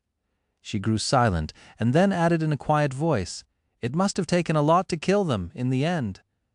Brought into a solemn mood by that last statement, they continued forward in silence. The stone road coiled around the hill, slowly climbing its sheer slopes. Here and there it was broken by long stretches of stairs and formidable but strangely graceful fortifications. No one was standing guard, though. The whole road was empty. Sonny gestured to one of the stone barricades and asked, "Why are there no watchmen?" Effie shrugged. "Gunlog has barely enough people to man the castle walls. They will notice anything that approaches the hill, though. The whole city is in clear view from up there, and there are different protective measures put in place. They have already spotted us, too." Sonny shifted his body a little, not enjoying the feeling of being watched by some unseen, potentially dangerous strangers. After a long time walking up the coiling road of white stone, they finally reached the zenith of the hill and saw the mighty castle in all its glory. Up close it looked even more magnificent. Built from the same pristine marble as the arch at the base of the hill, it stretched into the sky like a white mountain made by human hands. The frontmost tower was wide and imposing, with a tall decorated gate and a grandiose staircase leading down from it to a vast stone platform that the road ended with. On both sides of the frontmost tower, brought slightly forth, two others stood as bastions, connected to it with arched aerial bridges and accompanied by smaller companion towers of their own. Behind them, the main keep soared even higher, as though trying to challenge the menacing crimson spire that loomed above the world far in the distance. Smaller towers, spires, and wings stood here and there, forming a complex and strangely harmonious formation. The whole structure was incredibly beautiful, striking, and at the same time radiated a feeling of unassailable firmness. It was as though the castle was built for gods, not mortals. The only thing that spoiled the picture were dozens of human skulls hanging above the gates on rusty chains. Sonny grimaced, brought down to grim reality by this ghastly sight. His gaze fell lower, only now noticing dozens of crude, makeshift hovels huddled on the stone platform. They were built from fragments of rubble, rotting wood, and pieces of monster hides, chaotically clinging to the stones as if afraid to be blown away by the wind. An unpleasant, strangely familiar smell hit him in the nose a few moments later. It was the motley but unmistakable stench of the slums. That stench was nothing like the poisonous reek of the outskirts, and at the same time exactly the same. Sonny couldn't help but smile crookedly. "Gee, I'm home." Between the hovels, gaunt and empty-eyed people were busy eking out their pitiful existences. They were dressed in a strange mix of dirty rags and shiny memories, with those wearing armor standing out among the rest like rare oddities. Most of them were extremely young, barely older than Sonny himself. He could smell their exhaustion and desperation even from where he was standing. Sonny really wanted to laugh. After everything he had been through ever since becoming infected by the nightmare spell, the cycle had finally completed. He was right back to where he had started, only much worse off. Wasn't that the funniest thing ever? If this wasn't fate, then he didn't know what was. Oh, the irony! Changing Star's voice tore him away from his reverie. "Sonny, are you okay?" He blinked a couple of times, then slowly turned to face her and said after a brief pause, "Yeah, I was just reminiscing." Something in his voice must have sounded strange, because she gave him a long look before turning away with a short nod. "Good. Don't relax just yet." Then she turned to Effie and asked, "What do we do now?" The huntress looked around and shrugged. "It's going to get dark soon, so I would advise you to find a shelter before that. Look around for an empty hut. With how many people die each season, there's always plenty of those. Otherwise, two of you can pay the tribute and go into the castle, but the third one will have to stay." Changing Star lingered, then said, "What about you?" Effie grinned. "What about me? That luxury one-bedroom cottage over there is mine. Mind you, it was built from the best kind of crap you can find here, although it's still crap. Anyway, I'm going home, preparing myself a hearty supper and then going to sleep. I'm dead tired from these last couple of days. Sorry, I don't host guests." Nephis stared at her, obviously wanting to say more, but then simply nodded. "I see. Thank you for everything you have done for us. I won't forget it." Effie smiled, patted her on the shoulder, and turned to Sonny and Cassie. "Bye, doofus boo doll. See you around?" With that, she began whistling a cheerful melody and walked away. The three of them were suddenly left alone, lost and unsure about what to do. The inhabitants of the outer settlement didn't pay them a lot of attention, only occasionally throwing an indifferent glance at the three young strangers. Only Cassie's beauty attracted a couple of intense, darkly fascinated gazes. After a minute or so passed in disoriented silence, Changing Star hesitantly took out the 2 soul shards that they had collected from the remains of the rolling stone and looked at the glimmering crystals lying in her hand. They had to make a decision. Chapter 130 Nephis held the shimmering crystals, looking at them with a heavy expression. Sunny was also staring at the shards, his head full of dark thoughts. The remnants of shattered souls glowed softly in the dim twilight of dusk. Around them, the inhabitants of the outer settlement were hurrying to get inside their pitiful hovels before the coming of night. The sun was already hidden behind the cyclopean silhouette of the crimson spire, drowning the world in its eerie shadow. The air was full of fear and worry. He grimaced. "What are you thinking about?" Changing Star sighed and looked up. Her ivory face was harsh and thoughtful. She remained silent for a while, and then said in her usual calm tone, "We need to split up." Sunny couldn't help but laugh. "You do know what usually happens when people split up in these kinds of situations, right?" She stared at him with no humor in her cold gray eyes. "This is not a drama, Sunny. We have the means to provide 2 of us with food and shelter for a week. There's no reason to pass on this opportunity." Cassie turned to her, a confused expression on her face. But what about the third?" An uncomfortable silence hung between them, broken only by the whistling wind. Sunny looked at the blind girl, then at Nephis, and finally glanced at himself. Which one of them was going to remain hungry in the bitter cold, while the other 2 would be eating their fill in the comfortable safety of the castle? He thought that he had an inkling. What else did I expect? It was less than 10 minutes since they reached the human civilization. Well, whatever passed for one in this loathsome purgatory and the tentative connection that had been established between them in the crucible of the labyrinth was already coming apart at the seams. Just as he had expected, the nature of their relationship was going to change now that they weren't essentially the last 3 people in the whole wide world, with no one else to rely on but each other. Was it strong enough to endure without that desperate need? He wasn't sure. Throughout his whole life, Sunny had never managed to last long in any group. He didn't know if this time was going to be any different. Just as his insecurity threatened to break out of control, Nephis sighed and handed him the soul shards. "Here, take Cassie inside." He stared at her hand, then looked up sharply. A strange storm of emotions erupted in his heart. There was surprise, joy, concern, but at the same time, irrationally, a dark sense of shame and resentment. Not knowing how to deal with all these feelings, he scowled and asked, "Why me?" Changing Star simply raised an eyebrow. Shaking his head, Sunny offered her a crooked smile and added, "Don't get me wrong, I'm not refusing. I'm just curious, why are you so kind all of a sudden? Is it out of some misguided sense of nobility?" Nephis looked at him for a while and then said with indifference, "I have never been noble. I have never been kind." He blinked, struggling with the desire to pinch Neph and make sure that she was awake. Had she met herself? If she wasn't noble, then who was? Meanwhile, Changing Star shrugged and looked away.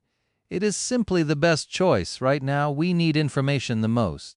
With the help of the shadow, you will be able to learn much more about what is going on in the castle than I ever would. While you are gathering information inside, I will do the same here. We will meet in a week, share our findings, and decide what to do next." Sunny just stared at her. Did Neph just reveal herself to be as cynically pragmatical as he was? Once again, he felt a weird mix of emotions. He was simultaneously elated and hurt by her lack of sentiment. However, the fact that she simply assumed that they were going to continue working together, as though it was a given, had not avoided his attention. For some reason, this small detail gave Sunny a warm feeling. Nephis looked at him and added, "Besides, the terms of our trade have come to an end. Your promise was to give up on your share of spoils on the way to the castle. Well, here we are. That stone creature was your kill, so these shards are yours by right. Trade? What trade?" Oh yeah, the trade he had made with Changing Star to get her to teach him swordsmanship and hide the fact that he had no way to absorb soul shards. He has almost forgotten about it. But she didn't. Now that Sunny had been reminded of its existence and realized that it was over, he felt a sudden pang of regret. It was as though one of the few strings that connected them together had been suddenly severed. With a sigh, he took the soul shards from her hand and gripped them tightly. "All right. Then I'll meet you in a week, I guess." Sonny opened his mouth, wishing to say something else, but then just turned away. Stepping aside, he gave the girls some privacy to say their goodbyes. Soon Cassie's delicate hand found his shoulder. Sonny glanced at the blind girl, remained silent for a bit, and then asked, "Are you ready?" She hesitated before answering. When she did, there was a hint of sadness in her voice. "Yes." With that they walked away and left Nephis behind. Standing alone in the surging darkness of the descending night, guiding the blind girl, Sonny approached the grand stairs that led to the ornate gates of the magnificent marble castle. Out here, there was nothing but the howling of the wind and the encroaching veil of darkness. It seemed as though the dwellers of the slum were not allowed to build their hovels on the wide stretch of stone that separated the marble steps from the outer settlement. "Be careful, there are steps ahead," after warning Cassie. He sensed a cold feeling grasp his heart. For some reason, it felt as though once he stepped on these stairs, there would be no way back. Gritting his teeth, Sonny took a step forward and began his ascent to the castle. Soon they approached the apex and stopped in front of a couple of unfriendly guards. Both of the young men barring their way wore armor-type memories and wielded their weapons in the open, as though trying to warn anyone approaching to not test their patience. They looked at Sonny without even trying to hide their disdain. "What do you want, rat?" Sonny hesitated, then held out the soul shards. One of the guards glanced at them and grinned. "Well, would you look at that? The rat has brought us a present." Chuckling, he took the glimmering crystals and waved a hand. "Come on in. Someone will meet you inside." Struggling to not glare at the armed sleepers with murder in his eyes, Sonny forced out a pale smile and cautiously walked past them. Then, looking up at the dozens of human skulls swinging above them on rusty chains, he sighed darkly and led Cassie through the gates of the castle. Chapter 134. As they passed through the ornate gates, a large hall opened up before them. Hearing a strange rustle from above, Sonny raised his head and saw tall windows with stained glass panes soaring to the distant ceiling. During the day, the hall must have been filled with cascading rays of beautiful light. Currently, though, several young women were nimbly moving from one window to another, draping them with thick sheets of crude fabric. The makeshift wooden ladders they used creaked and cracked, creating a strange and almost melodic sound. It seemed as though the sheets of fabric were being fastened in a way that prevented even the smallest glint of light from escaping the castle during the night. Sonny suspected that every window in the marble fortress was currently being covered in the same way. Just as this thought appeared in his mind, a loud noise thundered behind their backs. Turning around, he saw the ornate gates closing. The two guards who had met them outside were already sliding a heavy iron bolt into the sockets, their faces red from strain. The massive bar must have weighed more than the two of them combined. The castle was now sealed from the outside world, ready to face the onslaught of cursed darkness. Suddenly, Sonny felt like an animal caught in a cage. Trying to calm himself down, he looked around and noticed an opulent wooden desk that looked completely out of place in the grand hall. It must have been dragged here from some other part of the marble citadel. Behind the desk, a gaunt young man with nervous eyes was writing something down on a piece of parchment. The whole thing looked strangely similar to a reception desk in a luxurious hotel, or rather to what Sonny imagined such a thing would look like. He had never actually been to a hotel, of course.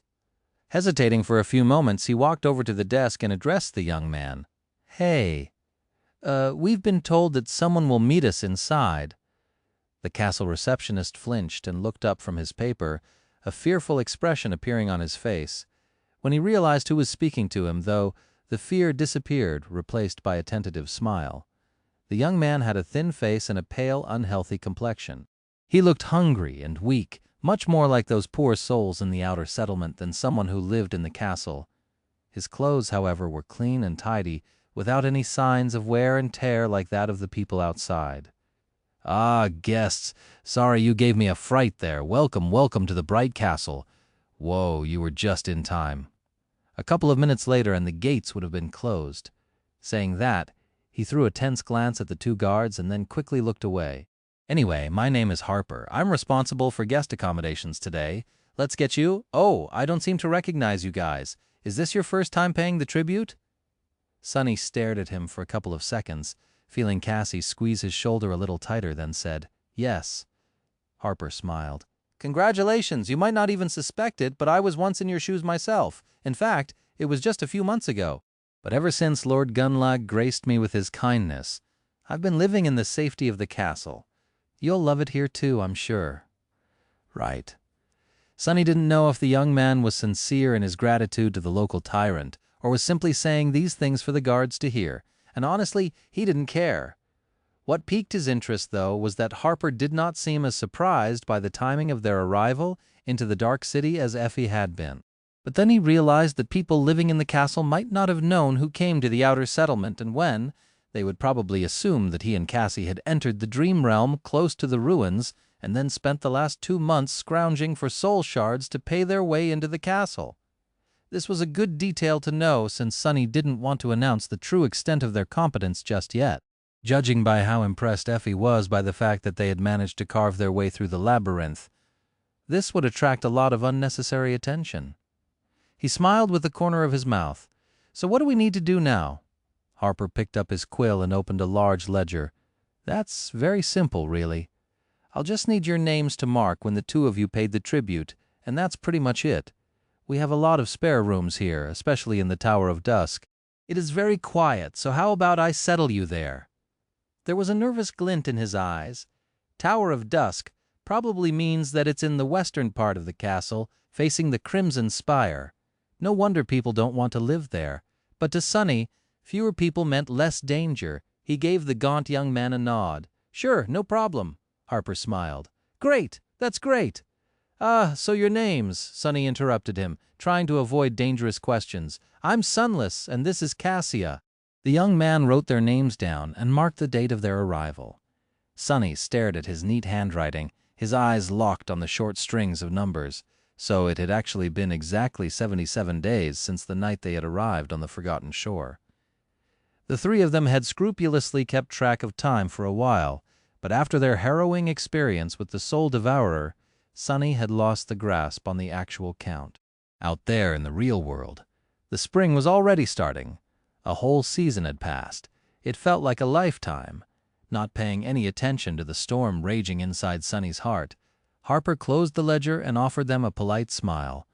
"All done now. Leave your worries behind and follow me.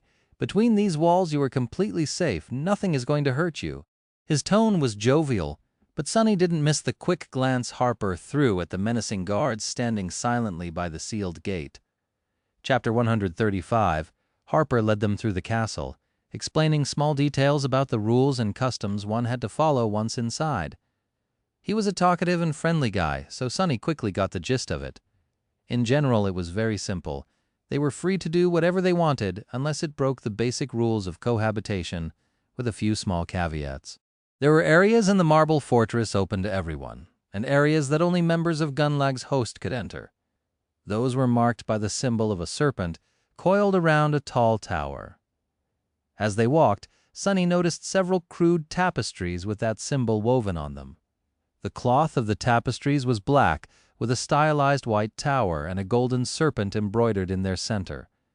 He guessed that this represented the Dark City, the Bright Castle, and its lord, respectively. Apart from that, there wasn't much to know except for when and where to find food, water, and other necessities. The last thing Harper said was about how they should behave around other inhabitants of the fortress. People here are very nice, but you still must remember to have manners, especially when you're interacting with the guards and the hunters. These guys protect us and risk their lives to provide for us, so they deserve our respect. If one of them, if there's a misunderstanding, be mindful of their burdens." Yes, Sonny threw a dark glance at the gaunt young man and translated that statement to "Don't mess with Gunlag's people, and if they are messing with you, just swallow it." How wonderful. Meanwhile, he was able to catch a few glimpses of how people actually lived inside the castle. To Sonny's surprise, they didn't seem nearly as put down and miserable as he had expected. In fact, everyone seemed to be more or less fine, going about their business with mundane casualness. Of course, there were signs of worry, stress, and pressure on their faces, but the same could be said about people in the real world. All in all, the inhabitants of the castle looked surprisingly ordinary. I guess humans can adapt to anything, and as Changing Star had taught him, adaptability was the greatest strength.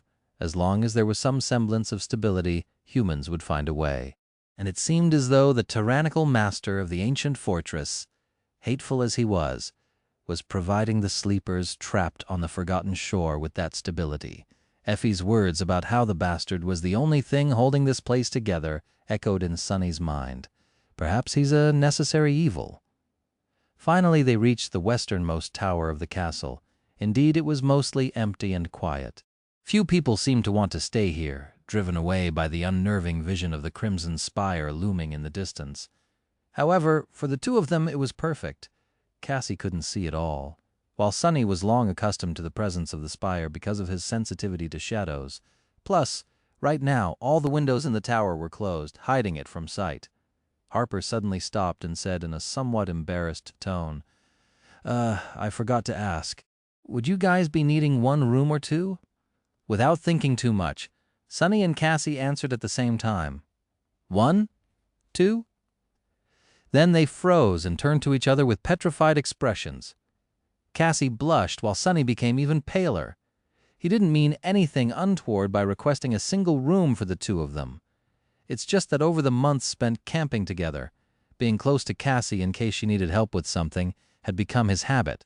More importantly, he was unwilling to let her leave his sight even for a second in this unpredictable castle.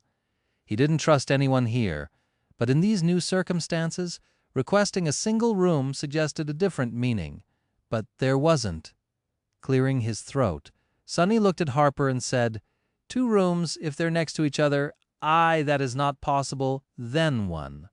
The skittish young man scratched the back of his head, and then answered in a somewhat surprised tone, all right, I think I can find 2 adjacent rooms for you. Follow me. With that, he began walking forward. Sonny glanced at Cassie, then shook his head and followed behind Harper. She won't misunderstand, right? Soon they were standing in front of 2 sturdy wooden doors. Harper handed Sonny 2 iron keys and smiled. Here we are. The rooms are not very big, but they're really, cozy. Enjoy your first night of safety, guys. You must have not felt safe in a long time. I know I never did before entering the castle. Thank heavens that time is behind me. Anyway, food will be served 1 hour after sunrise tomorrow in the main hall of the keep. See you there. With that, he glanced at them one last time, smiled sheepishly, and walked away. Sonny and Cassie were left alone in awkward silence. Still feeling a little embarrassed, Sonny sighed and said, I hope you didn't think that I was. Cassie suddenly giggled. I know, I just didn't expect it. Let me guess. You distrust every single person in this castle, and therefore are going to watch me like a hawk to scare them all away. Like an overprotective, mean, violent big brother, right? With a smile, she turned her head this way and another, and then added, To be honest, I don't feel safe here either, so thank you, although I must say, this place seems almost like a hotel. My parents took me on a mountain vacation once, and we stayed at a really old hotel. What was it called? Overgaze? Overlook? Anyway, this place is exactly like that. Sonny grinned. Right? I've never been to a hotel, but that was my first thought as well. Of course, that was if the hotel in question was populated by hundreds of nightmare spell carriers with a murderous tyrant for an owner, and not a single police officer around to call for help if something happened. Funny, Sonny had spent most of his life scared of the policemen, and trying to avoid them at all costs, but now he actually missed them a lot. Chapter 136.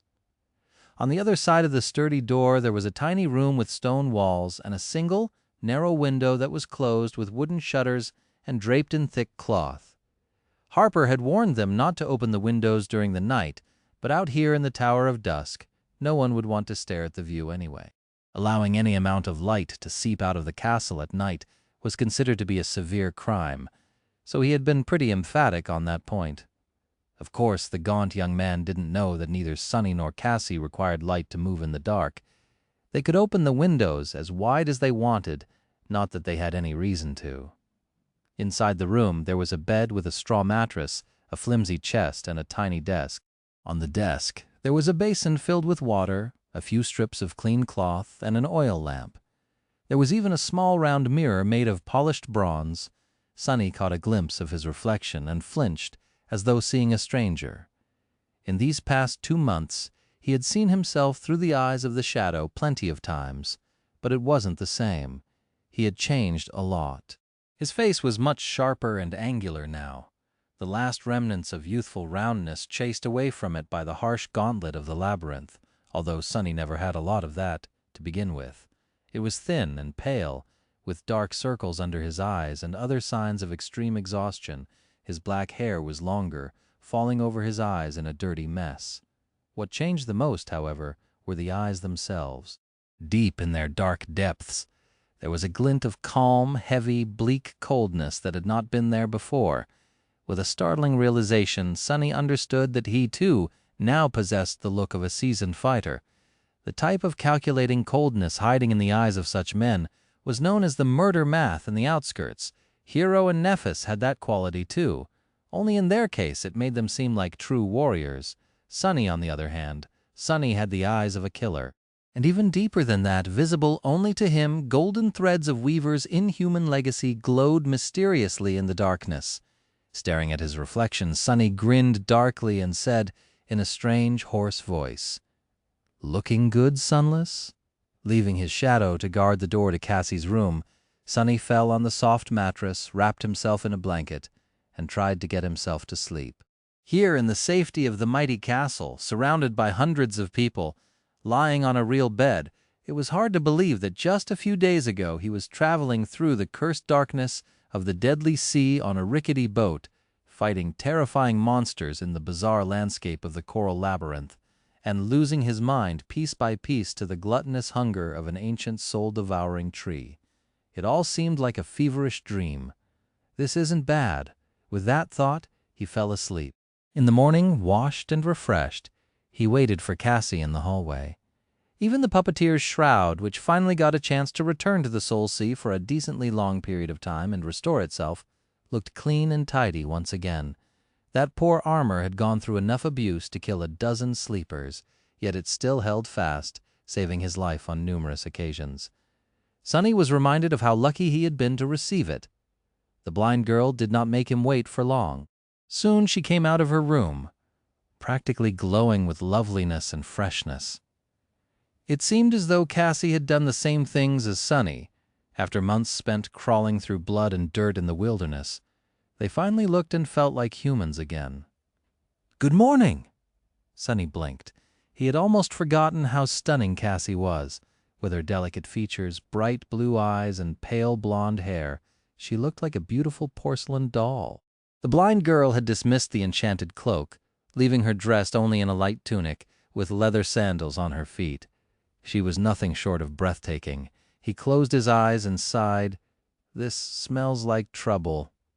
"Good morning, Cassie." She turned her head to him and wrinkled her nose. Sonny frowned. "Oh, what?" The blind girl knitted her brow. "I don't know. You smell different." He stared at her for a few moments and then laughed. "If this is your way of saying that I used to reek, then thank you, I guess." Giggling, Cassie came closer and put her hand on his shoulder. "That's not what I meant. Anyway, let's go eat." The two of them were in a strangely good mood. Sonny guided Cassie to the main keep of the castle, following the route that Harper had explained to them the previous evening. On the way, he was careful to avoid any doors and corridors marked with the symbol of the golden serpent coiled around a white tower.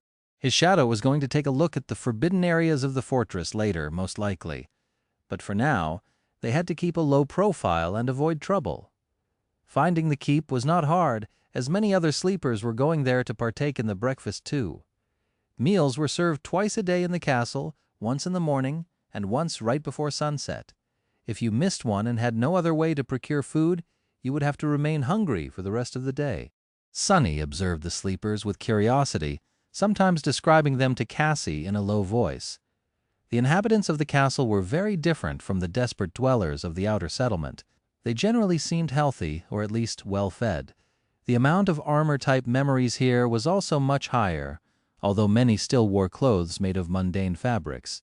Almost all of them were young and beautiful, with only a couple of the people he had seen looking like they were past their early 20s. Despite that, few could compare to Cassie in terms of looks. Finally, they entered the main hall of the keep, where long wooden tables were placed to accommodate the morning crowd of hungry sleepers. Suddenly, hundreds of eyes turned to stare at Cassie and Sonny.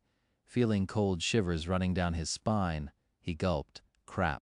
Chapter 137. The main hall of the mighty castle was grandiose and majestic in appearance.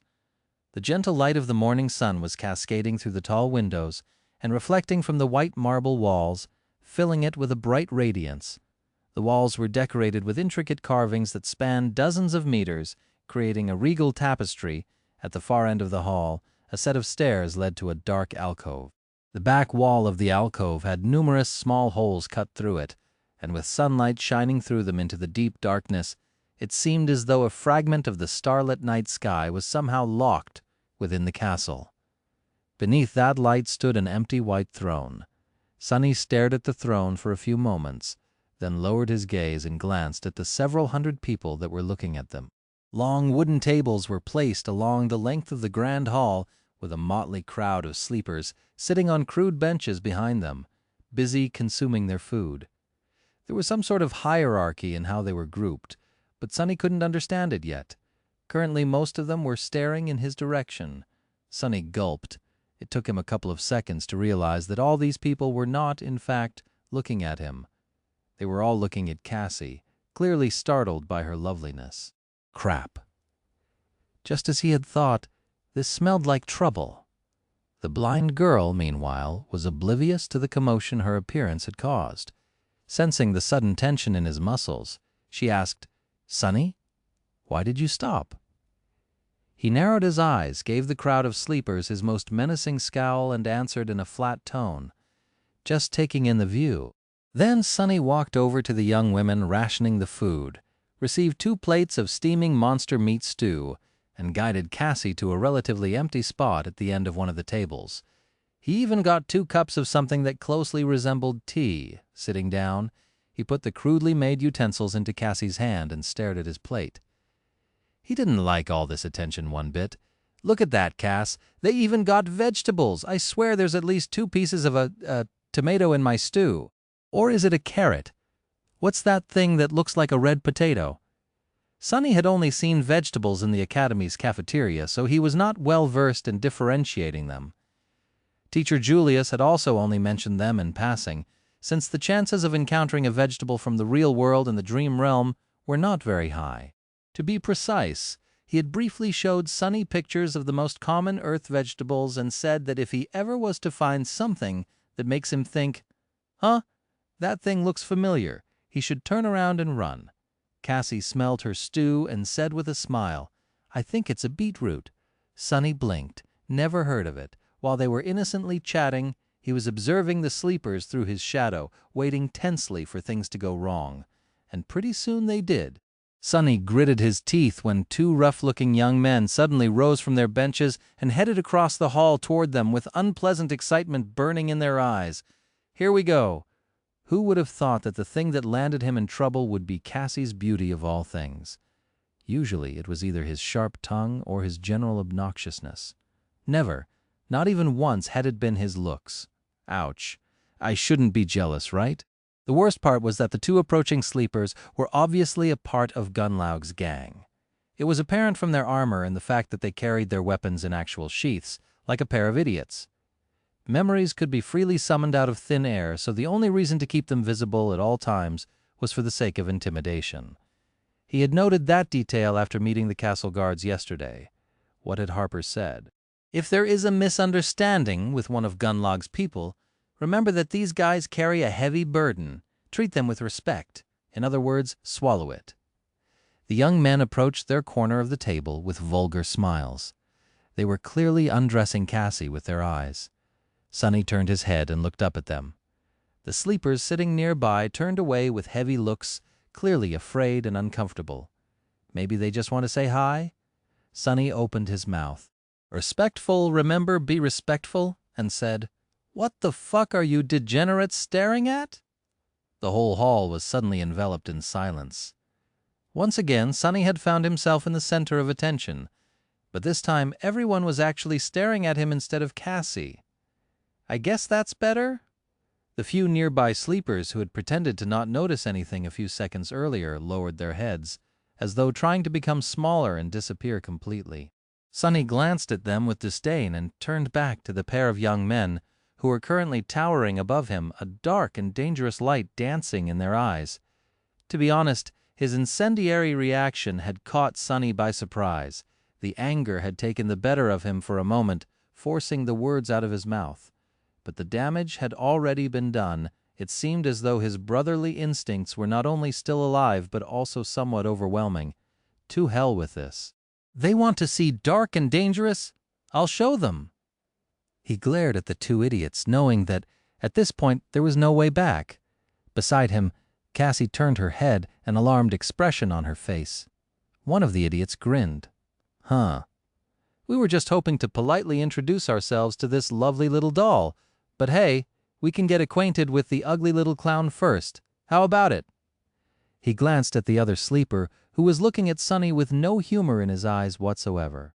Cassie frowned, then said, "Why are you?" However, at that moment the second young man took a step forward and growled, interrupting her. "What did you just say, clown? Do you know who we are? Fool, we're Gunlog's men." His hand was resting on the pommel of his sword. Sunny knew that escalating the situation was not a wise thing to do, but at this point he didn't have a choice. Backing down now would only lead to a disaster. He knew this type of people well. The moment they felt a weakness, it was all over. They understood only two things, fear and strength. Outstretching one hand, he scowled, looked the young men right into the eyes, and said, "Congratulations. Now get lost before I make you dead men." Perhaps recognizing something in his voice, or maybe in his eyes, the sleeper who had his hand on the pommel of the sword hesitated. For a second, Sunny almost believed that his threat worked. But then the young man furtively glanced around, and this tiny hope evaporated. If they were alone, maybe the sleeper would have reconsidered his desire to antagonize Sunny any further. But with all these people watching, he couldn't show fear. Sunny failed to account for one crucial detail. All bullies were cowards, but what they feared the most was people finding out about their cowardice. Gunlog's man bared his teeth in a threatening grin. "Those are terribly big words coming from a puny weakling like you. You know what? I think your girl needs to keep better company. Why don't we help her out by making you disappear?" Sunny smiled. "I guess I'm going to kill a couple of fools today." Cassie, meanwhile, was not happy with what was happening at all. The frown on her face deepened. "I'll decide what company to keep myself now, please." However, they weren't listening to her. Sunny was already bracing himself for the worst-case scenario, prepared to summon the Midnight Shard at a moment's notice. But then suddenly a calm voice sounded from behind his back. "Leave them alone, please. They are my friends." Caught by surprise, Sunny hurriedly shifted his perspective to the shadow and glanced back. Behind him, a tall and confident young man stood calmly with his hands resting at his hips. He had brown hair and a gentle, handsome face. His eyes sparkled with friendly humor. It was Castor? Chapter 138.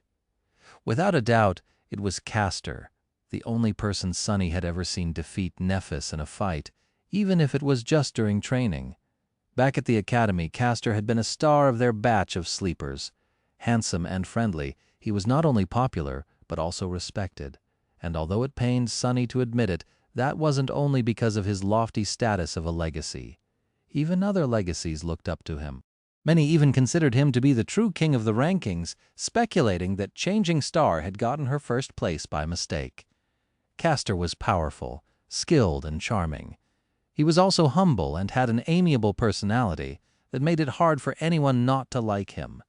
His background was impeccable, and his future was unquestionably bright. Basically, he was the polar opposite of Sunny.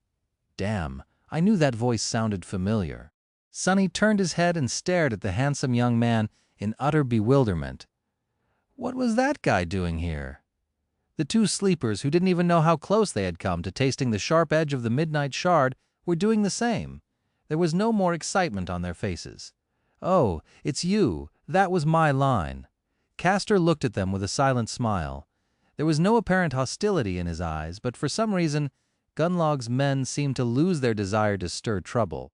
After glancing at each other, one of them said in a hesitant tone, "You know this guy, Castor?" He gave them a nod.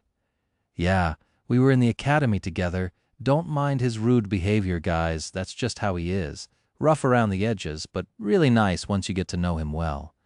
"Since when do we know each other?" Sonny was irrationally angry at that statement, but forced himself to keep his mouth shut. He understood that Castor was just trying to defuse the situation. Actually, his arrival had been very timely. Sonny was sure of his ability to dispatch a couple of thugs, but what would happen next? He doubted that other members of Gunleg's host would just sit and watch becoming involved in a conflict with the masters of the castle on his first day here would have been less than ideal. The thugs in question, meanwhile, had given up. Trying to keep the appearance of being in control, they glared at Castor darkly and backed down. "Teach your friend some manners, Castor. Next time we won't be so lenient." With that, they turned around and retreated back to their seats, throwing menacing looks at anyone who dared to stare at them. Soon the grand hall was once again filled with the hum of voices. Castor followed them with his eyes and then turned to Sonny, his smile becoming a little somber. "That wasn't a very smart thing to do, my friend." Sonny scoffed. "Yeah, well, who says that I'm smart?" "Wait, no, that didn't come out right." The tall young man stared at him for a few seconds and then sighed. "In any case, it is very nice to see you, both of you." With that, he sat down, as though somebody had invited him. Well, admittedly, there was some connection between them. Wishing to talk to people with whom you had attended academy was sort of understandable. Still, Sonny didn't like it. Throwing a quick glance at Cassie, he smiled coldly and said, "What, are you very shocked to see us alive?" Castor hesitated. "It is good that you managed to survive." It seemed that this was his way of admitting that yes, he was surprised, but in a pleasant way. It wasn't a secret that Sonny and Cassie had been seen as two walking corpses by all the other sleepers in the academy. Just like Nephis and Castor occupied the top 2 positions in the rankings, they were dead last. Because of that, the two of them had been shunned and ostracized. Of course, when it came to Sonny, he not only welcomed the cold treatment of his peers, but had actually been the one to engineer it. In any case, no one had wanted to be around them, as though afraid of becoming infected by the invisible aura of death that followed them wherever they went. Sonny himself had been guilty of avoiding Cassie as much as he could in the past. It must have been very strange to see the two of them alive and well after months spent among the horrors of the Forgotten Shore. Cassie smiled. "Thank you." Castor reciprocated her smile and asked, his tone strangely warm, "You're Cassia, right? And you're Sunless?" Sonny gave him a curt nod. "Right. Although I'm surprised that you remember our names. Don't think that we've forgotten how you guys used to treat us." Cassie squeezed his hand and said in a disapproving tone, "Sonny?" Castor chuckled. No, he's right. We behaved like a bunch of jerks. Looking back, there were a lot of things we did wrong, if only we had known better." His voice trailed off, and after being silent for some time, the handsome young man suddenly smiled with nostalgia. "But still, those days in the academy were not all bad, right, I still remember the first time I met you, Sunless. You made quite an impression. All those tall tales, spitting in the faces of awakened tyrants, slaying sword saints with a shake of a finger." He chuckled, remembering the good old days. Sonny grinned. He was in the mood for some mischief. "What, that trivial stuff? Ha! Child's games. You should have seen the things I've done in the labyrinth. Now that's something to brag about?" Castor looked at him with humorous sparks dancing in his eyes. "Oh, well, do tell. What else have you done?" Sonny shrugged with profuse indifference. "This and that. Let's see." He pretended to think for a few moments, and then said in a bored tone, "I guess the most incredible thing I've done was killing a great devil with just one strike of my sword. Finished him right off, no problem at all. I even got a memory from that kill. But before you ask, no, I can't show it to you because, ugh. Oh, right, I ate it." Chapter 139. Castor stared at him for a long time, then suddenly laughed. Even Cassie giggled, entertained by Sonny's earnest delivery, shaking his head. The handsome young man smiled and said, "I see your sense of humor did not change. Good, that is good. Few people manage to preserve it here. Sunny blinked a couple of times and said, pretending to be offended, "What do you mean, sense of humor? It's the honest truth." He received another bout of laughter instead of an answer. There was food, safety, and laughter, he thought suddenly, remembering how Cassie had described the bright castle after dreaming of it for the first time. She had also seen Sunny leading her through its gates. Her prophetic visions were turning out to be frighteningly accurate. Makes you wonder about that other vision she saw. Not allowing himself to become distracted, Sunny chased away the ominous feeling and hid a smile. Then, with a shrug, he scoffed. "Well, don't believe me if you don't want to. That was just one of my many adventures anyway. Although the other ones were, admittedly, less remarkable, the usual stuff, slaying dozens of awakened creatures, being resurrected from the doors of death by a beautiful princess, summoning ancient horrors from the depths of the cursed sea, outsmarting ancient fiends to escape from their clutches, sailing through the abyss on a boat made of demon bones, fighting gargantuan leviathans underwater, and so forth. Mundane crap like that." As he was talking, Cassie gradually stopped laughing and turned to him with a somewhat startled expression on her face. It seemed as though it was only now, with the harrowing journey already behind them, that she had finally realized how outlandish it all actually was. Put together, the facts of their bloody struggle to survive sounded like something out of a fairy tale. But they both knew that all of that had actually happened. It had happened to them. Castor chuckled. "Wow. Compared to you, Sunny, my own story sounds kinda lame. I just entered the dream realm near the city wall and spent a few days running away from a bunch of terrifying monsters, then stumbled on a hunting party from the castle, and that's pretty much it." He sighed. "By the way, when did you guys arrive? I'm sure I haven't seen you around before." There was no reason to lie, and Sunny couldn't anyway. Looking longingly at his monster stew, which was slowly growing cold, he sighed and said, "We reached the dark city 2 days ago and entered the castle yesterday at dusk." The handsome legacy stared at him, then blinked a couple of times. Wait, what do you mean? Did you guys really spend 2 months in the labyrinth?" Uh-oh, finally, the moment he had been wary of came. Sunny really didn't want for anyone to think that he was some kind of a powerful figure. First of all, there was no better advantage than being underestimated by the enemy. Secondly, he still had to hide the fact that Changing Star had not been the only one to receive a true name in the first nightmare. Luckily, he had long thought of an exceptionally convincing excuse when in trouble blame everything on Nephis. Laughing inwardly, Sunny pretended to shiver and sighed. "Yeah, I don't even want to think about it. That place, it's pure hell. Honestly, if it wasn't for Changing Star, both of us would have been long dead." She wouldn't have survived without his help, too. But Castor didn't need to know that. Sunny was pretty sure that mentioning Neff's name anywhere near the names of 2 losers like Cassie and him were believed to be would make anyone think that she had single-handedly carried the both of them to safety on her back. As it turns out, he was right. As soon as he mentioned Nephis, something changed on Castor's face. With a strange look in his eyes, the handsome man leaned forward a little and asked in a deceptively calm tone, "Changing Lady Nephis is alive? She is here?" He had already forgotten all about how unlikely it was for someone like Sunny to survive a long journey through the deadly nightmare of the labyrinth. Sunny narrowed his eyes slightly. Castor's reaction was a little bit more intense than he had anticipated. It was on the border of being weird. But then again, the tall and handsome legacy had seemed to be strangely enamored with Nephis, even back at the academy, you bastard. Enraged for some unknown reason, Sunny gritted his teeth and said, "Yeah, she's around." Turning her head slightly in his direction, Cassie hesitated for a moment and then added, We only had 2 soul shards when we came to the castle, so she is staying in the outer settlement, for now." Castor leaned back, a hint of disappointment appearing on his face for a fraction of a second. Then he inhaled deeply and said, I see. Sunny took a sip of his tea and asked, "Why are you so interested in Nephis all of a sudden?" The handsome young man looked at him with surprise. "What? Oh, I'm just glad to know that more of us survived."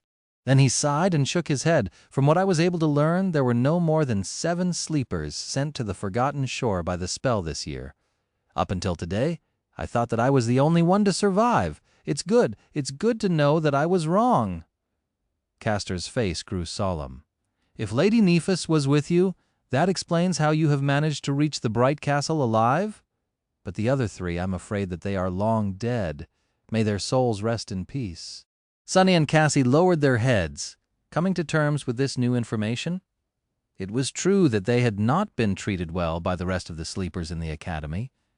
Still, it was also somewhat heartbreaking to know that several of the kids they had known, even if it was just for a short amount of time, were now gone, killed by the vicious crucible of the dream realm.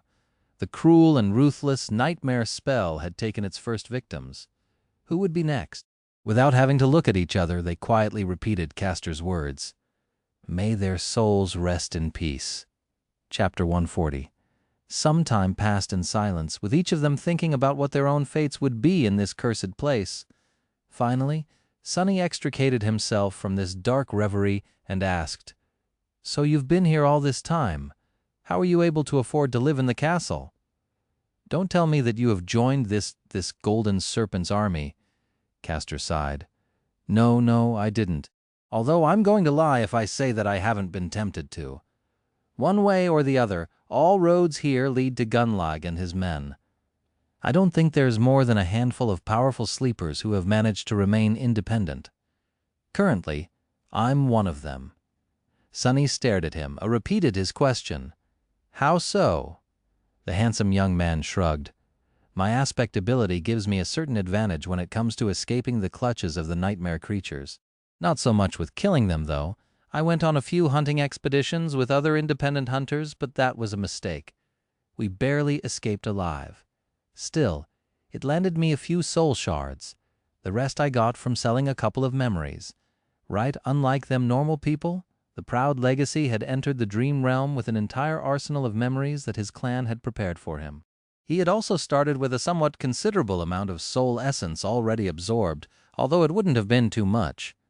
Unlike memories, which could be brought back to the real world by anyone, actual soul shards were physical objects, and as such only masters and saints were able to transport them, because they traveled between realms physically, and not just in spirit like sleepers and awakened.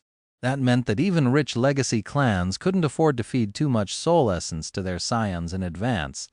Masters were a rare breed, after all, let alone saints in any case. Castor had it better than anyone else on the Forgotten Shore. His ancestral memories were enough to buy him months, perhaps even years of a tranquil life in the castle. He could use this time to learn the ins and outs of the Dark City to become an independent hunter, or reconsider his position and join Gunlag's host eventually. Even in this hell, his background gave him an enormous advantage. Lucky bastard.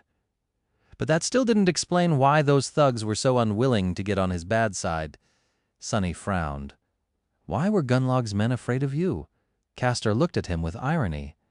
Those two. Oh, right. You have just arrived at the castle. Well, basically, there are different kinds of people serving Gunlag. The guys you have so carelessly offended are members of the castle guard. They are at the bottom of the totem pole. They are also the weakest and have little to no real battle experience. What minor reputation I have is enough to make them think twice before messing with me. For a second, there was a dangerous gleam in his eyes. Because of Castor's amiable personality, when talking to him, it was easy to forget what the word legacy really meant. Legacies were trained to fight and kill since they could barely walk.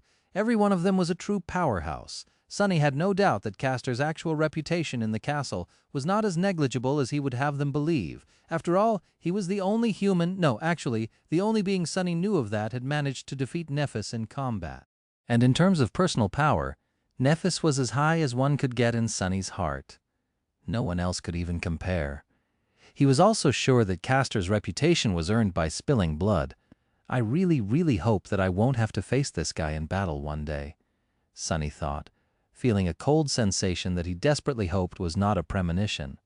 With a sigh, he tried to hide this unease and asked, "So I shouldn't be worried about their retaliation?" The amiable young man gave him a nod. The two guards you have humiliated might try to do something on their own, but there won't be any reaction from the host itself. But I doubt that they will. Just don't antagonize them any further. He suddenly grew serious. However, if they were hunters, or even worse, one of the Pathfinders, even my name would not have protected you. You'd simply be dead. So please watch your actions in the future. This castle, in a sense, it can be as dangerous as the city outside, especially for someone with your temperament. What's that supposed to mean? Sonny wanted to bite back, but then closed his mouth. Yeah, he really did have a temperament that attracted trouble. Guilty as charged.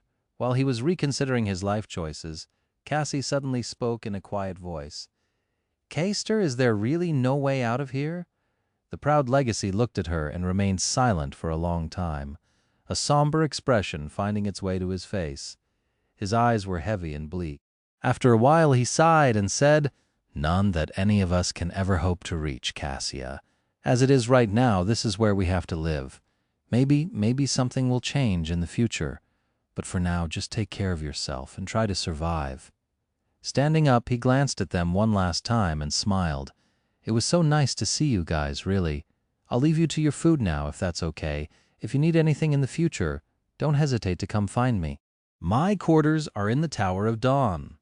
Quarters, of course. That miscreant has quarters. With that, Castor left, letting Sonny finally get to his stew, which was barely warm by that point. Great! Breakfast is ruined, he thought angrily, drilling 2 holes in the tall sleeper's back. His fault! It's all his fault, not mine! Yeah, definitely. Sometime later, Sonny was lying on his bed with his eyes closed. The Tower of Dusk was calm and quiet. It was time to send his shadow on a walk. Chapter 141. Other the next 5 days, Sonny mostly stayed in his room, while his shadow stealthily prowled around the castle, spying on people and learning their secrets. Slowly he began to understand the undercurrents that flowed beneath the seemingly peaceful surface of life in this pristine white fortress. Of course, in reality, things weren't peaceful at all, and as far from pure as one could imagine.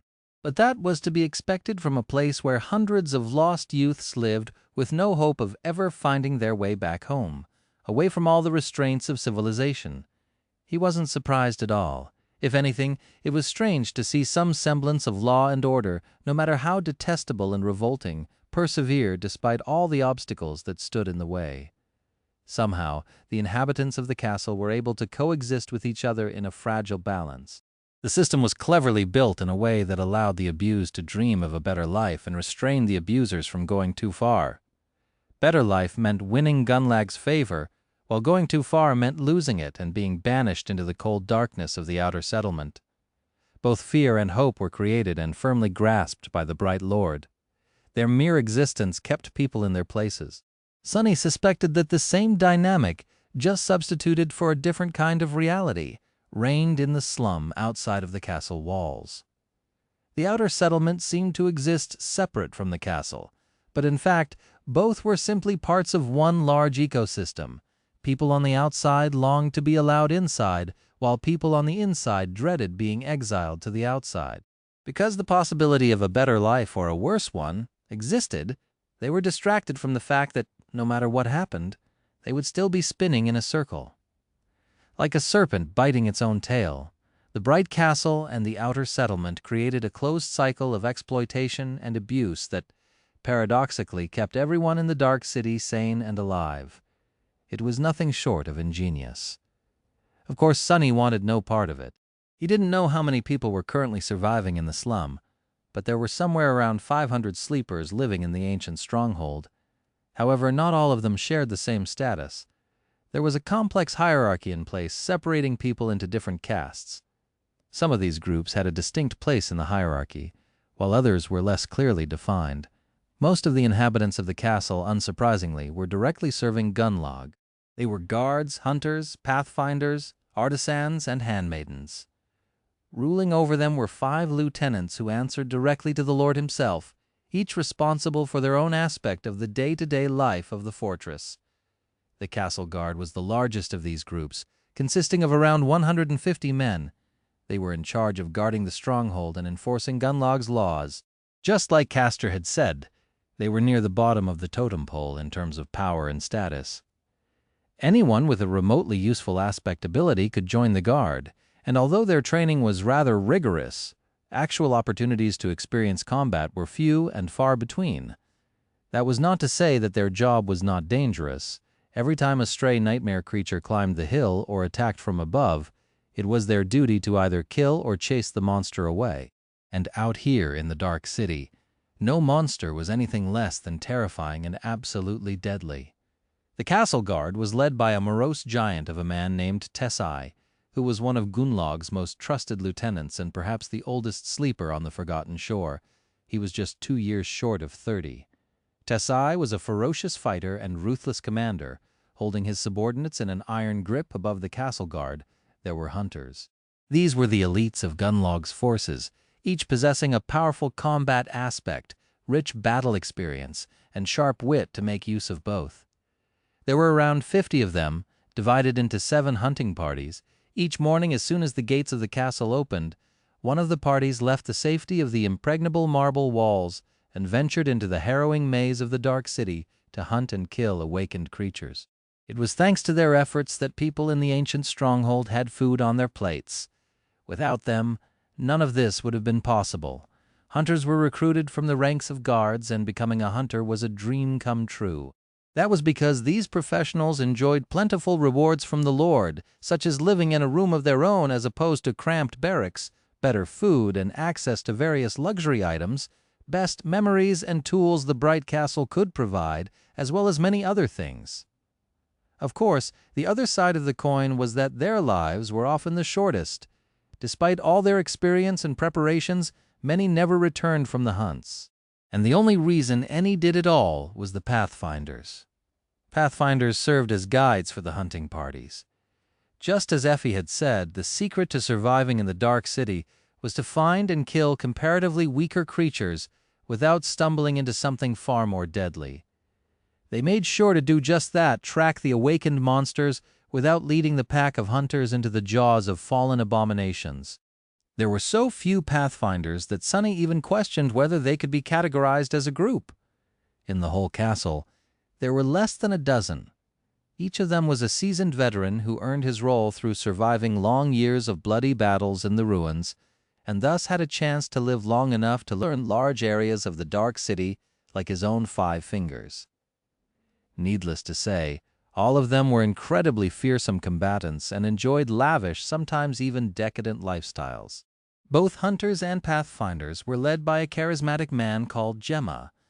Gemma came to the Forgotten Shore in the same year as Gunnlaug and had helped him take control of the castle. Together, these 3 groups, guards, hunters, and pathfinders, formed Gunnlaug's army, which was simply known as the Host. Chapter 142. There were 2 other groups of people that belonged to Gunnlaug. The first of them consisted of sleepers with useful utility abilities and their helpers. These people, known as artisans, played a very important role in the life of the castle. They were responsible for creating and maintaining various items that were either vital to survival or made existing on the Forgotten Shore less unbearable, such as clothes, tools, equipment, utensils, and various gear. Each artisan had a small team of less gifted sleepers helping them craft the necessary items. All in all, there were around 100 of them in total, with most of that number consisting of the assistants. They were led by a young woman called Kido, who was a talented manager and had an ability that allowed her to change attributes of certain plants. The vegetables in Sunny's stew came from her garden. Since such an ability was nothing short of priceless on the Forgotten Shore, where food was scarce and mostly homogeneous, it wasn't surprising that she had become one of the lieutenants despite being much younger than the rest of them. The status of artisans was somewhat of a tense subject in the Bright Castle, because they were largely non-combatants. Guards felt that their position should be inferior to that of people actually risking their lives in vicious battles against nightmare creatures. Artisans, on the contrary, believed that the rarity of utility aspects and the vital role they played in maintaining the living conditions inside the castle should land them more prestige than the castle guard, which basically recruited any random nobody enjoyed. This conflict had been simmering for a long time and was not going to be resolved anytime soon. Funnily enough, hunters who risked their lives the most did not care about the issue one way or another. Their leader, Gemma, however, was silently supporting the artisans and their chief, Kido, which prevented the guards from being too forceful in their argument. The last group of people who belonged to Gunnlaug was the handmaidens. These were the young women Sunny had seen quietly performing various chores around the castle, like making sure that windows were properly closed before the onset of the night or preparing and handing out food during mealtime. They were responsible for maintaining the castle itself, as well as serving the high-ranking members of the host. There were also around 100 of them.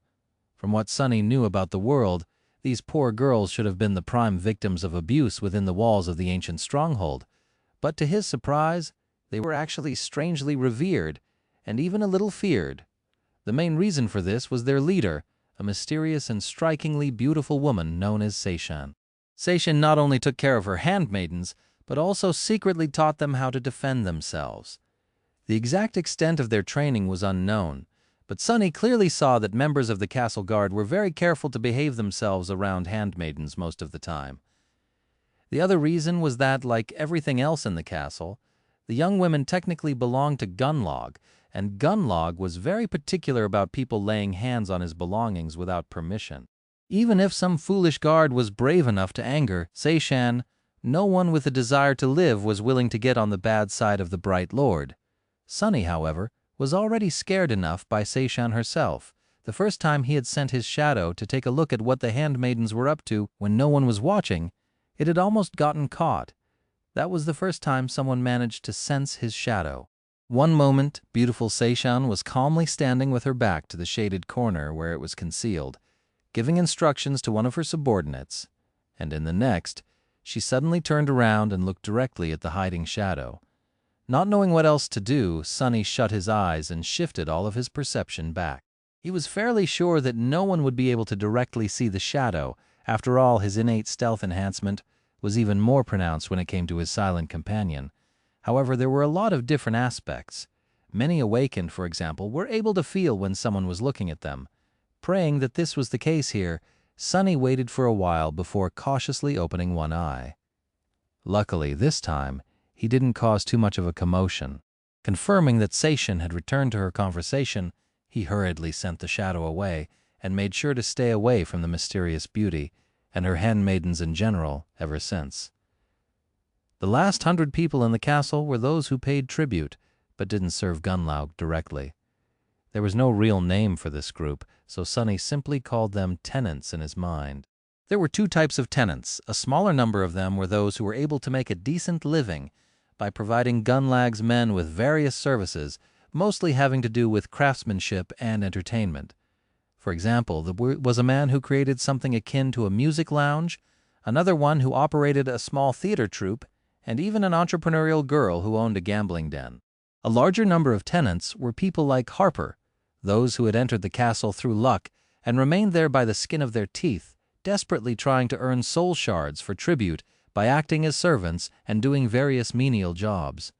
These poor folks were at the very bottom of the social hierarchy of the castle, and on the opposite side of that hierarchy there was the Golden Serpent, the master of the castle, Bright Lord Gunlag himself, the man who, by Effie's description, was nearly immortal. On his 5th day in the ancient stronghold, Sunny had finally laid eyes on this loathsome tyrant. He didn't like what he saw at all. Chapter 143. Despite the fact that Gunlag's heavy presence permeated every centimeter of the castle, the Bright Lord himself was strangely elusive. He didn't show himself often, preferring to rule through his 5 proxies. Whether it was out of arrogance, paranoia, or some other reason, Sunny did not know.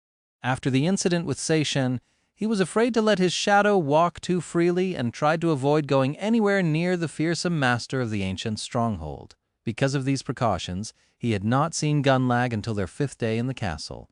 As it turned out, when Golden Serpent did show up, he liked to leave an impression. Sunny and Cassie were about to receive their usual breakfast when the whole grand hall suddenly grew deathly silent. Feeling that something was wrong, they turned to the entrance, just in time to see a torrent of guards pouring inside. Sunny's heart skipped a beat. What's this? Fearing for the worst, he tried to think of the best way to escape, but luckily, the menacing soldiers of the host paid them no attention. Instead, they quickly dispersed around the hall and moved the long tables to the walls, creating a large open space in the middle. Cassie grasped Sunny's shoulder and whispered, "What is going on?" He hesitated, then answered uncertainly, "I'm not sure." Suddenly he caught sight of Castor standing among the crowd. The handsome young man had a solemn look on his face. His gaze was turned to the dark alcove at the far end of the hall. One by one all the sleepers turned to face the same direction. Sonny followed their example. Slowly, 5 figures stepped out of the darkness of the alcove and stood at the steps leading up to the throne. They were Gemma, Tessai, Sation, Kido, and the last of the 5 lieutenants. When Sonny noticed him, an involuntary shudder ran through his body. The 5th lieutenant had no official duties in the bright castle, but everyone here feared him the most. It was a strange, pale man with a bony face and glassy, emotionless eyes. His spine was twisted, making him appear deceptively short. The hunchback was wearing simple black clothes with no adornments, and holding himself with a bit of awkwardness, as though uncomfortable with all the attention. His name was Harus, and he was Bright Lord's hidden blade and executioner. When someone needed to be disposed of, he was sent to carry out the punishment. If Gunlag wanted everyone to know about his displeasure, there would be rivers of blood left in his wake. If not, there wouldn't be even a single drop. People would just disappear, as though they had never existed. Harris was Gunlaug's murderous shadow. Many of the inhabitants of the castle had seen nightmares in which they awoke only to see his glassy, cold eyes staring at them from the darkness. For some, those nightmares became a reality. Harris was willing and eager to follow any command of his master, no matter how vile. What disturbed Sonny the most, however, was that looking at Harris was like looking at a dark mirror. Despite the fact that they were almost nothing alike, for some reason he couldn't help but recognize traces of himself in the sadistic butcher, or to be precise, of a possible future version of himself. No way I am. I am much more pleasant on the eye. Forcing himself to look away before the hunchback felt his stare, Sonny turned his head and looked at the tall man who had finally appeared from the darkness. At least he assumed that it was a man, and not some golden demon. Bright Lord Ginelug was clad in a strange, gilded armor that covered his tall figure from head to toe, not leaving even his eyes exposed.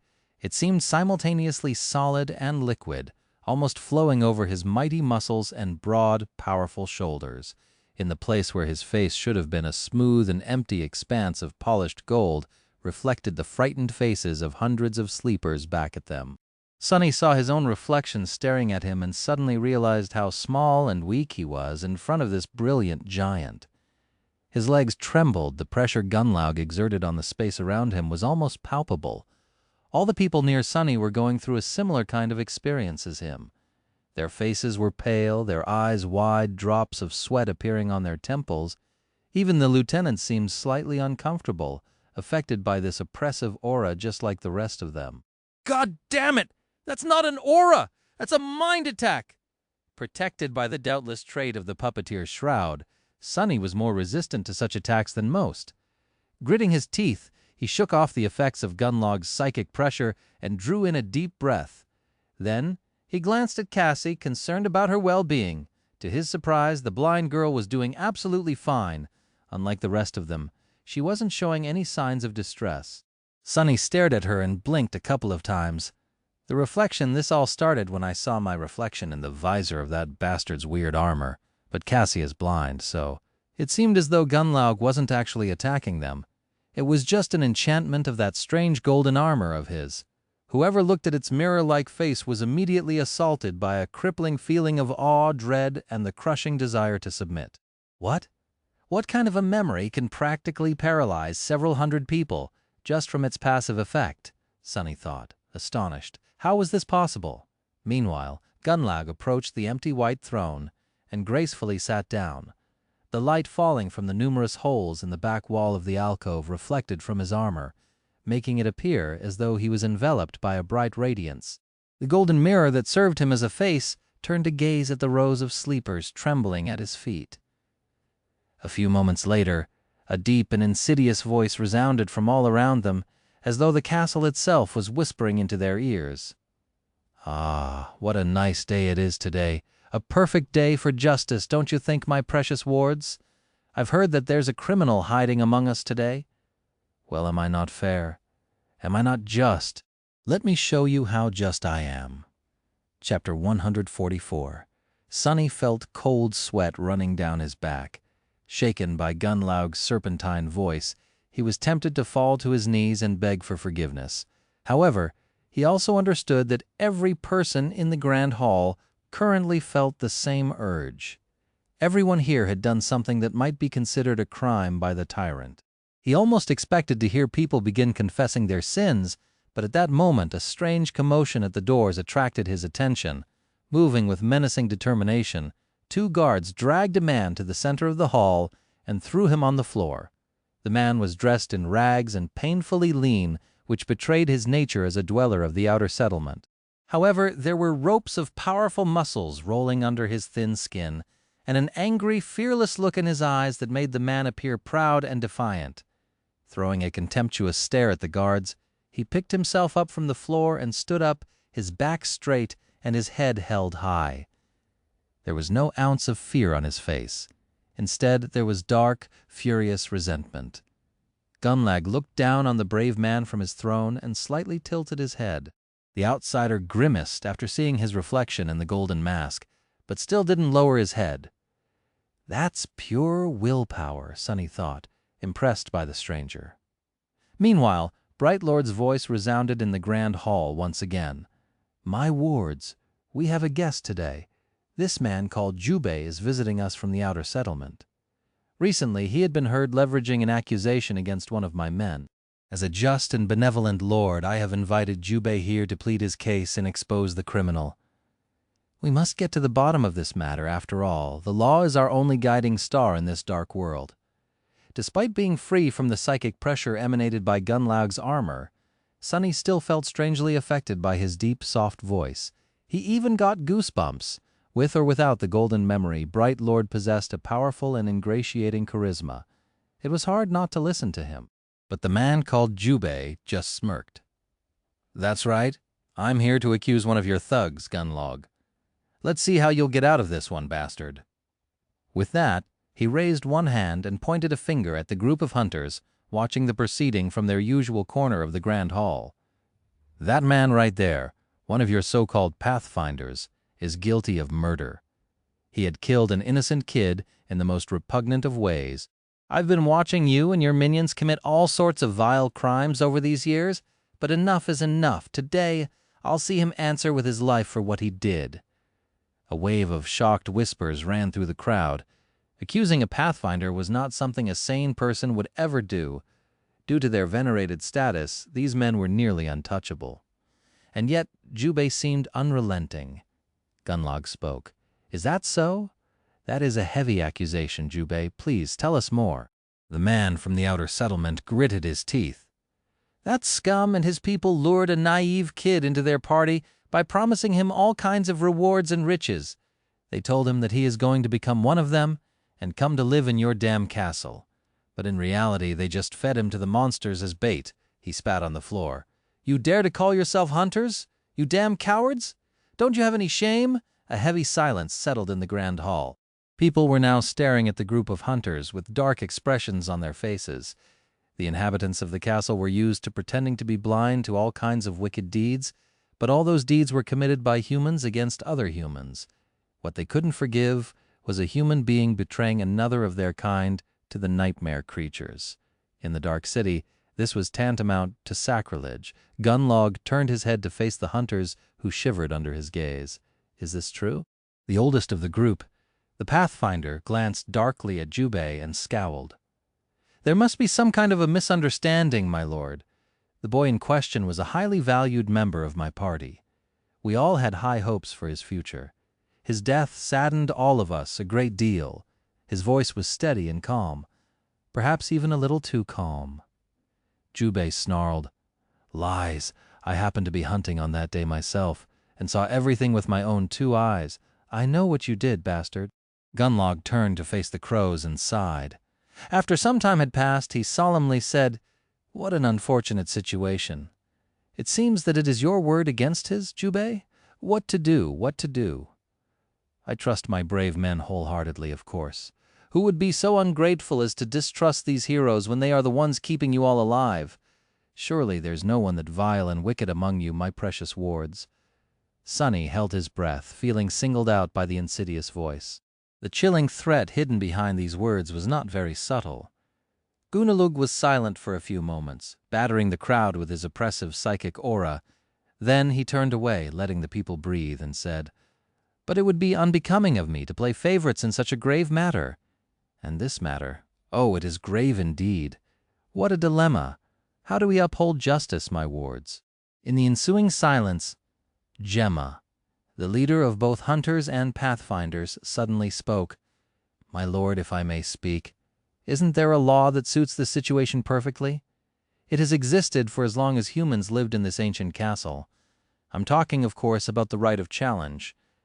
He glanced at Jubei and smiled. If this brave hunter has any shadow of doubt about his accusation, he should step down. If not, he can challenge the criminal and prove it with blood. Of course, the real culprit here is me, as the person responsible for these men. Any crime they commit in their roles as hunters is my fault. Gemma's charismatic smile was wide and friendly. "So how about Jubei? Will you step down, or do you want to challenge me?" The hunter from the outer settlement glared at him for a while, his eyes burning with fury and contempt. Finally he spat. "Do you think I'm afraid of you, lapdog? Sure, why not? I challenge you." Chapter 145. The whole spectacle was so smoothly orchestrated that Sonny was almost tempted to believe in it. Of course, he knew better. The only thing he didn't know was whether the bits performed by the Pathfinder and Gemma were rehearsed in advance or improvised on the fly to fulfill their lord's desire to maintain appearances while having the man who had dared to speak openly against him publicly executed. And that was what this was, an execution. Sonny didn't believe for a second that Gunlog was going to give the brave hunter a chance to leave the Grand Hall alive. No, he wanted him dead. And he wanted everyone to see him die, lest they get the idea that it was possible to run their mouths against him and escape unscathed. And yet, a tiny ember of hope still burned in Sonny's heart. From the looks of it, Jubei was an experienced hunter, a capable, seasoned warrior who faced numerous monsters and ended up on top every time. He was very strong, with enough willpower and resolve to crush rocks into dust. Perhaps a miracle would happen. No matter how small, there was a possibility. That's why Sonny couldn't understand why Gunlog would be willing to risk his right-hand man's life in this farce. As though reading his thoughts, the bright lord spoke. "A challenge, ah, so be it. This is a sacred tradition indeed. As long as good men are willing to put their lives on the line for the sake of righteousness, depravity can't win." The crowd of sleepers exploded into whispers. Some of them were tense and somber, others filled with dark anticipation. The corner of Sonny's mouth turned downwards. From what he could see, depravity had already won, or at least gotten the upper hand. But Gunlog wasn't done speaking. "However, it would not be suitable for you to represent the accused personally, Gemma. The Bright Castle can't afford to lose you, my friend Jubei. Would you mind if the accused chose another champion?" The hunter from the outer settlement simply shrugged and said, "Bring your worst cowards." Bright Lord turned to the Pathfinder and tilted his head. With his suddenly pale face reflected in the eerie mask of the strange golden armor, the murderer remained silent for a few moments and then said in a quiet voice, "I choose Horus, my lord." Everyone suddenly grew silent. Sonny himself felt cold shivers running down his spine. Why did it have to be that creepy, wicked cripple in the deathly silence? Jubei smirked and spat with grim satisfaction. Even better, it seemed that he had a score to settle with the silent hunchback, too. Harris, who had looked a little bored and uncomfortable through the whole procedure, stared at the Pathfinder who had named him with no particular expression on his bony face, and then slowly walked down the steps. The other lieutenants reacted to this unexpected turn of events differently. Gemma frowned and threw a quick glance at Gunlog before stepping back with a dark expression. Tessai grinned as though expecting a good spectacle. Keto grew a little pale and took a little step sideways, trying to distance herself from the descending hunchback as much as possible. Only Seishan remained silent and indifferent, not allowing any emotion to appear on her cold, beautiful face. Realizing what was about to happen, Cassie squeezed Sonny's arm and whispered, "Sonny, I want to leave." After a short pause, he answered in a raspy voice, "I'm sorry, we can't leave now." Despite the fact that he didn't want to be anywhere near Gunlog's scarecrow, he knew that leaving now would draw too much attention. They couldn't risk that in the presence of all 5 lieutenants, not to mention Golden Serpent himself. What's more, his mission in the castle was to gather as much information as possible. He couldn't miss the chance to see one of the most dangerous creatures in this deceptively peaceful stronghold in action. And there was this dark feeling deep within his heart that one day, somehow, he and Horace were going to end up bloodied, with only one of them walking away alive from the fight. It was as though an invisible thread connected them together. Perhaps it was a string of fate.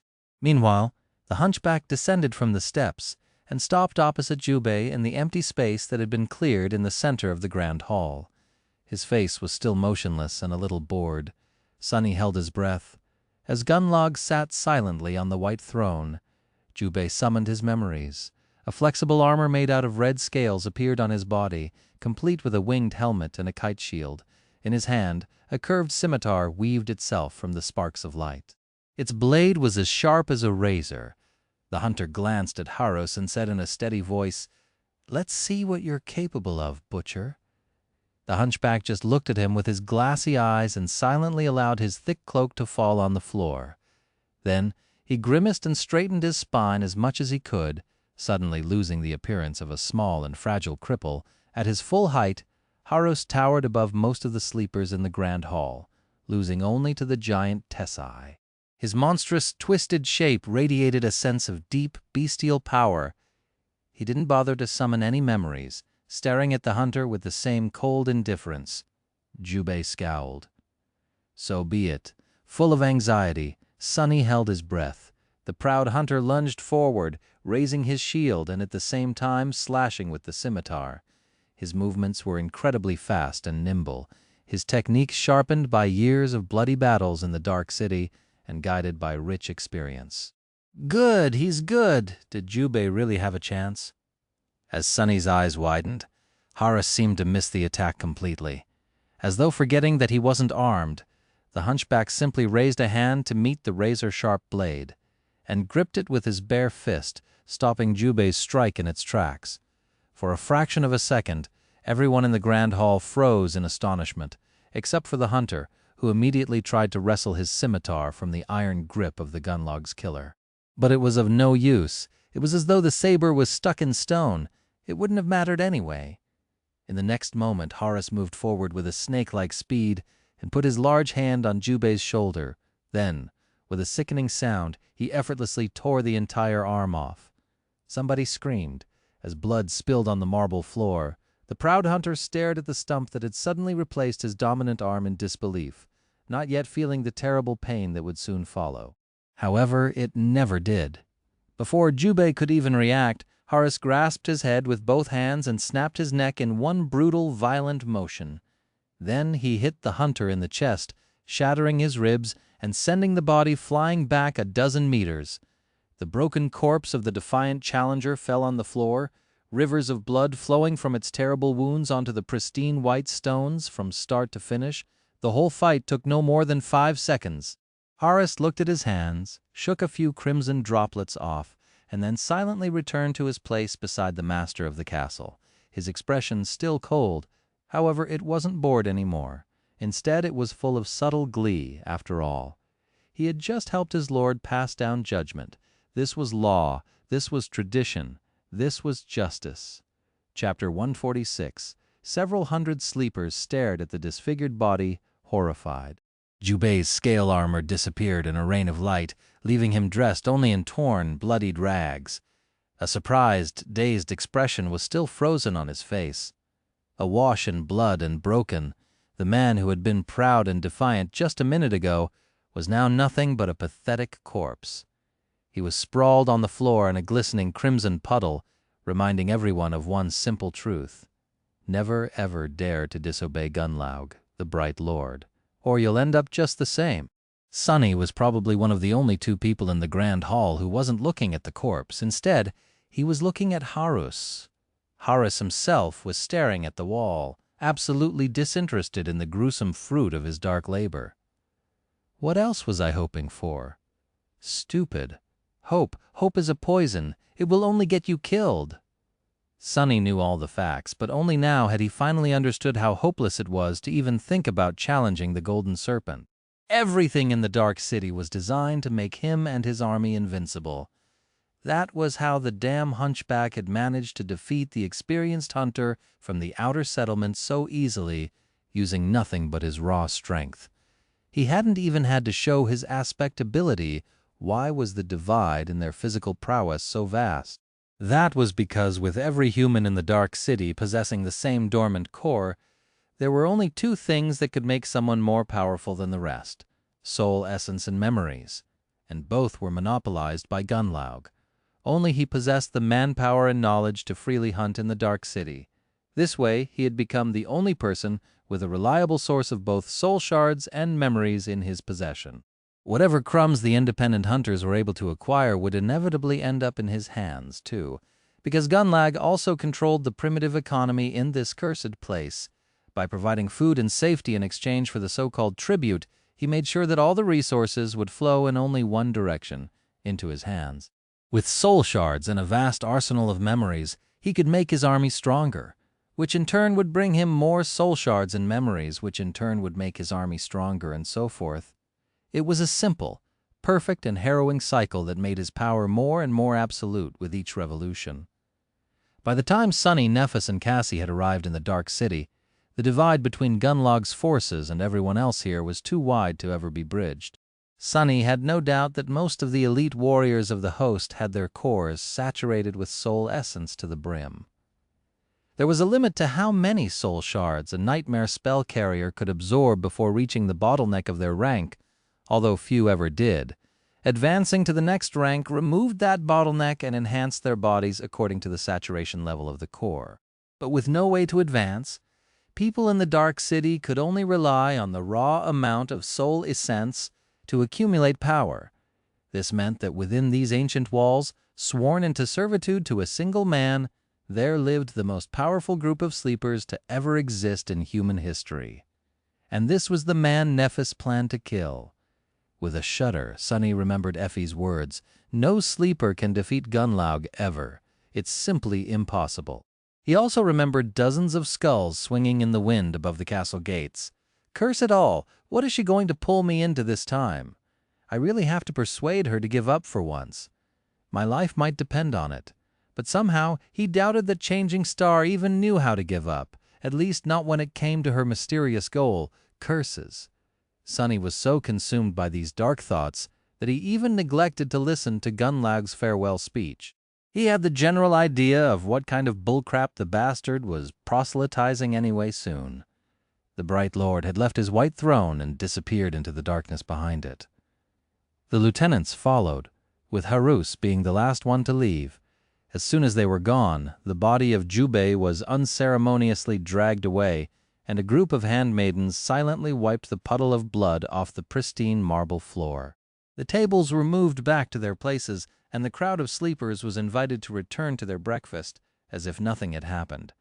However, Sonny had completely lost his appetite. Leading Cassie away, he glanced at the plates full of food and thought without humor, "I guess there's a first time for everything." For the remaining 2 days, Sonny had done nothing but frantically gather information. Knowing that he will be leaving the castle soon, he became a little bit bolder in where to send his shadow. He spent a lot of time spying on the hunters and pathfinders, learning their tactics and secrets. He observed how guards were trained. He learned which artisans were important and which were not. The only caste he tried to avoid was the handmaidens. He even studied various engravings and stone carvings that decorated the walls of the castle. Finally, the week they had paid tribute for came to an end. On the dawn of the 8th day, Sonny and Cassie once again appeared in the large hall with beautiful stained glass windows and saw the gates of the castle. Despite the fact that there was nothing outside these gates but a dirty slum, Sonny felt relieved. He couldn't wait to leave this damn place. Why do people even want to live here?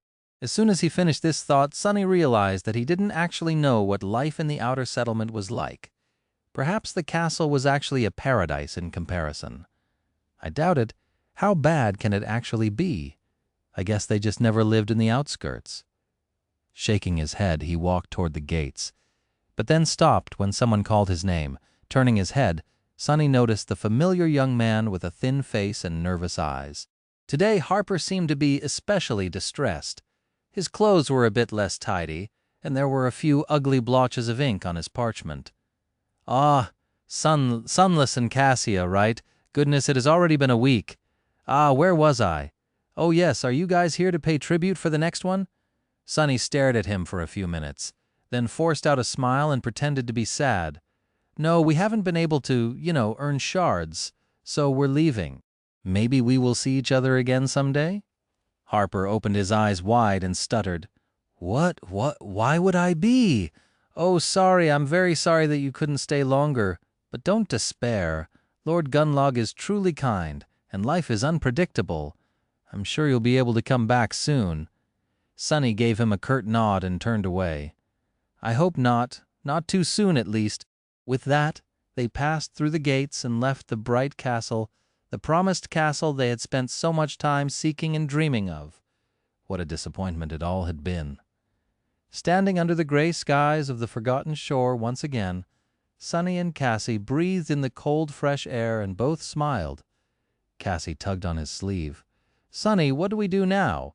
He looked at the pitiful slum that lay beneath them and answered without having to think for too long. "What else?" "We go find Nephis." Chapter 147. Cassie smiled, but then suddenly frowned and asked, "But Sunny, how do we find her?" He thought for a few seconds, then shrugged. "I'm not sure. Follow the sounds of mayhem. This place is not that big. I'm sure we'll manage." They descended the stairs and entered the slum, with Sunny looking around in search of the distinct tall figure.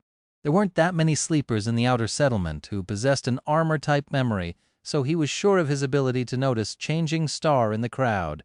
Soon, they were surrounded by makeshift hovels and people that had empty, bleak eyes. Some of them stared at them with pity, realizing that the two had just been sent away from the castle. Others openly gloated. Sunny paid them no attention. Once again, he was surprised by the sharp contrast between the castle and the outer settlement. No matter how vile the underside of the ancient stronghold was, people were actually living there, walking around with mostly mundane human worries written on their faces.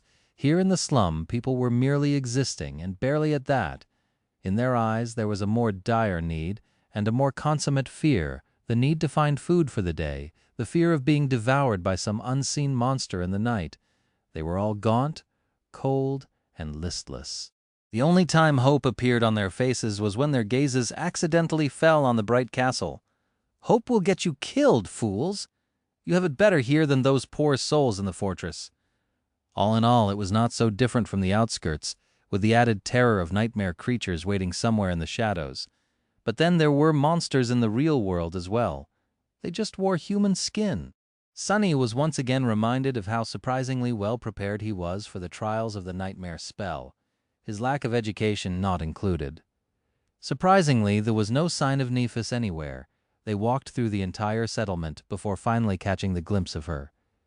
At the very edge of the slum, perched precariously above the vertical fall from the stone platform, stood an uncharacteristically spacious dwelling. It was crudely put together out of slabs of stone that had been unceremoniously scavenged from the ruins, with many of them still bearing the intricate carvings left behind by the original inhabitants of the Dark City. This barbarous atrocity was the closest to the road of white stone out of the entire outer settlement. Perhaps that was why it seemed to be a bit sturdier than the rest of the hovels. The lodge even had a small addition built on top of it, somewhat resembling a second story. Changing Star was sitting on its roof with her legs crossed, gazing at the rising sun and the cursed city below. In the pale light of dawn, her ivory skin and silver hair looked beautiful and eerie. She had dismissed her armor and was wearing a crude tunic with a piece of rope tied around her waist. Sensing their approach, Nephis turned her head and glanced in their direction. Then she stood up and jumped down, landing lightly on the stone surface of the vast platform. Sunny grinned. "Hey, Neph! Long time no see." Nephis led them inside the stone lodge, which had turned out to be her new residence. The interior was Spartan and austere, with pieces of broken furniture lying here and there, and cold winds sweeping freely through the spacious hall of the first floor. Despite its larger size and superior craftsmanship, the lodge had been empty when she found it. No one wanted to live this close to both the edge of the platform at the threshold of the road, where the risk of being attacked by nightmare creatures was the highest. But Changing Star didn't mind. Looking around, Sunny scoffed. "Gee, this place surely needs some work." Neff shrugged, seemingly not very concerned with her living conditions. Well, they did spend the past 2 months sleeping on nothing but rocks and dirt, so in a sense, even this ramshackle mess was an enormous improvement. With some improvements, it could even become somewhat of a decent place. Suddenly, Sunny felt a little guilty about all the comfort and warmth he had experienced in the castle. He was even fed delicious fresh food twice a day. Speaking of food, Cassie smiled and handed Neff a small bundle. Concerned about her friend, she had not eaten her supper the previous evening, choosing to save it for this moment. "Here, Neff, I brought you something to eat." Changing Star received the bundle with a faint smile and lingered a little before saying, "Thank you. Do you guys want breakfast?" With that, she walked over to a flimsy wooden table that stood near one of the walls and removed a piece of cloth from it. Beneath there was a pile of juicy roasted meat. It was sizable enough to feed 10 people in the castle for a day or two. Sunny stared at the meat blankly, then moved his eyes to stare at Nephis. "Where the hell did you get all this meat? We thought you would be starving here in the outer settlement." She touched her hair in embarrassment. "Oh, a few nights ago, a big monster came from the road. I and a few other people managed to kill it. This is my share of the spoils." Cassie opened her eyes wide. "But I thought the Gunlog's men were supposed to fight off nightmare creatures." Changing Star remained silent for a few seconds. "They do if the castle is attacked, either from the slopes of the hill or from the sky. If the monsters come from the road, they usually don't bother to do anything. So that's why all the nearby hovels were empty. Who would want to live in the direct path of attacking nightmare creatures, especially since people who were supposed to fight them weren't going to move a finger to help?" Sunny smiled darkly. "That's the glorious castle guard for you." "Wait," he blinked, then glared at Nephis. "If that is true, then why on earth a dream realm? Would you choose to live in this pit of all places?" She stared at him for a while, then said in a flat tone, "It's quiet here." Then a small smile appeared on Neff's lips. Turning to a window, she added, "I like it." Chapter 148. Behind the window, a striking vista of the cursed city sprawled far below. The morning sun washed the ruins in a pale light, making them look menacingly mysterious. Nephis smiled. "Besides, what can compete with this killer view?" As though answering her words, a ghastly wail resounded from somewhere far away, echoing in the wind like a dying scream. Sunny trembled. I guess she meant it literally. With a sigh, he put Changing Star's strange choice of habitat at the back of his mind and approached the pile of meat. "Let's eat first." The three of them sat on the stone floor and ate monster meat, passing around Cassie's beautiful glass bottle between each other. It was just like the good old times, provided that those times were not actually that old, and there had certainly not been anything good about them, almost. When all three of them were satiated, Nephis looked at Sunny with calm intensity. For some reason, he was reminded of the unseen waves of pressure that Gunlaug created anywhere he went. "What have you learned in the castle?" He sighed. This was going to be a long conversation. Sunny started by describing the general order of things in the ancient stronghold. He told Neff about the 6 different castes and the complex relationships that existed between them, as well as briefly explaining how the members of each caste lived their lives. Sometimes Cassie would add a few details of her own. Changing Star frowned. "Wait, did you say that there were 500 people living in the castle?" Sunny gave her a nod. "Yes, somewhere around that. Why?" She thought for a bit, then said, "That doesn't make sense. There are almost as many people here in the outer settlement, perhaps even more. That would put the human population of the Dark City at around 1,000. Most of them are fairly young, too, which would mean that each year, hundreds upon hundreds of us are sent to the Forgotten Shore, with most somehow managing to survive and reach the Bright Castle." She paused, "But I haven't seen a single sleeper of our crop here in the slum."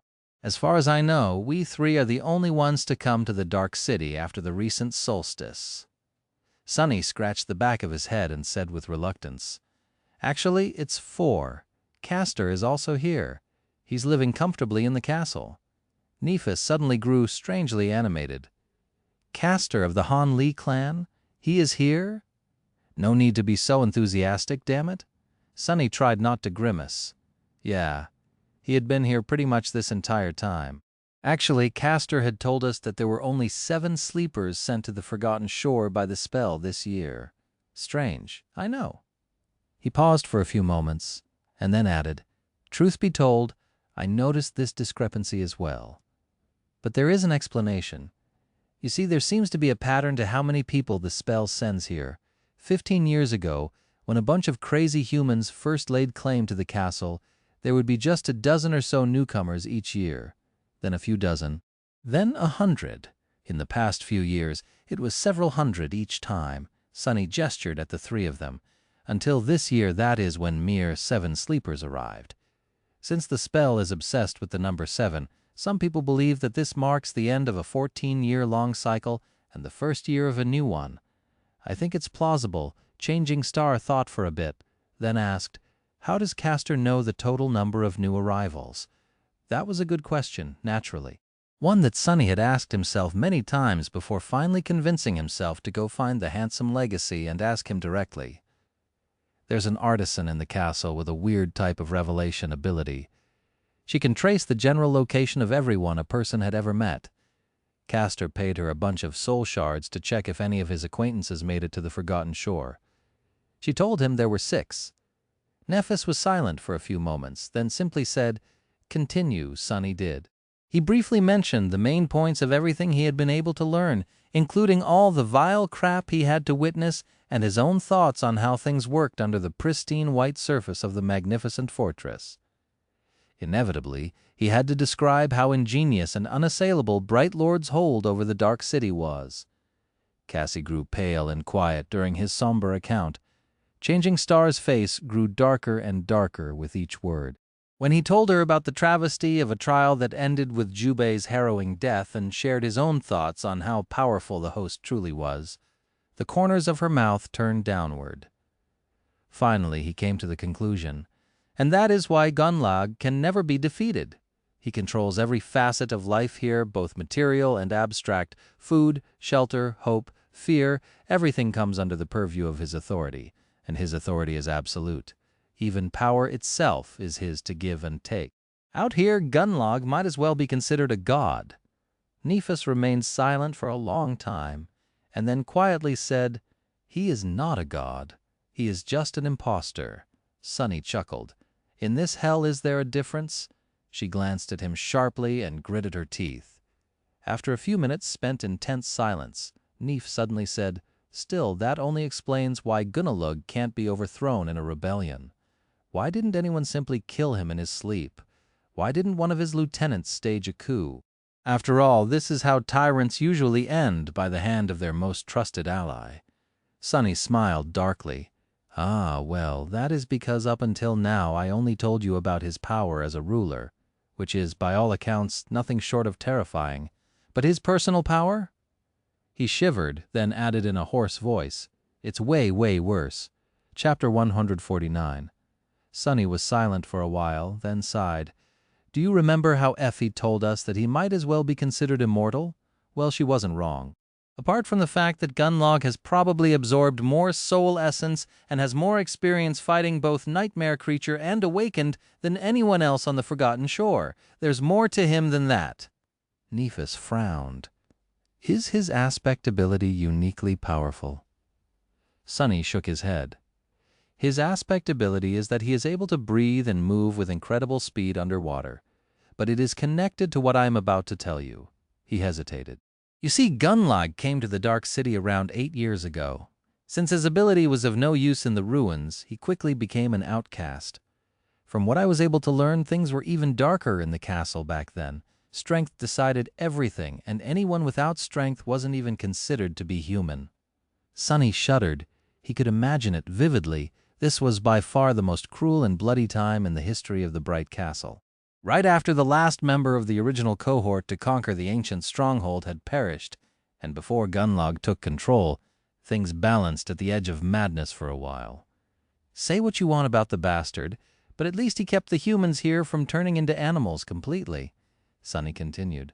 But Gunlog, he turned out to be mad even by those standards, because he actually began to hunt in the dark sea. Changing Star blinked. What? He nodded. Yes. At dusk, he would dive from the city wall into the black water to scavenge the soul shards from the monsters of the labyrinth that were crushed by the flood, racing against the approaching horrors of the depths. And at dawn he would dive into the retreating sea to scavenge meat from the remains of creatures that the dwellers of the depths had killed and left behind. Nephis silently stared at him. They had met the abominable existences that hid beneath the black surface of the cursed sea twice, and each of these harrowing meetings had left scars on their souls and minds, to do so twice a day, every day. Gunlog was indeed a madman. But he was also somewhat of a mad genius. Sonny took a deep breath, and this is how he turned from a desperate outcast into the Bright Lord. One day, Gunlog was pulled away by a current and, once the sea disappeared, stumbled onto a mortally wounded, dying Leviathan. The creature was still alive, but just barely. Knowing that the carrion eaters of the labyrinth will soon come to feast on it, Gunlog began cutting the meat of the creature's bones with his knife. He paused, then said in a strangely dark voice, by chance the Leviathan happened to die from its terrible wounds at that exact moment. And since Gunlog's blade was the last thing to cut it, the spell happened to attribute the kill to him, and that kill happened to give him a memory. A wondrous golden armor that no human weapon can even scratch. No one really knew a lot about the dwellers of the depths, but Sonny and Nephis had once witnessed two Carapace centaurians retrieve two transcendent souls shards from the carcass of one of them, which meant that Gunlog's armor-type memory was at least 3 ranks above the soul cores of every human on the Forgotten Shore. Almost every weapon-type memory they possessed was either of dormant or awakened rank. Even if someone managed to kill a fallen creature and acquire an ascended weapon from it, the weapon would most likely still be ineffective against the transcendent armor. And since that damn armor didn't have any openings, basically Gunlog was invincible. Sonny sighed. With that armor, he returned to the Dark City, gathered a few supporters, killed everyone who stood in his way, and took control of the castle. No one was able to threaten his reign ever since. And all those who tried, well, their skulls are out there for everyone to see, swinging on chains above the gates of the castle. Nephis remained silent for a long time, staring at the floor. She seemed to be a bit disheartened. Finally, she asked, "What traits does the armor possess?" He shrugged. "Who knows? It's not like anyone who had the opportunity to learn that lived to tell the tale. The only thing widely known about the golden armor is that it is made out of some strange liquid metal, and that it emanates a field of crushing psychic pressure, but even that is not entirely true. Actually, it only affects those who look at their reflection in the visor. Cassie wasn't affected at all." The blind girl raised an eyebrow, only now learning that everyone except for her always felt incredibly oppressed in Gunlog's presence.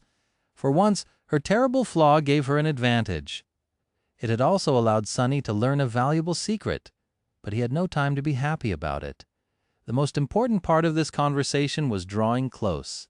He had to convince Changing Star to abandon any idea of going against Gunlog, otherwise all 3 of them were going to end up dead.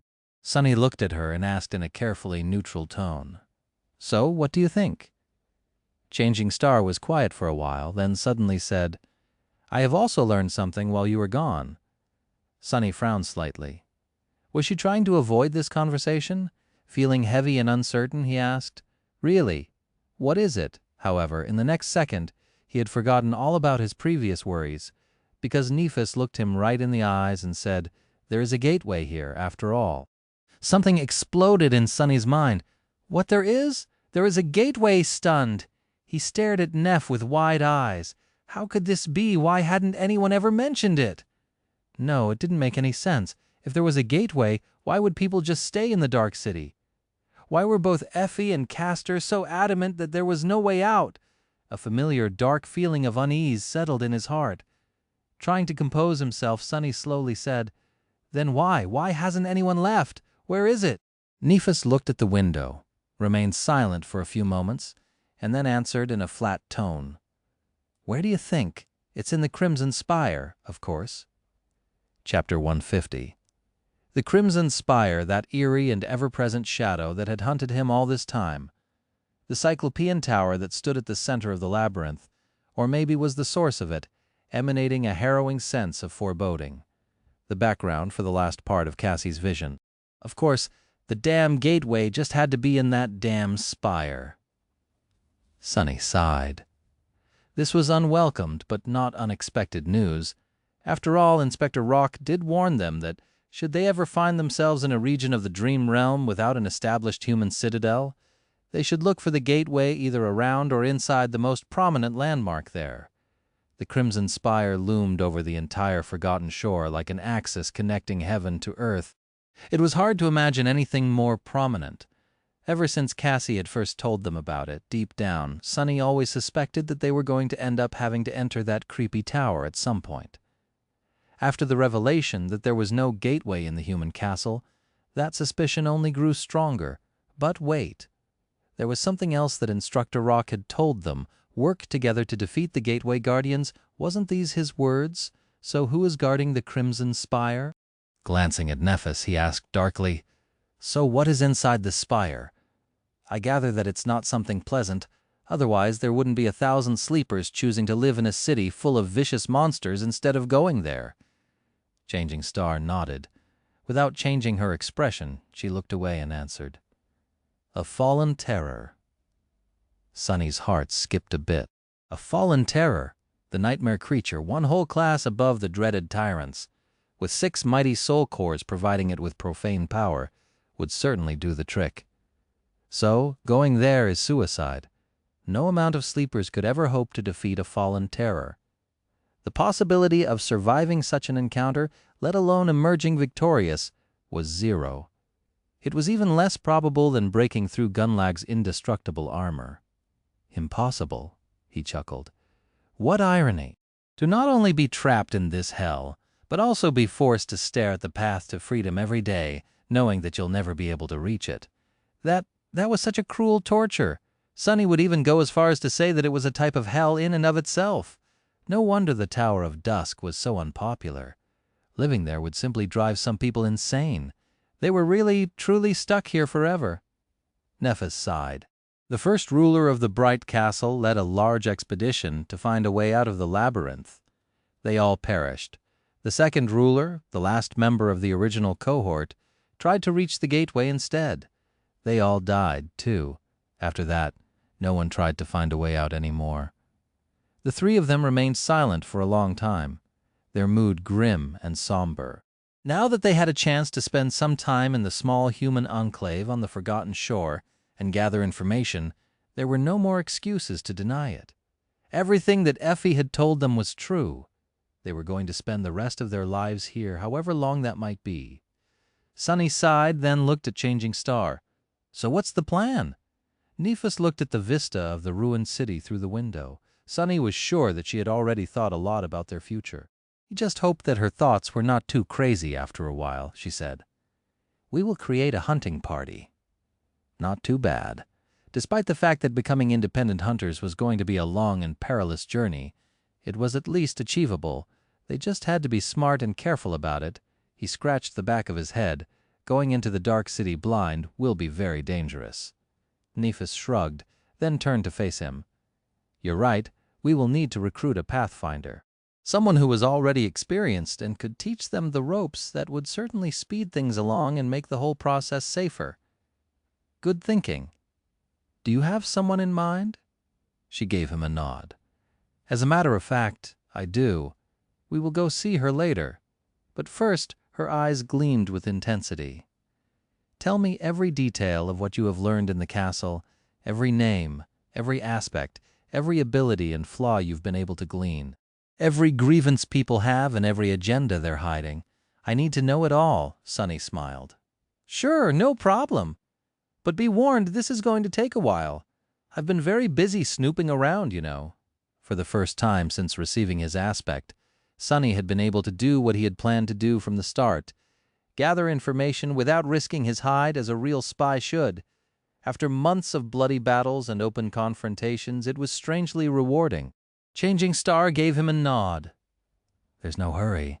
Several hours later, Sonny was finishing his winding report, his voice hoarse from all the talking. Is actually the same Pathfinder who the hunter from the outer settlement, Jubei, accused of using another human as monster bait. A real nasty fellow. He is an incredibly formidable fighter and is good at his job, but his personal habits, well, the man is a degenerate gambler. He spends all his shards in Aiko's gambling den, then refuses to pay and hurts anyone who dares to object. He took a breath, then added angrily, some people even say that this whole challenge happened because he wanted to hunt a powerful monster and pay off a part of his gambling debt. The bastard. Then Sonny thought for a while, scratched his head, and said, I think that covers pretty much everything. Of course, there are a lot of things I wasn't able to learn at all. Nephis was in deep thought, digesting the mountain of information that Sonny had thrown at her. Her face was cold and distant. Feeling that her friend wasn't going to react, Cassie patted him on the shoulder, smiled, and said, You've done a very good job, Sonny. This is amazing. He blinked and looked aside, slightly embarrassed. Well, of course it is. That is what my aspect is actually for, remember? The whole monster-slaying thing is nothing but an unfortunate misuse of my talents, honestly. Yeah, I would much prefer to stay hidden somewhere safe and let my shadow do all the work. The shadow slightly turned its head and threw a menacing look his way. It was not amused. Sonny smiled, then looked at Nephis. So who is the Pathfinder you want to recruit? There can't be a lot of experienced hunters in the outer settlement, right? And each of them must have their hunting party already. How are we going to persuade one to join us? Changing Star lingered, then said in a strangely tense voice, Yes, everyone who is worth something has their own party, except for one person. But persuading her won't be easy. She sighed, then added, Actually, you already know her. It's Effie. And that's the end of today's episode. Thank you so much for spending your time with me and for continuing this incredible journey through Shadow Slave. If you enjoyed the episode, don't forget to leave a like, subscribe to Kevin Audiobook TV, and share your thoughts or theories in the comments. I always love hearing what you think about the story and what you believe might happen next. Take care of yourselves and your loved ones. Stay healthy, and I'll see you in the next chapter. Until then, happy listening.